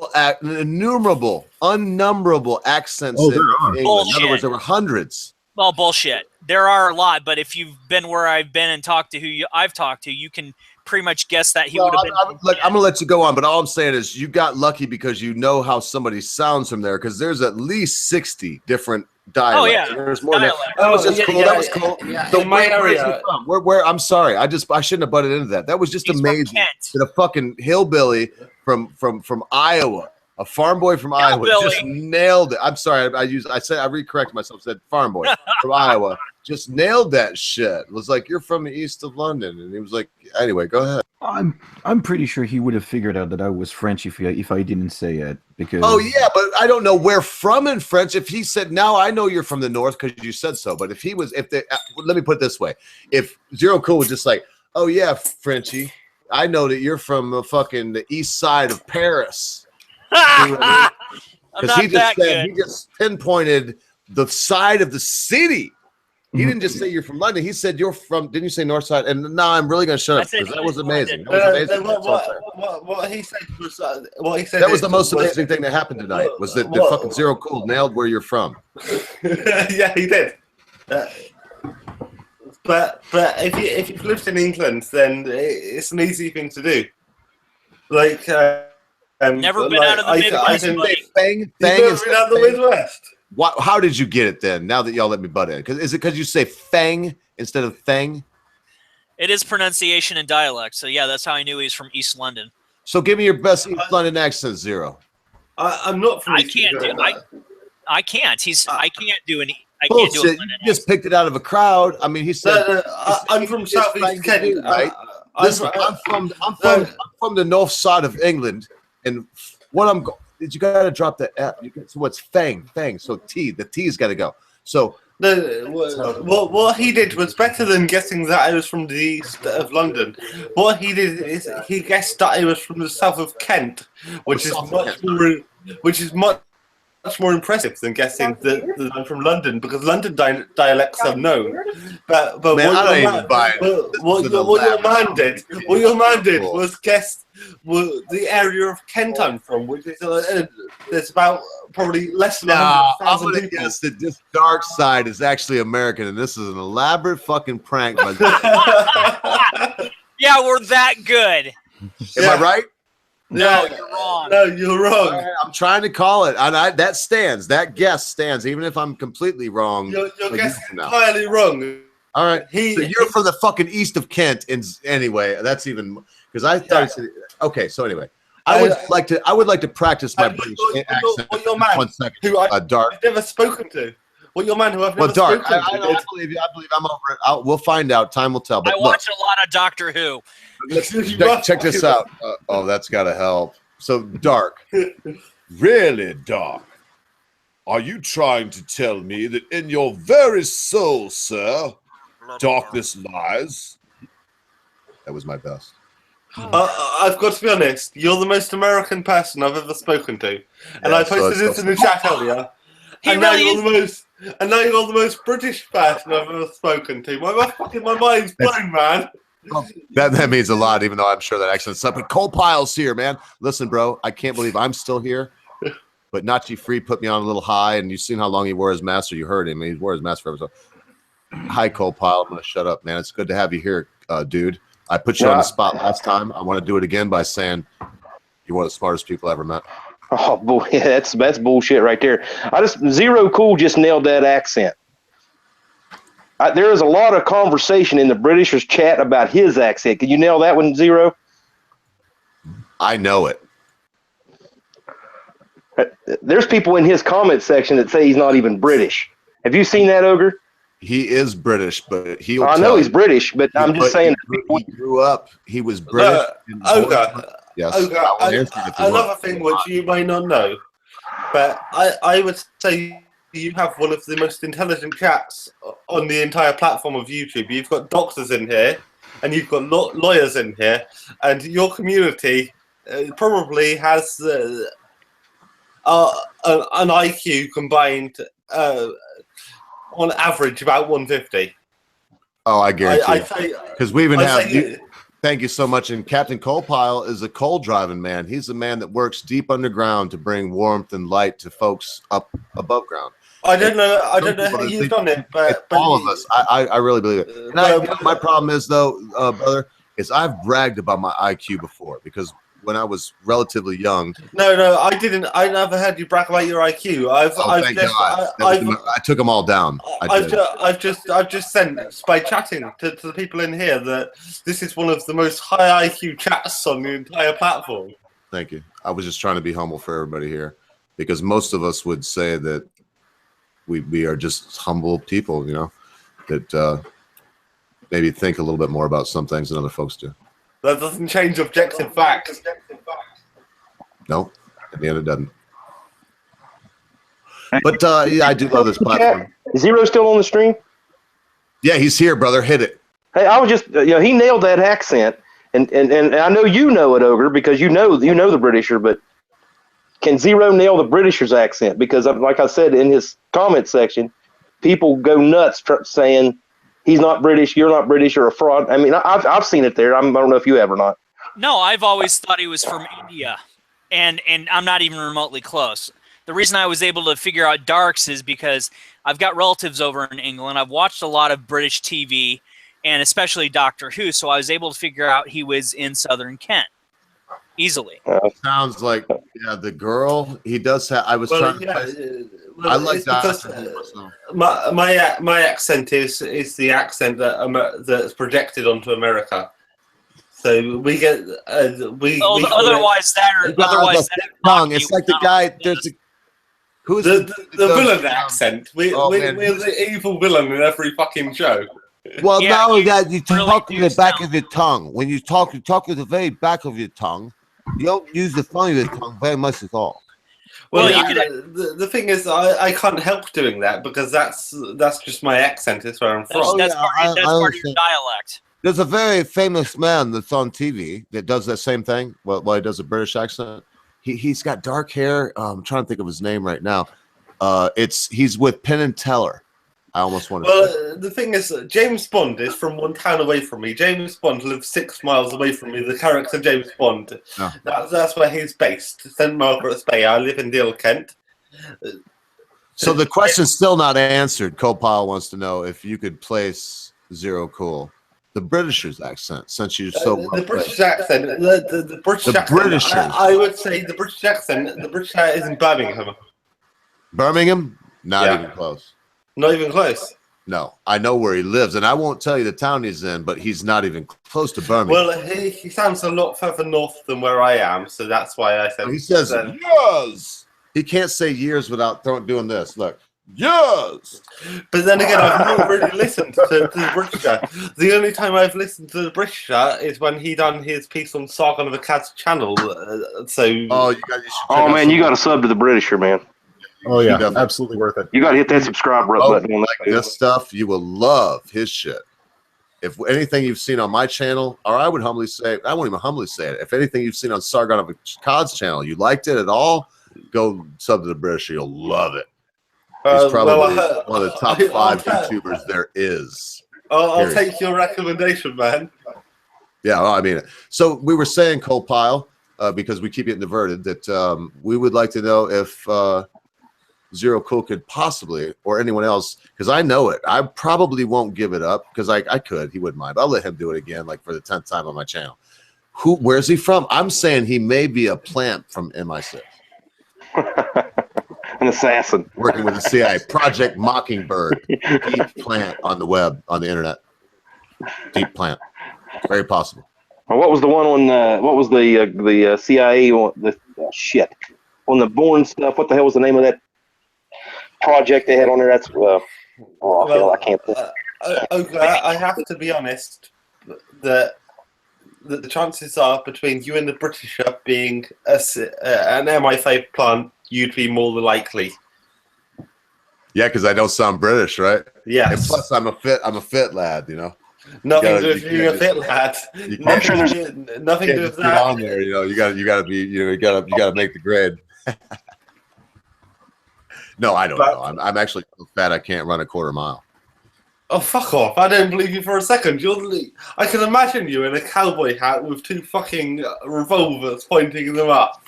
Ask him about his giant mutant chickens that he has a chicken around the yard. I mean, seriously, if I bet you have guns. I bet you've got. I couldn't go.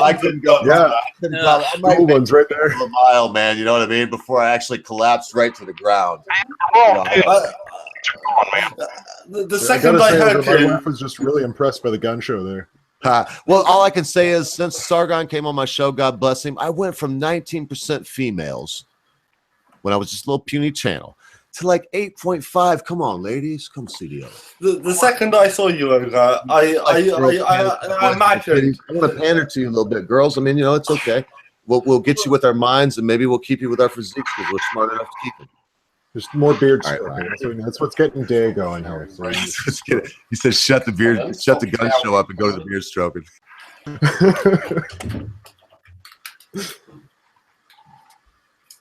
Hey, Beard Barian, can you grow one? This is about. If you look at my first video, this was just started. So I think it's right now about 4 months old, and in a year it'll be thick and deep. I'm imagining this first beard I ever grew. I've never grown a beard in my life. Quit growing on my head. Grows everywhere else, out of my ass, out of my arms, out of my ears. My nose. Well, yeah, when it starts going from one place, it has to go to the next. Right? It just up here, look, nothing. It's where my old lady hit me on the head with a frying pan. She's sleeping now, so I say it again. She won't cut me off like she did. She's abused me, boys. No, that's a joke. I should probably say some jokes. No, I hit the one thing I can say, because people say, oh, you know, you're big, and I'm 6'1". Being big isn't always good, man. It's not always good, especially if you're with the prom queen, you know, in 1986. It's not good.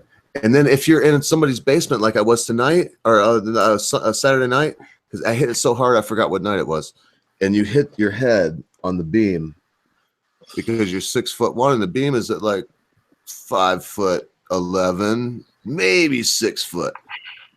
And you know, because you're me, you walk all tall like a king. Bam! Oh my good Lord. Coal pile damn near knocked me out. You gotta do that from time to time working in a coal mine, right? Like where you hit your head so bad that you think you're gonna go out, you've got to grab something, or you know, the dizzy stars are there. I'm sorry to say, Yoga, the only way I can see you is with a revolver in each hand. I don't have any revolvers with me, sir. I've been consuming alcohol and smoking the thinking weed, and my old lady puts them in a safe when I do that. God bless her. She does always carry her Sig Sauer P2380 on her person. I'm sure that it is on her now as she sleeps because we live way in the woods. And she doesn't ever want to be surprised by someone that ain't supposed to be there. And our Doberman Pinscher lets us know if anyone is in the vicinity. Seriously, the first time I saw you and I heard you, I thought that's the most American person in the world. I can feel my hand if it came to it, and I did have any kind of arms. What I like, Dark, is I carry throwing knives very often. To me, who's somebody who's British and lives miles away, you're like the American flag incarnate. Good Lord, you're making my head so big, man. Don't make me keep going down this road. Like, I couldn't like. You said that.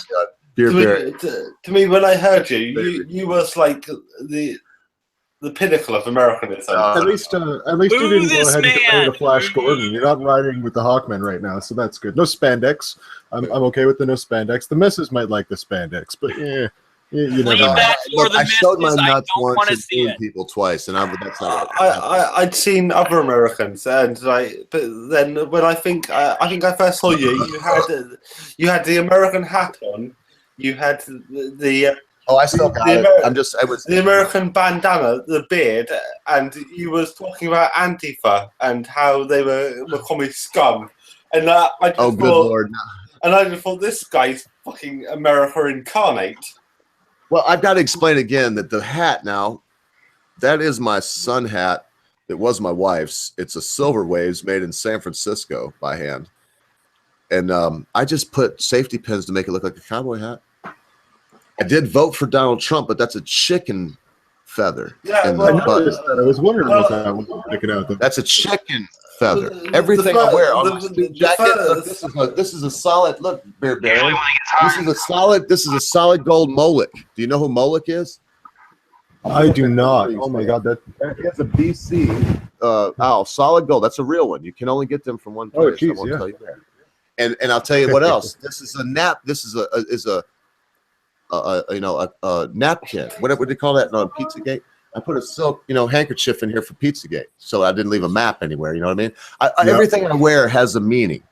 Mm-hmm. I mean, my rings, everything. I'm not going to get into every single thing tonight, but you've got to think of this from a British person's point of view.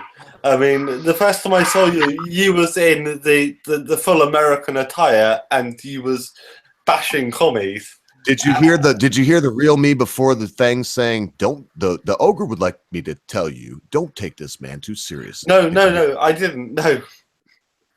If you watched any of my videos from front to back, you've heard. No, I wasn't watching it. I think I jumped in about midway through, and then it was. Oh, okay. It was Ogre in the American the full patriotic getup, slamming Antifa. So can I ask you, was it a live stream that you were watching, or was it a straight up? I think it was a live stream, and you were slamming Antifa. You was dressed up the full American attire, and I thought, what a fucking great guy! This is the most American person I've ever seen. Mercy sake, God. You want to know why that happens? Once you grow a big bushy beard, you have to accept a lot of power and responsibility. Like, the beard is power. With great beard comes great responsibility. Oh, Jesus. You can't be anything other than powerful and bashing commies. The power of the beard. To be honest, when I first saw you, you did seem like the commie basher in chief. To be fair, you did seem like I love Base Stick, man. I'll tell you what. I've watched some of those videos, Dark, and I've thought to myself, "Oh man!" And there's the dude next to him he's bigger than me. The guy next to him is bigger than Base, and I'm bigger than Base Stick, man. And the guy, man, he's got the Captain America right here on his chest. And man, I kind of thought, I'm old for it though. If this would have been happening 15 years ago, I swear on my life, I would have been in my Opel 1900. Look them up. You can hardly even find a picture of one anymore. I had a 1974 Opel made in Belgium, inline 4-cylinder, 1900. I would have been wherever in the United States. And any Antifa faggots that wanted to take, oh man, God bless them. Oh damn, what a car. I just had to look that up. Ooh. God bless them. That was me. My wife went to bed, but she'd tell you, there's no joke. I drove that car to the ground. I actually left it at a friend's house while I was driving truck, and the motherfucker sold it while I had the title. I liked him so much I didn't turn him into fucking cops, because that's the only recourse I had. Because he sold it to a guy. If I would have done anything, the guy that bought it would have been buying stolen property, and the guy that bought it didn't know me or him. The cocksucker listed it and sold my fucking. And if you look at that car, mine was lime green, 2-door station wagon, cantilevered rear, so that the rear wheel drive. You couldn't get that son of a bitch stuck in snow, nor mud, nor sand. Period. Belgian back roads in the middle of Belgium. You know, I'm from 6,000 miles away from you, but you're my image of America, not some cuckold faggot. Oh, well, thank you. I might be, you know, everybody in their heart is all kinds of things, but I appreciate that. I wouldn't say I'm a cuckold faggot. No. You're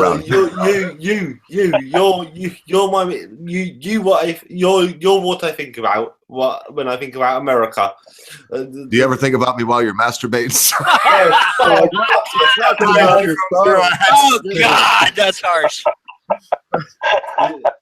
I obviously I kiss so much ass. This guy is tearing me up with the compliments. Lay off me for a minute, Dark. I appreciate that you think I'm American.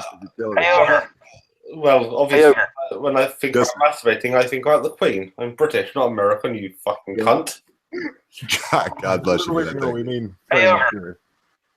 Yes, sir. Hey, I got one more question for Zero Cool, and I'm gonna jump out. Yes, sir. Oh God. Hawkeyes or Cyclones? No, hang on. Do it again. Somebody said something over you. Say it again, Captain. Hawkeyes or Cyclones? Zero Cool. Get the hell out of here, Hawkeyes. Go away. Hey, man, that's cool. I am gonna go away. I'm a Big 12 guy. That's why I was just wondering. Copal, come on anytime, brother.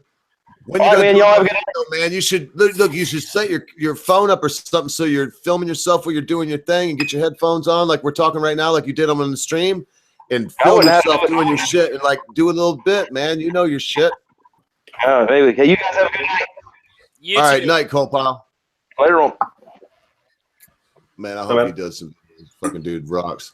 I'll tell you who else rocks. He's not on here. He's been on in a while, man. We got to have him as a guest too sometime. Is the Hypnogogic Monk. Fucking hard driving guy. He talks shit. I've watched all his videos. He's like one of my guilty pleasures. I very seldom comment on him because I mean all kinds of reasons, but he's something else, man. I tell you what, go watch his shit. Hypnogogic Monk. Oh, I'll tell you who you want to get on. You want to get on either the King of Random or King of Random. Yeah, get that fucking guy on. Hey, Dark, aren't you you're a moderator in this regular stream, right? And I'm don't get me involved in this, and I'm a writer for alt-right media, so. Oh, that's cool, dude. That's cool. Whatever. I was just going to give you the ability to put links in the real chat if you want to. If you put any link you want in the side chat, I'll relink it in the real chat under my name. I don't give a fuck what you are, dude. I don't care, man. I don't care if you're Ku Klux Klan. We have look, MCJK's here. I don't care if you're Ku Klux Klan. We got MCJK is a blue blood bleeding fucking diehard American that would give his life for Donald Trump because he's president, not because he's Donald Trump. I guarantee you. Save me. Save me. He saves the what MCJK does every day. Hang on, chill for a second, man. MCJK is out there saving the world every day. Say whatever you want after that, Dark. Thank you. Hi, MC. I didn't mean to fuck it up. I'm gonna go off now, man, because it's late and I'm drunk. What's up, MC? Not much. That was quite an introduction. How do you get drunk off light beer? Oh man, I drank some wine. Didn't you see that? Half a bottle of wine that I had, and when I'm drunk. That must have been when I was out doing my grocery shopping. Yeah, no, I can't remember if you were here or not from this, but this. No, I wasn't here. Low, it was about right here, and when Dad do it. When Nachi came on, I turned it up. I took a guzzle, and then I said, "Well, fuck it, I'm a wino anyway," and guzzled the rest. I mean, but anyway, it's fun and games. MC, did you know? Oh man, we're still live. I got to be careful.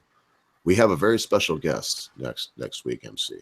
And if you can refrain yourself from yelling at everybody except for Cabbage Patch Bastard and me, because apparently you're bold and I don't know, whatever, fucking bunch of. But if you can do that, just yell at me and Cabbage only, and everybody else will be happy. You should come on this coming Monday, man. I mean it too. That's because, and I'm not saying it to many people this time. There's only going to be. I'm not even going to do it now because we are live. There's going to be very few people that we get to invite this coming Monday, because it's best if we keep it to around 5 and a possible 6 for the second hour. You know, because with the guests, I mean, that makes 7 people there. You know, dude. I mean, I don't know what else to say. Anyway, hey, how you been doing, MC? Did you save anybody's life today by possibly finding a pedestrian that got struck by a truck and was near death? No, no. I did get several misplaced calls, however. Oh, not for me. I don't know, you know. So no, I did not save anybody's life today. It's not my job to necessarily save somebody's life. My job is to make sure somebody doesn't screw up and kill somebody. It's a little different. No, it's not. And I don't know. I don't understand exactly what you do anyway, and I don't want to. But from the little I do understand, you do actually do things that, like you said, I mean, one way or the other, if you didn't do what you did, more people would perish at the very least sooner. Yes. Well, what I work on are cancer treatment devices for all intents and purposes. So, but what I do specifically is not. I don't directly work with patients. Let's put it that way. I work directly with the people who work with the patients. I feel like I'm proud you now too. And remember, dude, we're broadcasting. I find, because I mean, we've talked and we've just have seen, and I find some things so fascinating. And folks that are close to what you do, MC, look at, I mean, I'm gonna be blunt with you. They look at people that are involved in what you do sometimes really harshly.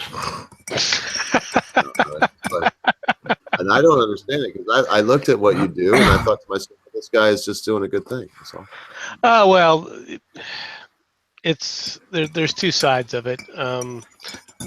There's, how do I put this? The best way to look at it is there's the patient side and the patient care side, and then there's the monetary side.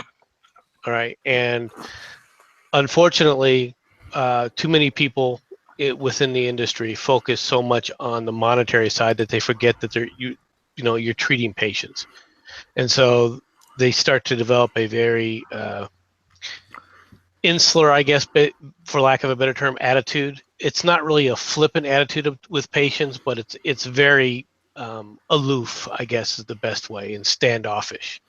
And they put their heads down, they focus forward, and they forget everything that we're doing is supposed to be trying to save people's lives, or at the very least increase their quality of life.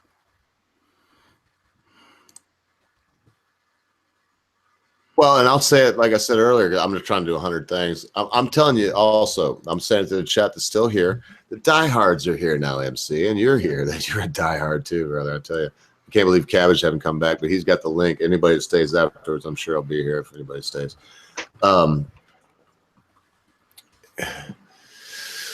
There's all kinds of ways to look at everything.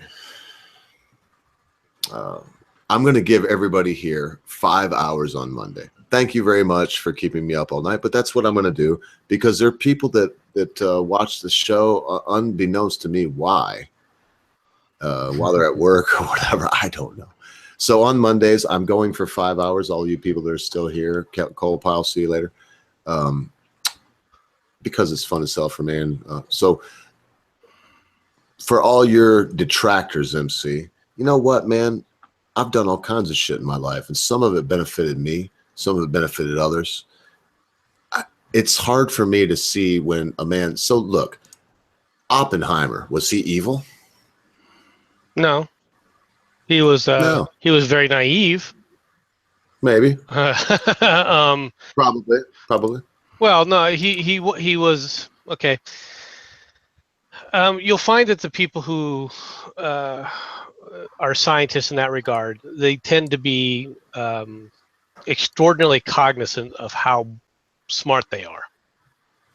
All right, and they tend to give, just like everyone else does. You look at everyone else initially, and the first thing you do is you believe that they think just like you do. It's just a natural aspect of when you first encounter somebody, right? That you have a common belief system, and yet you have a common experience system, and you got a common intelligence system, right? So everyone around you, especially in the world of the academics, right? They're around people that do that kind of crap all the doggone time, and they talk the same language, and they all put them at the quote unquote same, intellectual, emotional levels, right? But the world doesn't function that way. All right? And if you've seen the wide and the bright of the world, how the breadth of the world. If you've gone out there and explored the world, if you've been in a number of different countries, regardless of how you got there, when you've talked to several different people, you know that isn't true. Even though you still feel that way emotionally, intellectually that isn't true. But if you haven't done that, if your whole world, like Oppenheimer's, up until the point where he was put in charge of the Manhattan Project, had lived almost his entire life within the world of academia. And so he had a very naive and a very, for lack of a better term, arrogant view of the world on his worldview. And where he went wrong really wasn't during the Manhattan Project per se, but actually afterwards, when Fuchs and several of the other people turned out to be, communist spies.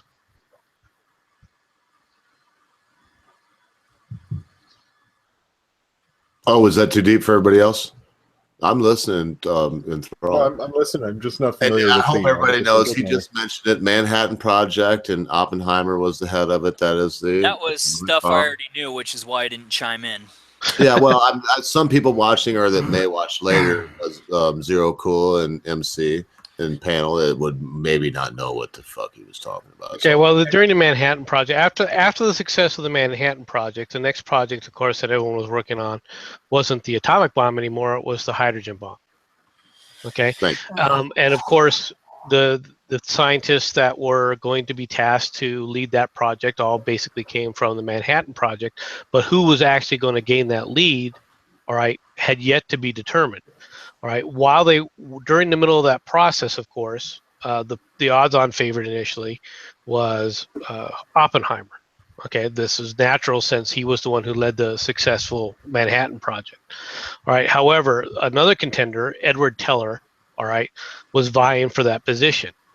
During the, for lack of a better term, interview process where they were discussing who should be in charge of it, Edward Teller basically accused Oppenheimer of allowing the communists, all right, to be part of his program. And Oppenheimer was absolutely shocked that Teller would bring this up, especially considering that the biggest leak at the time was a man named Fuchs, who had actually come over and been part of the Manhattan Project, not at the behest of Oppenheimer per se, but at the behest of the British MI6. And it turned out that he was outed as a communist and arrested as a communist spy. All right, who was a dedicated communist who had been giving a lot of the secrets of the Manhattan Project directly to the Soviet Union. All right, so because of that, a lot of people within the project who were very dedicated to Oppenheimer, first of all, were very upset that Teller would dare to blame Oppenheimer for this, egregious failure. Right, and so even though they worked on they were forced to work on the project or asked to work on the project, which they kind of couldn't refuse, they still hated Edward Teller as a result. All right, Oppenheimer basically then, because he's no longer the leader of the project, and because Teller basically said he's a security risk, loses all of his access and basically trundles off into obscurity. So that's why you don't hear more about Oppenheimer as time goes by. It's just one of the things about the situation at the time. And of course, the U.S. at this point, because of these revelations, further deepens things like the Red Scare, and of course the House on Un-American Activities, and of course the the McCarthy era as it's come to be known. All right, so but that's basically what happened to Oppenheimer. Now, the United States basically detonates the first hydrogen weapon, which was really not a weapon per se. We basically detonated a hydrogen building on an atoll. All right. The first actual, more or less compact enough usable weapon was actually detonated by the Soviet Union, as far as a hydrogen weapon. But that's just a little historical background stuff. Stuff you pick up reading history. Now let me switch gears here for a short second, MC. With knowing that we've had the hydrogen bomb, is there any possible way that, and I don't know much about this kind of stuff, is that what they're basing trying to get hydrogen fuel cells from, that technology from back then? No. Okay. No. Hydrogen fuel cells are completely different. Okay. Hydrogen fuel cells are basically utilizing a chemical process. It's not a nuclear process in any way, shape, or form. Now there are some interesting rules due to several of the treaties that we signed. One of the treaties that we signed with the Soviet Union is called the Anti-Ballistic Missile Treaty.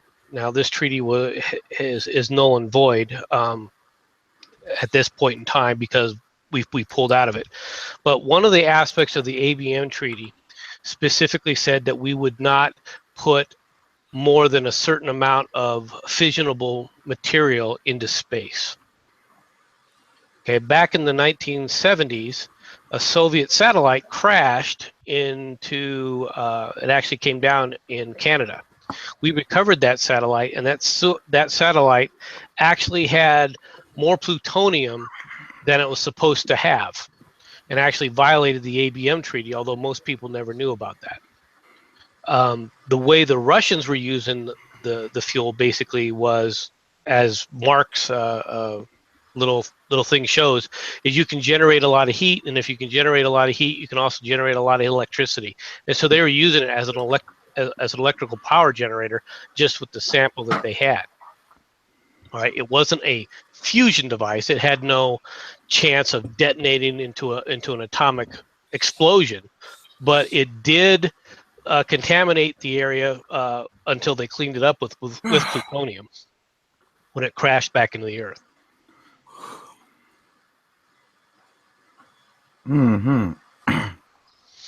Well, somehow I'm surprised with the satellite full of plutonium crashing in Canada that I don't hear about this all the time with our whinging people up here, but damn. That was back in the 70s, I believe. I think it was the 70s. You could look. You should be able to find it. There should be newspaper articles about it.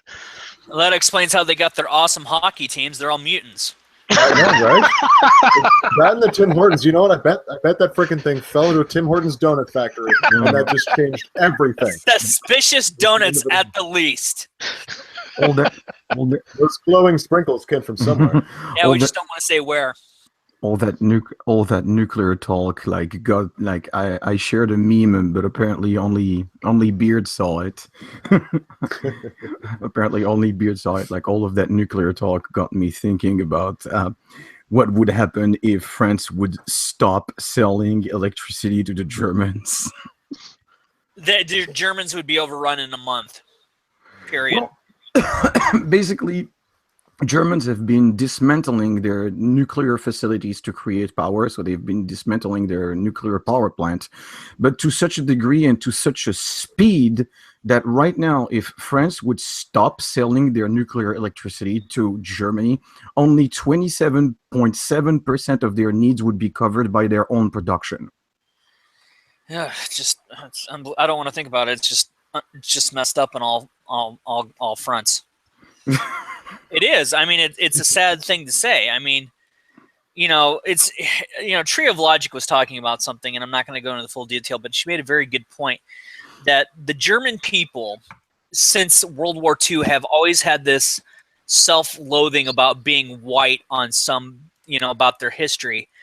And we, as the rest of the world, have really not forgiven them for the mistakes of a psychopath and his dipshit followers. Yeah, which is stupid. When a lot of people, yeah, exactly, it's immature. And what my father told me was, because in my family, we had family, and we got family in Brazil for this reason, and Argentina and all this.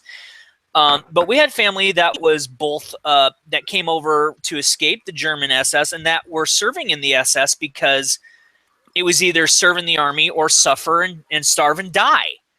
And so it's to the point that Germany has, just consistently berated themselves over the last 75 years. And it's like, and now they've got and they've got their immigration problems. Like, when the fuck are they going to stop this shit and stop beating themselves up? The rest of the world, while we get a chuckle at making fun of Hitler for very justifiable reasons, we don't on a whole look down on the German people. We love the German people for their heritage, and yet they're the ones kicking themselves in the crotch. I mean, when does it fucking stop? And so for France, and no disrespect, France can go ahead and do that and say that, and Germany would be, in my opinion, would be basically gone within 6 months because they've dismantled the one thing that can keep the hordes at bay. And all because of a mental poisoning of their collective mind and heritage over feeling bad about being white. And tell me if I'm offbeat with this. For the nuclear thing, no, it's basically the Green Party, the story of the Green Party in Germany, because I know a lot about the Green Party of Germany.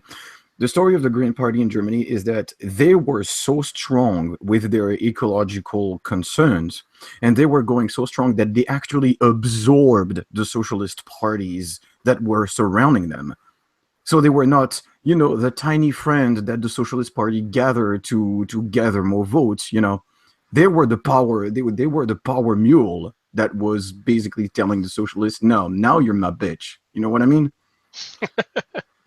And therefore, they have been pushing forward that narrative, that anti-nuclear energy rhetoric for so long, that basically nobody has challenged them on this, and nobody has cared to look at how much Germany is self-sufficient in electricity, to the point that, if we would cut off electricity, if we would cut off what allows us to sell electricity to the German, if we would cut off that network, they would be left with 27.7% of their needs.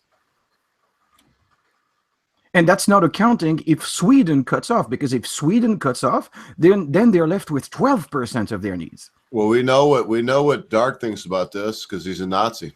Yeah, nothing. He's not saying jack shit. No, but he's a what you call it? He's like alt-right, which isn't that Nazi, Dark? Doesn't that mean Nazi when you say alt-right? I'm sorry, but seeing Dude Man like deck Moldy Locks, boom. And I tried to watch Spencer's. I think it was Zero that wasn't it you that sent me that shit? Oh no, it was Carrie. Carrie said she said it on stream. She was like, I tried to watch Spencer's shit tonight in Alabama, and it was unwatchable. I tried to watch it too, and the guy, I would have watched his spiel if he was good at what he did, but he sucks. At least Bass Stickman knows to, because I don't think Bass Stickman is the most eloquent of public speakers either.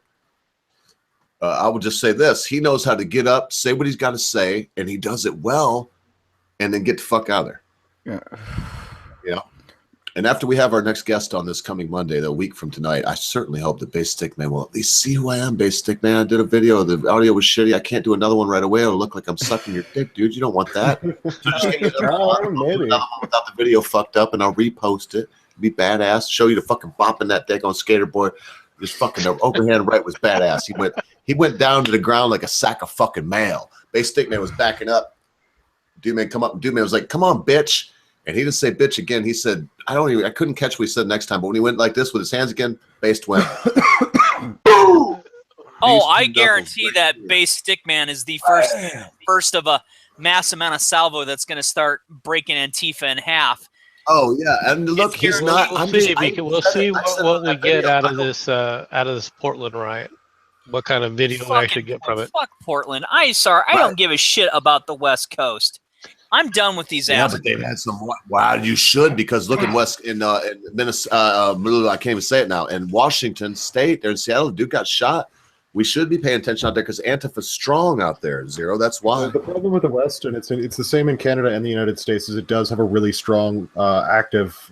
I'm going to say I'll put it as a liberal kind of. Yeah, it's really bad, and I love living out on the West Coast, but I'm 1 in a million, and there's. Oh, it's fucking beautiful. The only place that I know of good to live out there is in the Emerald Triangle, man, in Northern California. The rest of it, in some places in Oregon, I gotta say, they're more or less Republicans that don't mind helping their neighbor if they can't eat. You know what I mean? Yeah, there's a couple of small towns up on the west here that are like that, and that's the saving grace. But Kelowna's not bad. I actually just was there a couple of years ago for a few months. The summers are fucking hot, but not bad at all. My ultimate point is you have to start tracking Antifa down and killing them, whether it be metaphorically, literally, or physically. Good mercy. You were Hunt talking them about down and destroy them. Please, Zero. I love you, brother, but we're live still. Nah, I don't mean physical. We're not gonna. The only way we're not gonna track. No one's gonna track anybody down and kill him. And he meant that metaphorically. What he meant to say is, if they come to his town and fuck with him and fuck with his daughter or whatever, because God knows Zero's daughter's lesbian, so he don't she need can to handle her own. Well, no, but I'm saying you don't need this shit from Antifa talking about how you're not liberal. I mean, you sound like a Republican to me, but you don't give a fuck. I like that about you. All I'm saying is you're pretty wild. We're not calling for anybody to hunt anybody down to kill anybody, or neither is Zero. He meant that metaphorically. For a reason. Carry on. I need to just be quiet. We got drunk. Go home, Ogre. You're drunk. Oh man, I would eject you, but you couldn't come back after the show. I learned that lesson. So you are already home, but you're drunk, and it's okay. Yeah, no, I'm groovy. I will just say that, because earlier I don't want to reiterate it. I already said it once. You're fucking nuts, dude. You gotta watch.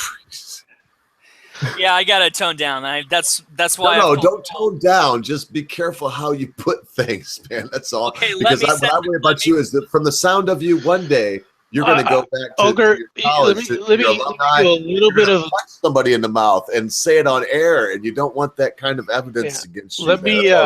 Let me defend Zero a little bit. All right. Oh, go ahead. All you want.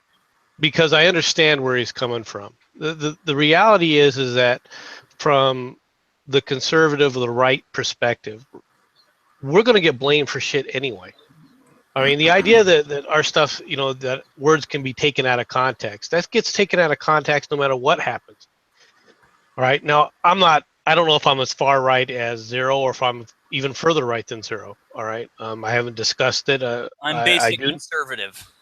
All right. So I don't view as right and left. I adhere to the conservative principles that, yes, our values need to be kept intact, and yes, change does happen. But unlike the standard of what a liberal is, we don't jump in head first without the consequence. Right. Okay. So you're about. I suspect you're like. Has to happen, but we have to be cautious, and we know change is inevitable, but we don't jump in suicidally head first. Just like French people, be they right-winger or left-winger French people, you don't want the change to be engineered. You want the change to be organic. It has to be. That's the only way that change is the only constant. Change is going to happen, but that doesn't mean we engineer it or become completely like lemmings and jump off the cliff in some psychotic fervor of idealism. So you're probably a lot closer to me than anything else. You believe in limited government as well, I suspect, right? I do, but I think people also have to realize that there's a line in the sand, and you can't continually crossing it. Antifa does that. I agree with that. And listen, man, I got to make it very clear because I am a little buzzed, but that don't got nothing to do with it. It's careful for me, man. I love what you said, Zero. We have to be careful what we say live that people, because I never know. Look, you may be downtown one day and Antifa's there and they accost your daughter and you have to do something horrible that I don't even want to think of. And if that day comes, I don't want him to be able to come back and find a fucking stream you were on where you talked about hunting him down and killing him. That's all I'm saying, man. That's it. I just try to remember that we're live. Now let me finish. That's where MC and I were trying to roundabout back to. I did say it wrong, and that's where I said I need to tone down.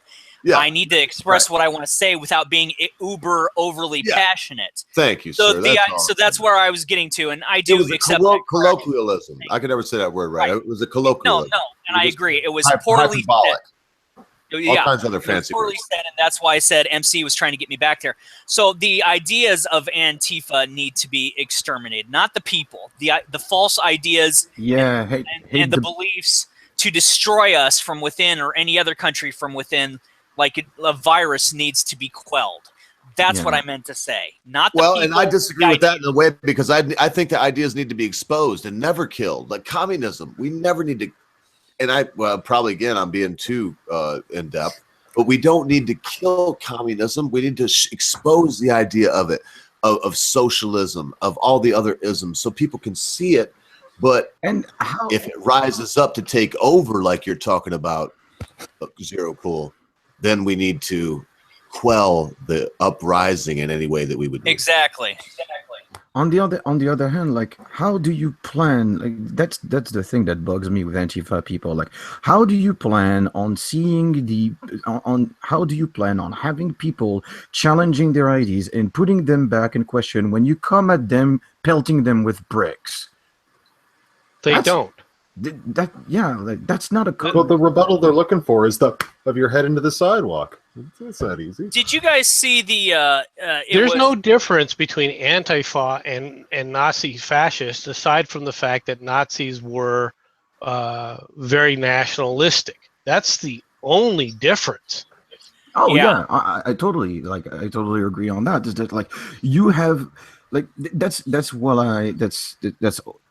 what I will always say personally. Like the minute you pull a bazooka out of your ass as a response, you lose. Rocket launcher. Yeah, seriously. Well, I'm being curious too. I hear what you're saying. All right, but the reality is do they really lose? History doesn't always show them losing. No, that's what I'm saying, MC, is that as an outsider, like the minute you pull like I'm placing myself outside of the situation when I talk to those people, and I said, look, as far as I am concerned, if you want to convince me that you are on the good side, the minute you pull a bazooka out of your ass, you lose my attention. So if you want my attention, keep your bazooka inside your butthole, man. Yeah, I get that. Well, I get that too. But my concern, especially within the United States, is there's too many people, and they've been around for too long, that want to play the pox on both houses game when violence begins.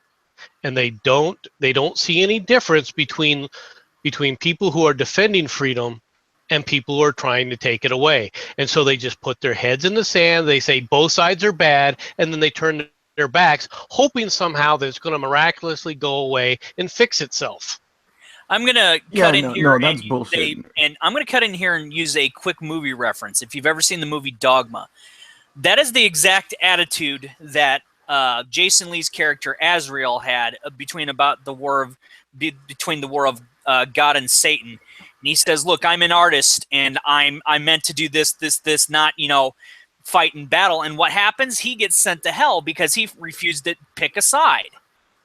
And that in my opinion, does very much apply here. It's not saying that you have to choose a side, one or the other, but you can't afford to stick your head in the sand, because sooner or later it comes knocking at your door, and you have to make a choice because you have no other options left. Yeah, exactly. Like that's the reason why. Like you can say don't pull a bazooka out of your ass, otherwise you lose. But on the other hand, do debate the person. Like do engage. Like it's not. You should not end it here. Like you should basically say, no, I'm sorry. The minute you're here twice, Beard. I'm trying to listen. I want to continue this. We're about to go off air. I'm going to give my sign off. We're going to go off, and the after party will start. That's what I'm asking in the chat. So anybody that's wondering in the chat if they're going to be on air, as soon as you hear me say the thing, I'm not going to say right now because I'm going to give one last plug for Nacho. And I want to say also that I hope Nacho comes on the day show now, man. And Beardberry, and I only got to hold you off because, look, next week, I don't know if I've told you, but I'm going to send Nachi the truth of who's going to be on next week, come hell or high water. Mm-hmm. She is very, very popular on YouTube. She's an exceptional gal. She was just on the Steven Crowder show last. So I can't. If I can, I didn't. I gave it away there, so everybody knows now. So fuck it. That's who's going to be on. She followed me today because I sent her that picture of me in a muscle shirt. And if you're I'm watching, gonna be girl, so I'm not trying to goddamn just jealous show the whole off. way through. I sent her a picture and I was like, I'm a cis white male and I love you. She followed me, and she doesn't follow too many people. So I just took it upon myself to DM her and say, look, girl, I would love to have you on. It would be an honor. And we'd all love to have you on. And she said, yes. And then I asked her, I said, look, here's my email, and I don't want a joke about it. You know, this is not a joke. I would, you know, if you're going to say yes, say it. And she said, yes, absolutely. I'll see you Monday. And so she's going to be on. So I would like you to be on, but you will be the only other one. In fact, Dop won't be there. I'm saying it live. Doppel, don't feel bad. No one will be there. Cabbage Patch won't be there. No one will be there except for Day is Dead, Amanda Wolfchild, The Britisher, myself, yourself, and I'm missing one. Oh, and Nachi Free. And those will be the only ones. And Nachi, if you're watching this, you'll only be on if you wear your mask the first hour, then you can split, bro. But if you got to wear your mask, you can't. And then after the first hour, if you want to take your mask off and do your little icon, that's cool. But you got to wear your fucking mask, man, for this person. I almost said her name, but everyone knows who I mean. But I still can't say it quite yet. It's okay. But come hell or high water for all the guests, because all the crew that I just said may not be there. But what I don't think they understand about this person that's going to be on Monday is that this person has big shoulders. You could ask her anything. The reason I think that she really followed me was because I seen her say that some of her videos made somebody made a video about her, saying that her videos made trans people literally kill themselves. And I watched that horse shit. I watched that horse shit, as I often watch this particular lady's horse shit. Excuse me. Well, I shouldn't call it horse shit, but we're all got horse shit, right? So I'm leaving it at that. And because it is, and that's why I said it that way. And her horse shit smells better. That's all I'm saying. If I'm going to eat horse shit, beard burying, I'm going to go to the source and get the horse shit I like. Oh yeah, get it fresh, man. Straight from the tap. Get it fresh. And I ain't taking it from some other source. So when this person's on, we'll give her respect. But I'm sure Amanda Wolfchild's gonna be on, and I know one of her questions. I can't repeat it, or she'll eviscerate me when I finally do get to meet her down there in Texas, because I know what it is. It's kind of, I'll say this much, it's of a sexual nature. Sexual. I said that for Dart. Is that right? Sexual, not sexual. Sexual. Sensual. Sensual. Anyway, yeah, I need to quit talking about this person because I'm very stoked, and I'll tell you, Beard Barrett and everybody else here, I'm old, and that this human being, because I'm not sure if it was the tweet that I sent about that, talking about that, or if it was that I sent her another tweet, and I'm going like, he's I'm making bragging. He's even pimping himself out. It's bad enough he pimps everybody else. I sent it to you too, MC. You seen the one, and right as soon as I sent that, she was, and look at me, I'm turning red, man, because it's. To me, I'm not ashamed like some people would be, because I know people have all kinds of past. And this person will be the first one to tell you there's a very small percentage of human beings like this human being. And that said, if I was to meet this human being in a bar, and I would have been like 25, because she's way out of my league right now. But if I would have been younger and she would have been kissing me and I would have reached down there and felt some meat and veg, I wouldn't have I'm not saying that I would have went any further. I'm not sure what would have happened, because that's never happened to me. But if it did, I can guarantee you one thing: I wouldn't cuss her out or anything. I'd just be like, "Wow, I had no idea." Look on that. That's it. So I hope that she watches this so she knows how I feel, because look, you could see, man, the blood rushed to my cheeks, because when I showed my wife, I was like, "Look at this human being." This was before she followed me and all this stuff. I was like, "Look at this human being. Look at her hips," and tell me that I would be stupid if this person was talking to me at the bar, to think that this person was just a smoking hot chick. And anyway, like I said, several people have pointed out I'm drunk now, but I'm elated. I'm MC.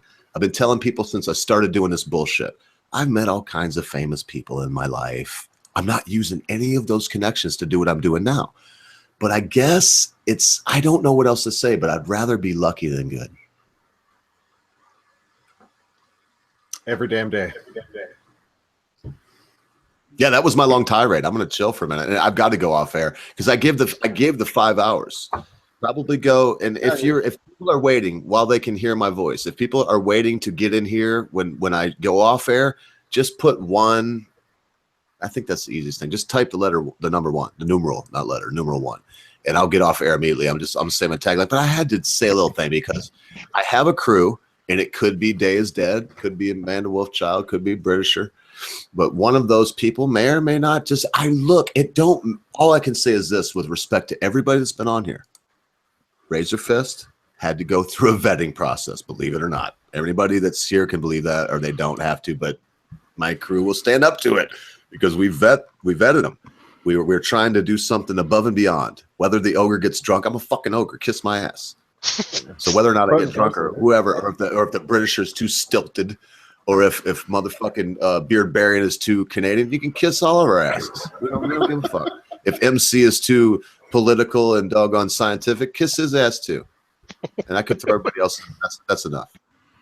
So that said, I had to brag a little bit, but there's a vetting process. I mean, even Sargon, believe it, God save me. I kissed his ass up one side, down the other. Anybody that watched that live stream knows it. I said very little. I talk a shitload, more than I should, and I said hardly anything that night. I even got a comment. It was my favorite one. I pinned it for a couple days. It said, my favorite parts of this is Sargon stream. My favorite parts of this stream was when the fat guy with the funny hat and the beard shut the fuck up.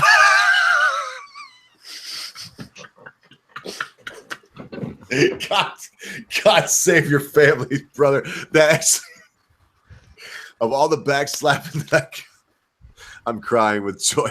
Of all the backslapping that I got for like a couple days on that, which was the Britisher that got him on, and then we all vetted him. You know, everybody agreed on it, and everybody was asked. There was actually one human being on the stream that's the part of the regular crew that was trepidatious about having him.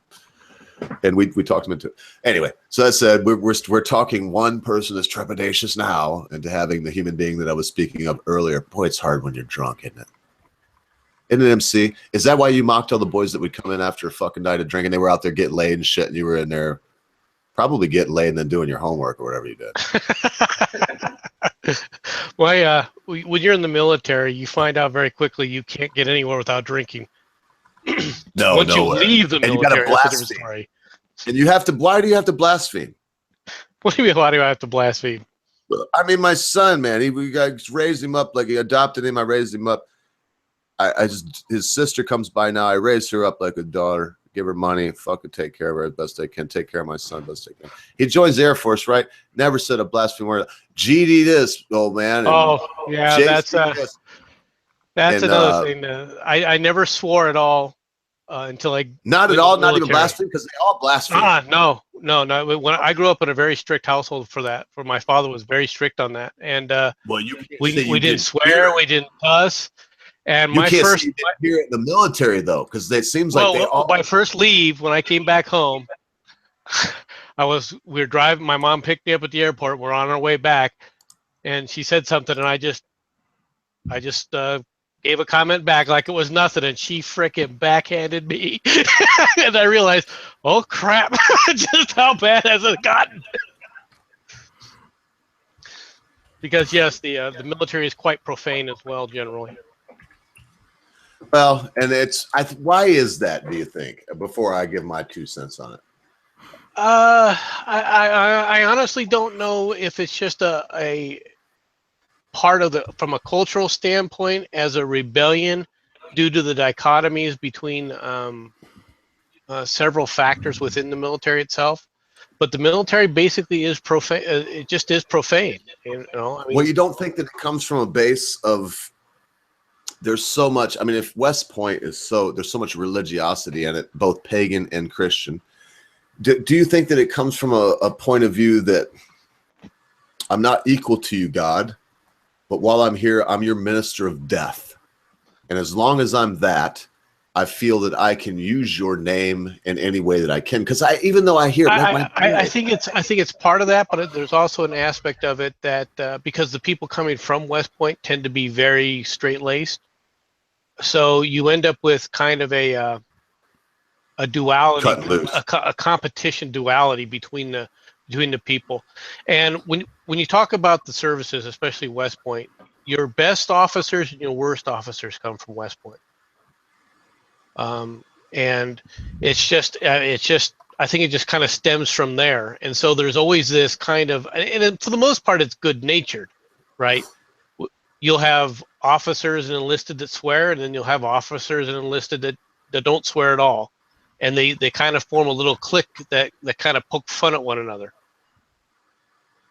Now, you don't really see that so much, unless you've been part of that community. There's a little hubbub in the chat, and these are our diehards. There's Matt Barkley over here, the Beerbarian, who's in here with us, Drinking with Cats. I'm trying to get Drinking with Cats to come on the after show, and I didn't see if there was any ones that people that were waiting for us to go off air. But what I'm going to do while we're still on air, because I know Mrs. White wouldn't mind, and I just said her fucking name, fuck it. I'm very proud of, not me, but I'm not sure. There was a number of things, and the third thing I didn't mention is when I sent her the DM after she followed me, because let's face it, she could have followed me and I could have sent her DM and she could have still said, who the fuck are you? Get the fuck out of here, bearded one.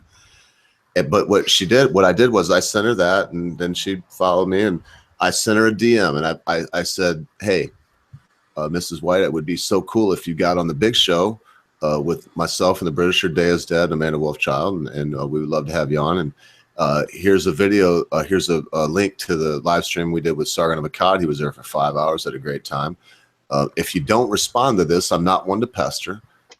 And this is from memory. It's very close to what I wrote, though.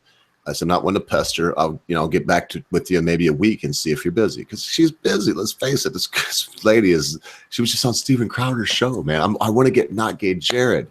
I'll say it now, Mrs. White, I probably won't ask you on the show because I'll be a little flabbergasted and probably let the Britisher take the helm like I did with Sargon. But that said, if you have a way with Not Gay Jared to get a hold of him, because I don't want his email or anything, I wouldn't ask for that. Of course, I would never share your email, and you won't share mine because we're friends. But that said, if you have a way of like saying, hey, Not Gay Jared, I offered him $1,000 for his shirt if it was signed, if he'd sent it to me and he didn't respond, and I meant it. I don't want to a mug.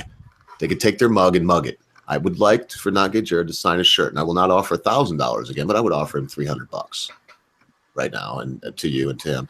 If you can pass that message on to him, have him sign it, and if it's not on air for $300, fine. Just tell me it's him. I want it in black marker, and I'll put it where the fuck you sign is right now.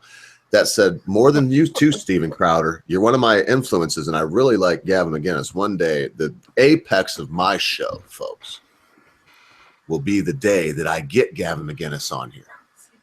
I'm not saying if, I'm saying when, because constant viewer, there'll be a day when we have people on here that are so much bigger than me that when you watch Sargon of Akkad on me and the Britisher show and thought, wow, that's amazing, it will seem like that is a very small thing. Mark my words.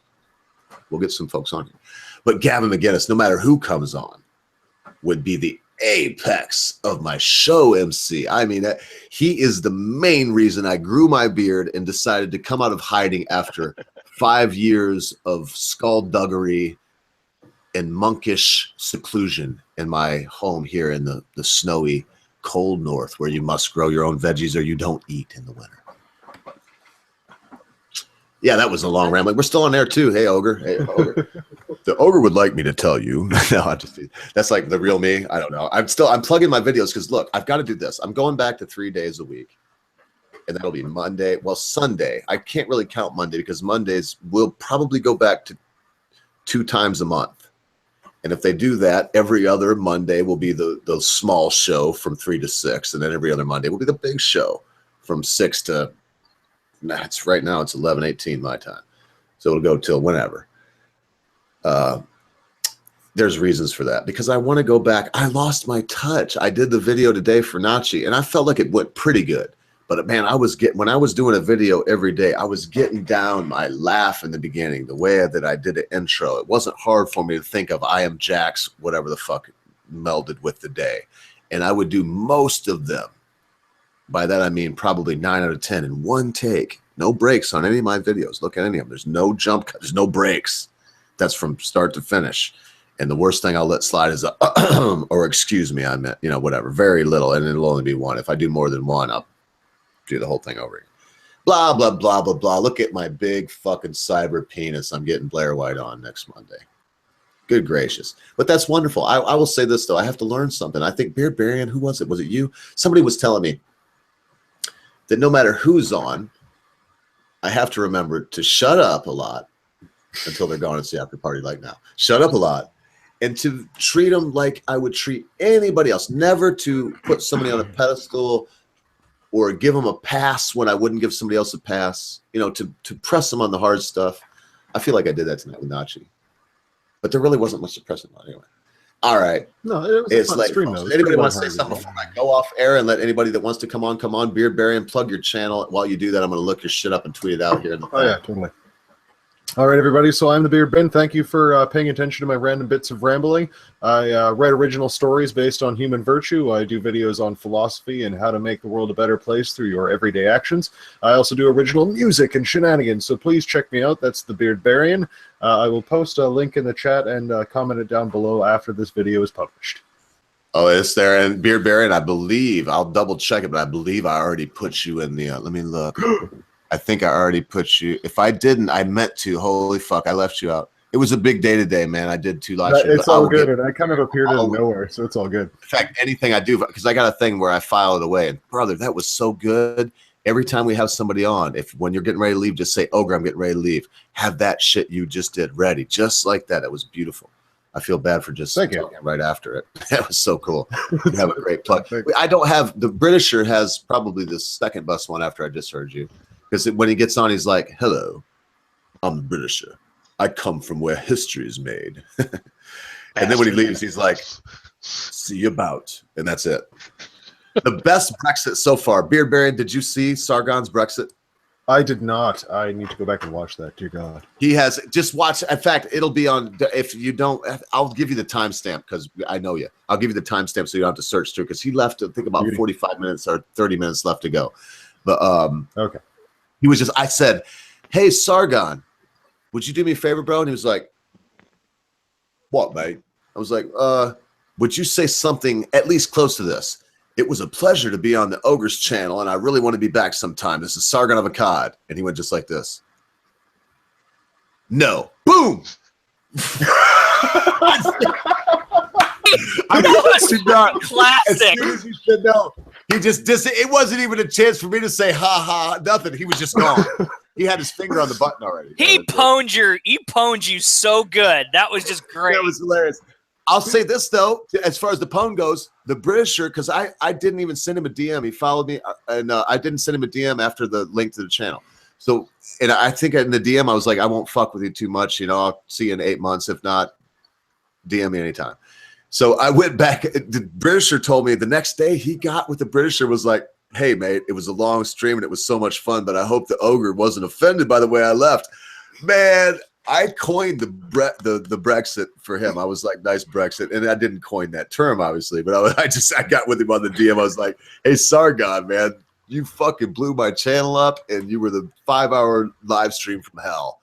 Nice Brexit. And then I think the only thing he said back was like, ha ha ha, cheers, mate. But you know, these people, like I said about Blair White, I am stunned. I don't even know how these fucking people find a chance to do it.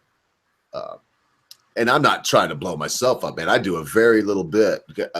Sargon of Akkad, for the most part, is extemporaneous. He'll do his source material and then blister it.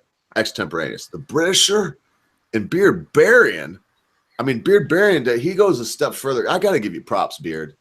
And Britisher, fuck you if you feel this is an offense. It's not an offense. But you write fiction and then just deliver it on YouTube, man. You know, you do the part. That's incredible to me. But the Britisher's like only a tenth of a step below. And what he does is he writes all his shit out word for word, man. The whole script. Oh, yeah. His method is freaking incredible. Holy 25 crap. minutes this last time on the week that was for the Britisher. 25 fucking minutes of written script. I can't. I don't even like to think about it. It makes my heart hurt. Because I'm extemporaneous. I do the same thing that the Sargon or Razor Fist or a lot of people do.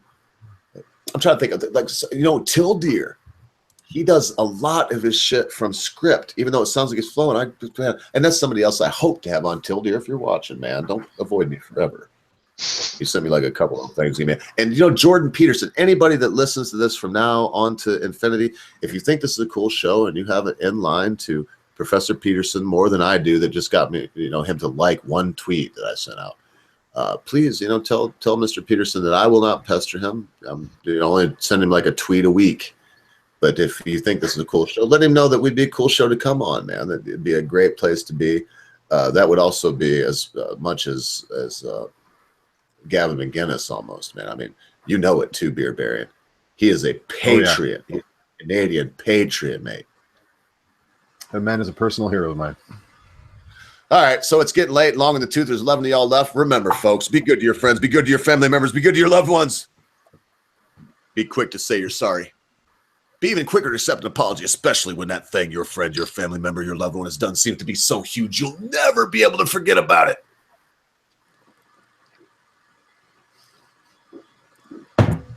Because constant viewer, in a time you think not, your friends, your family members, your loved ones, your life and your very cause will depart from you.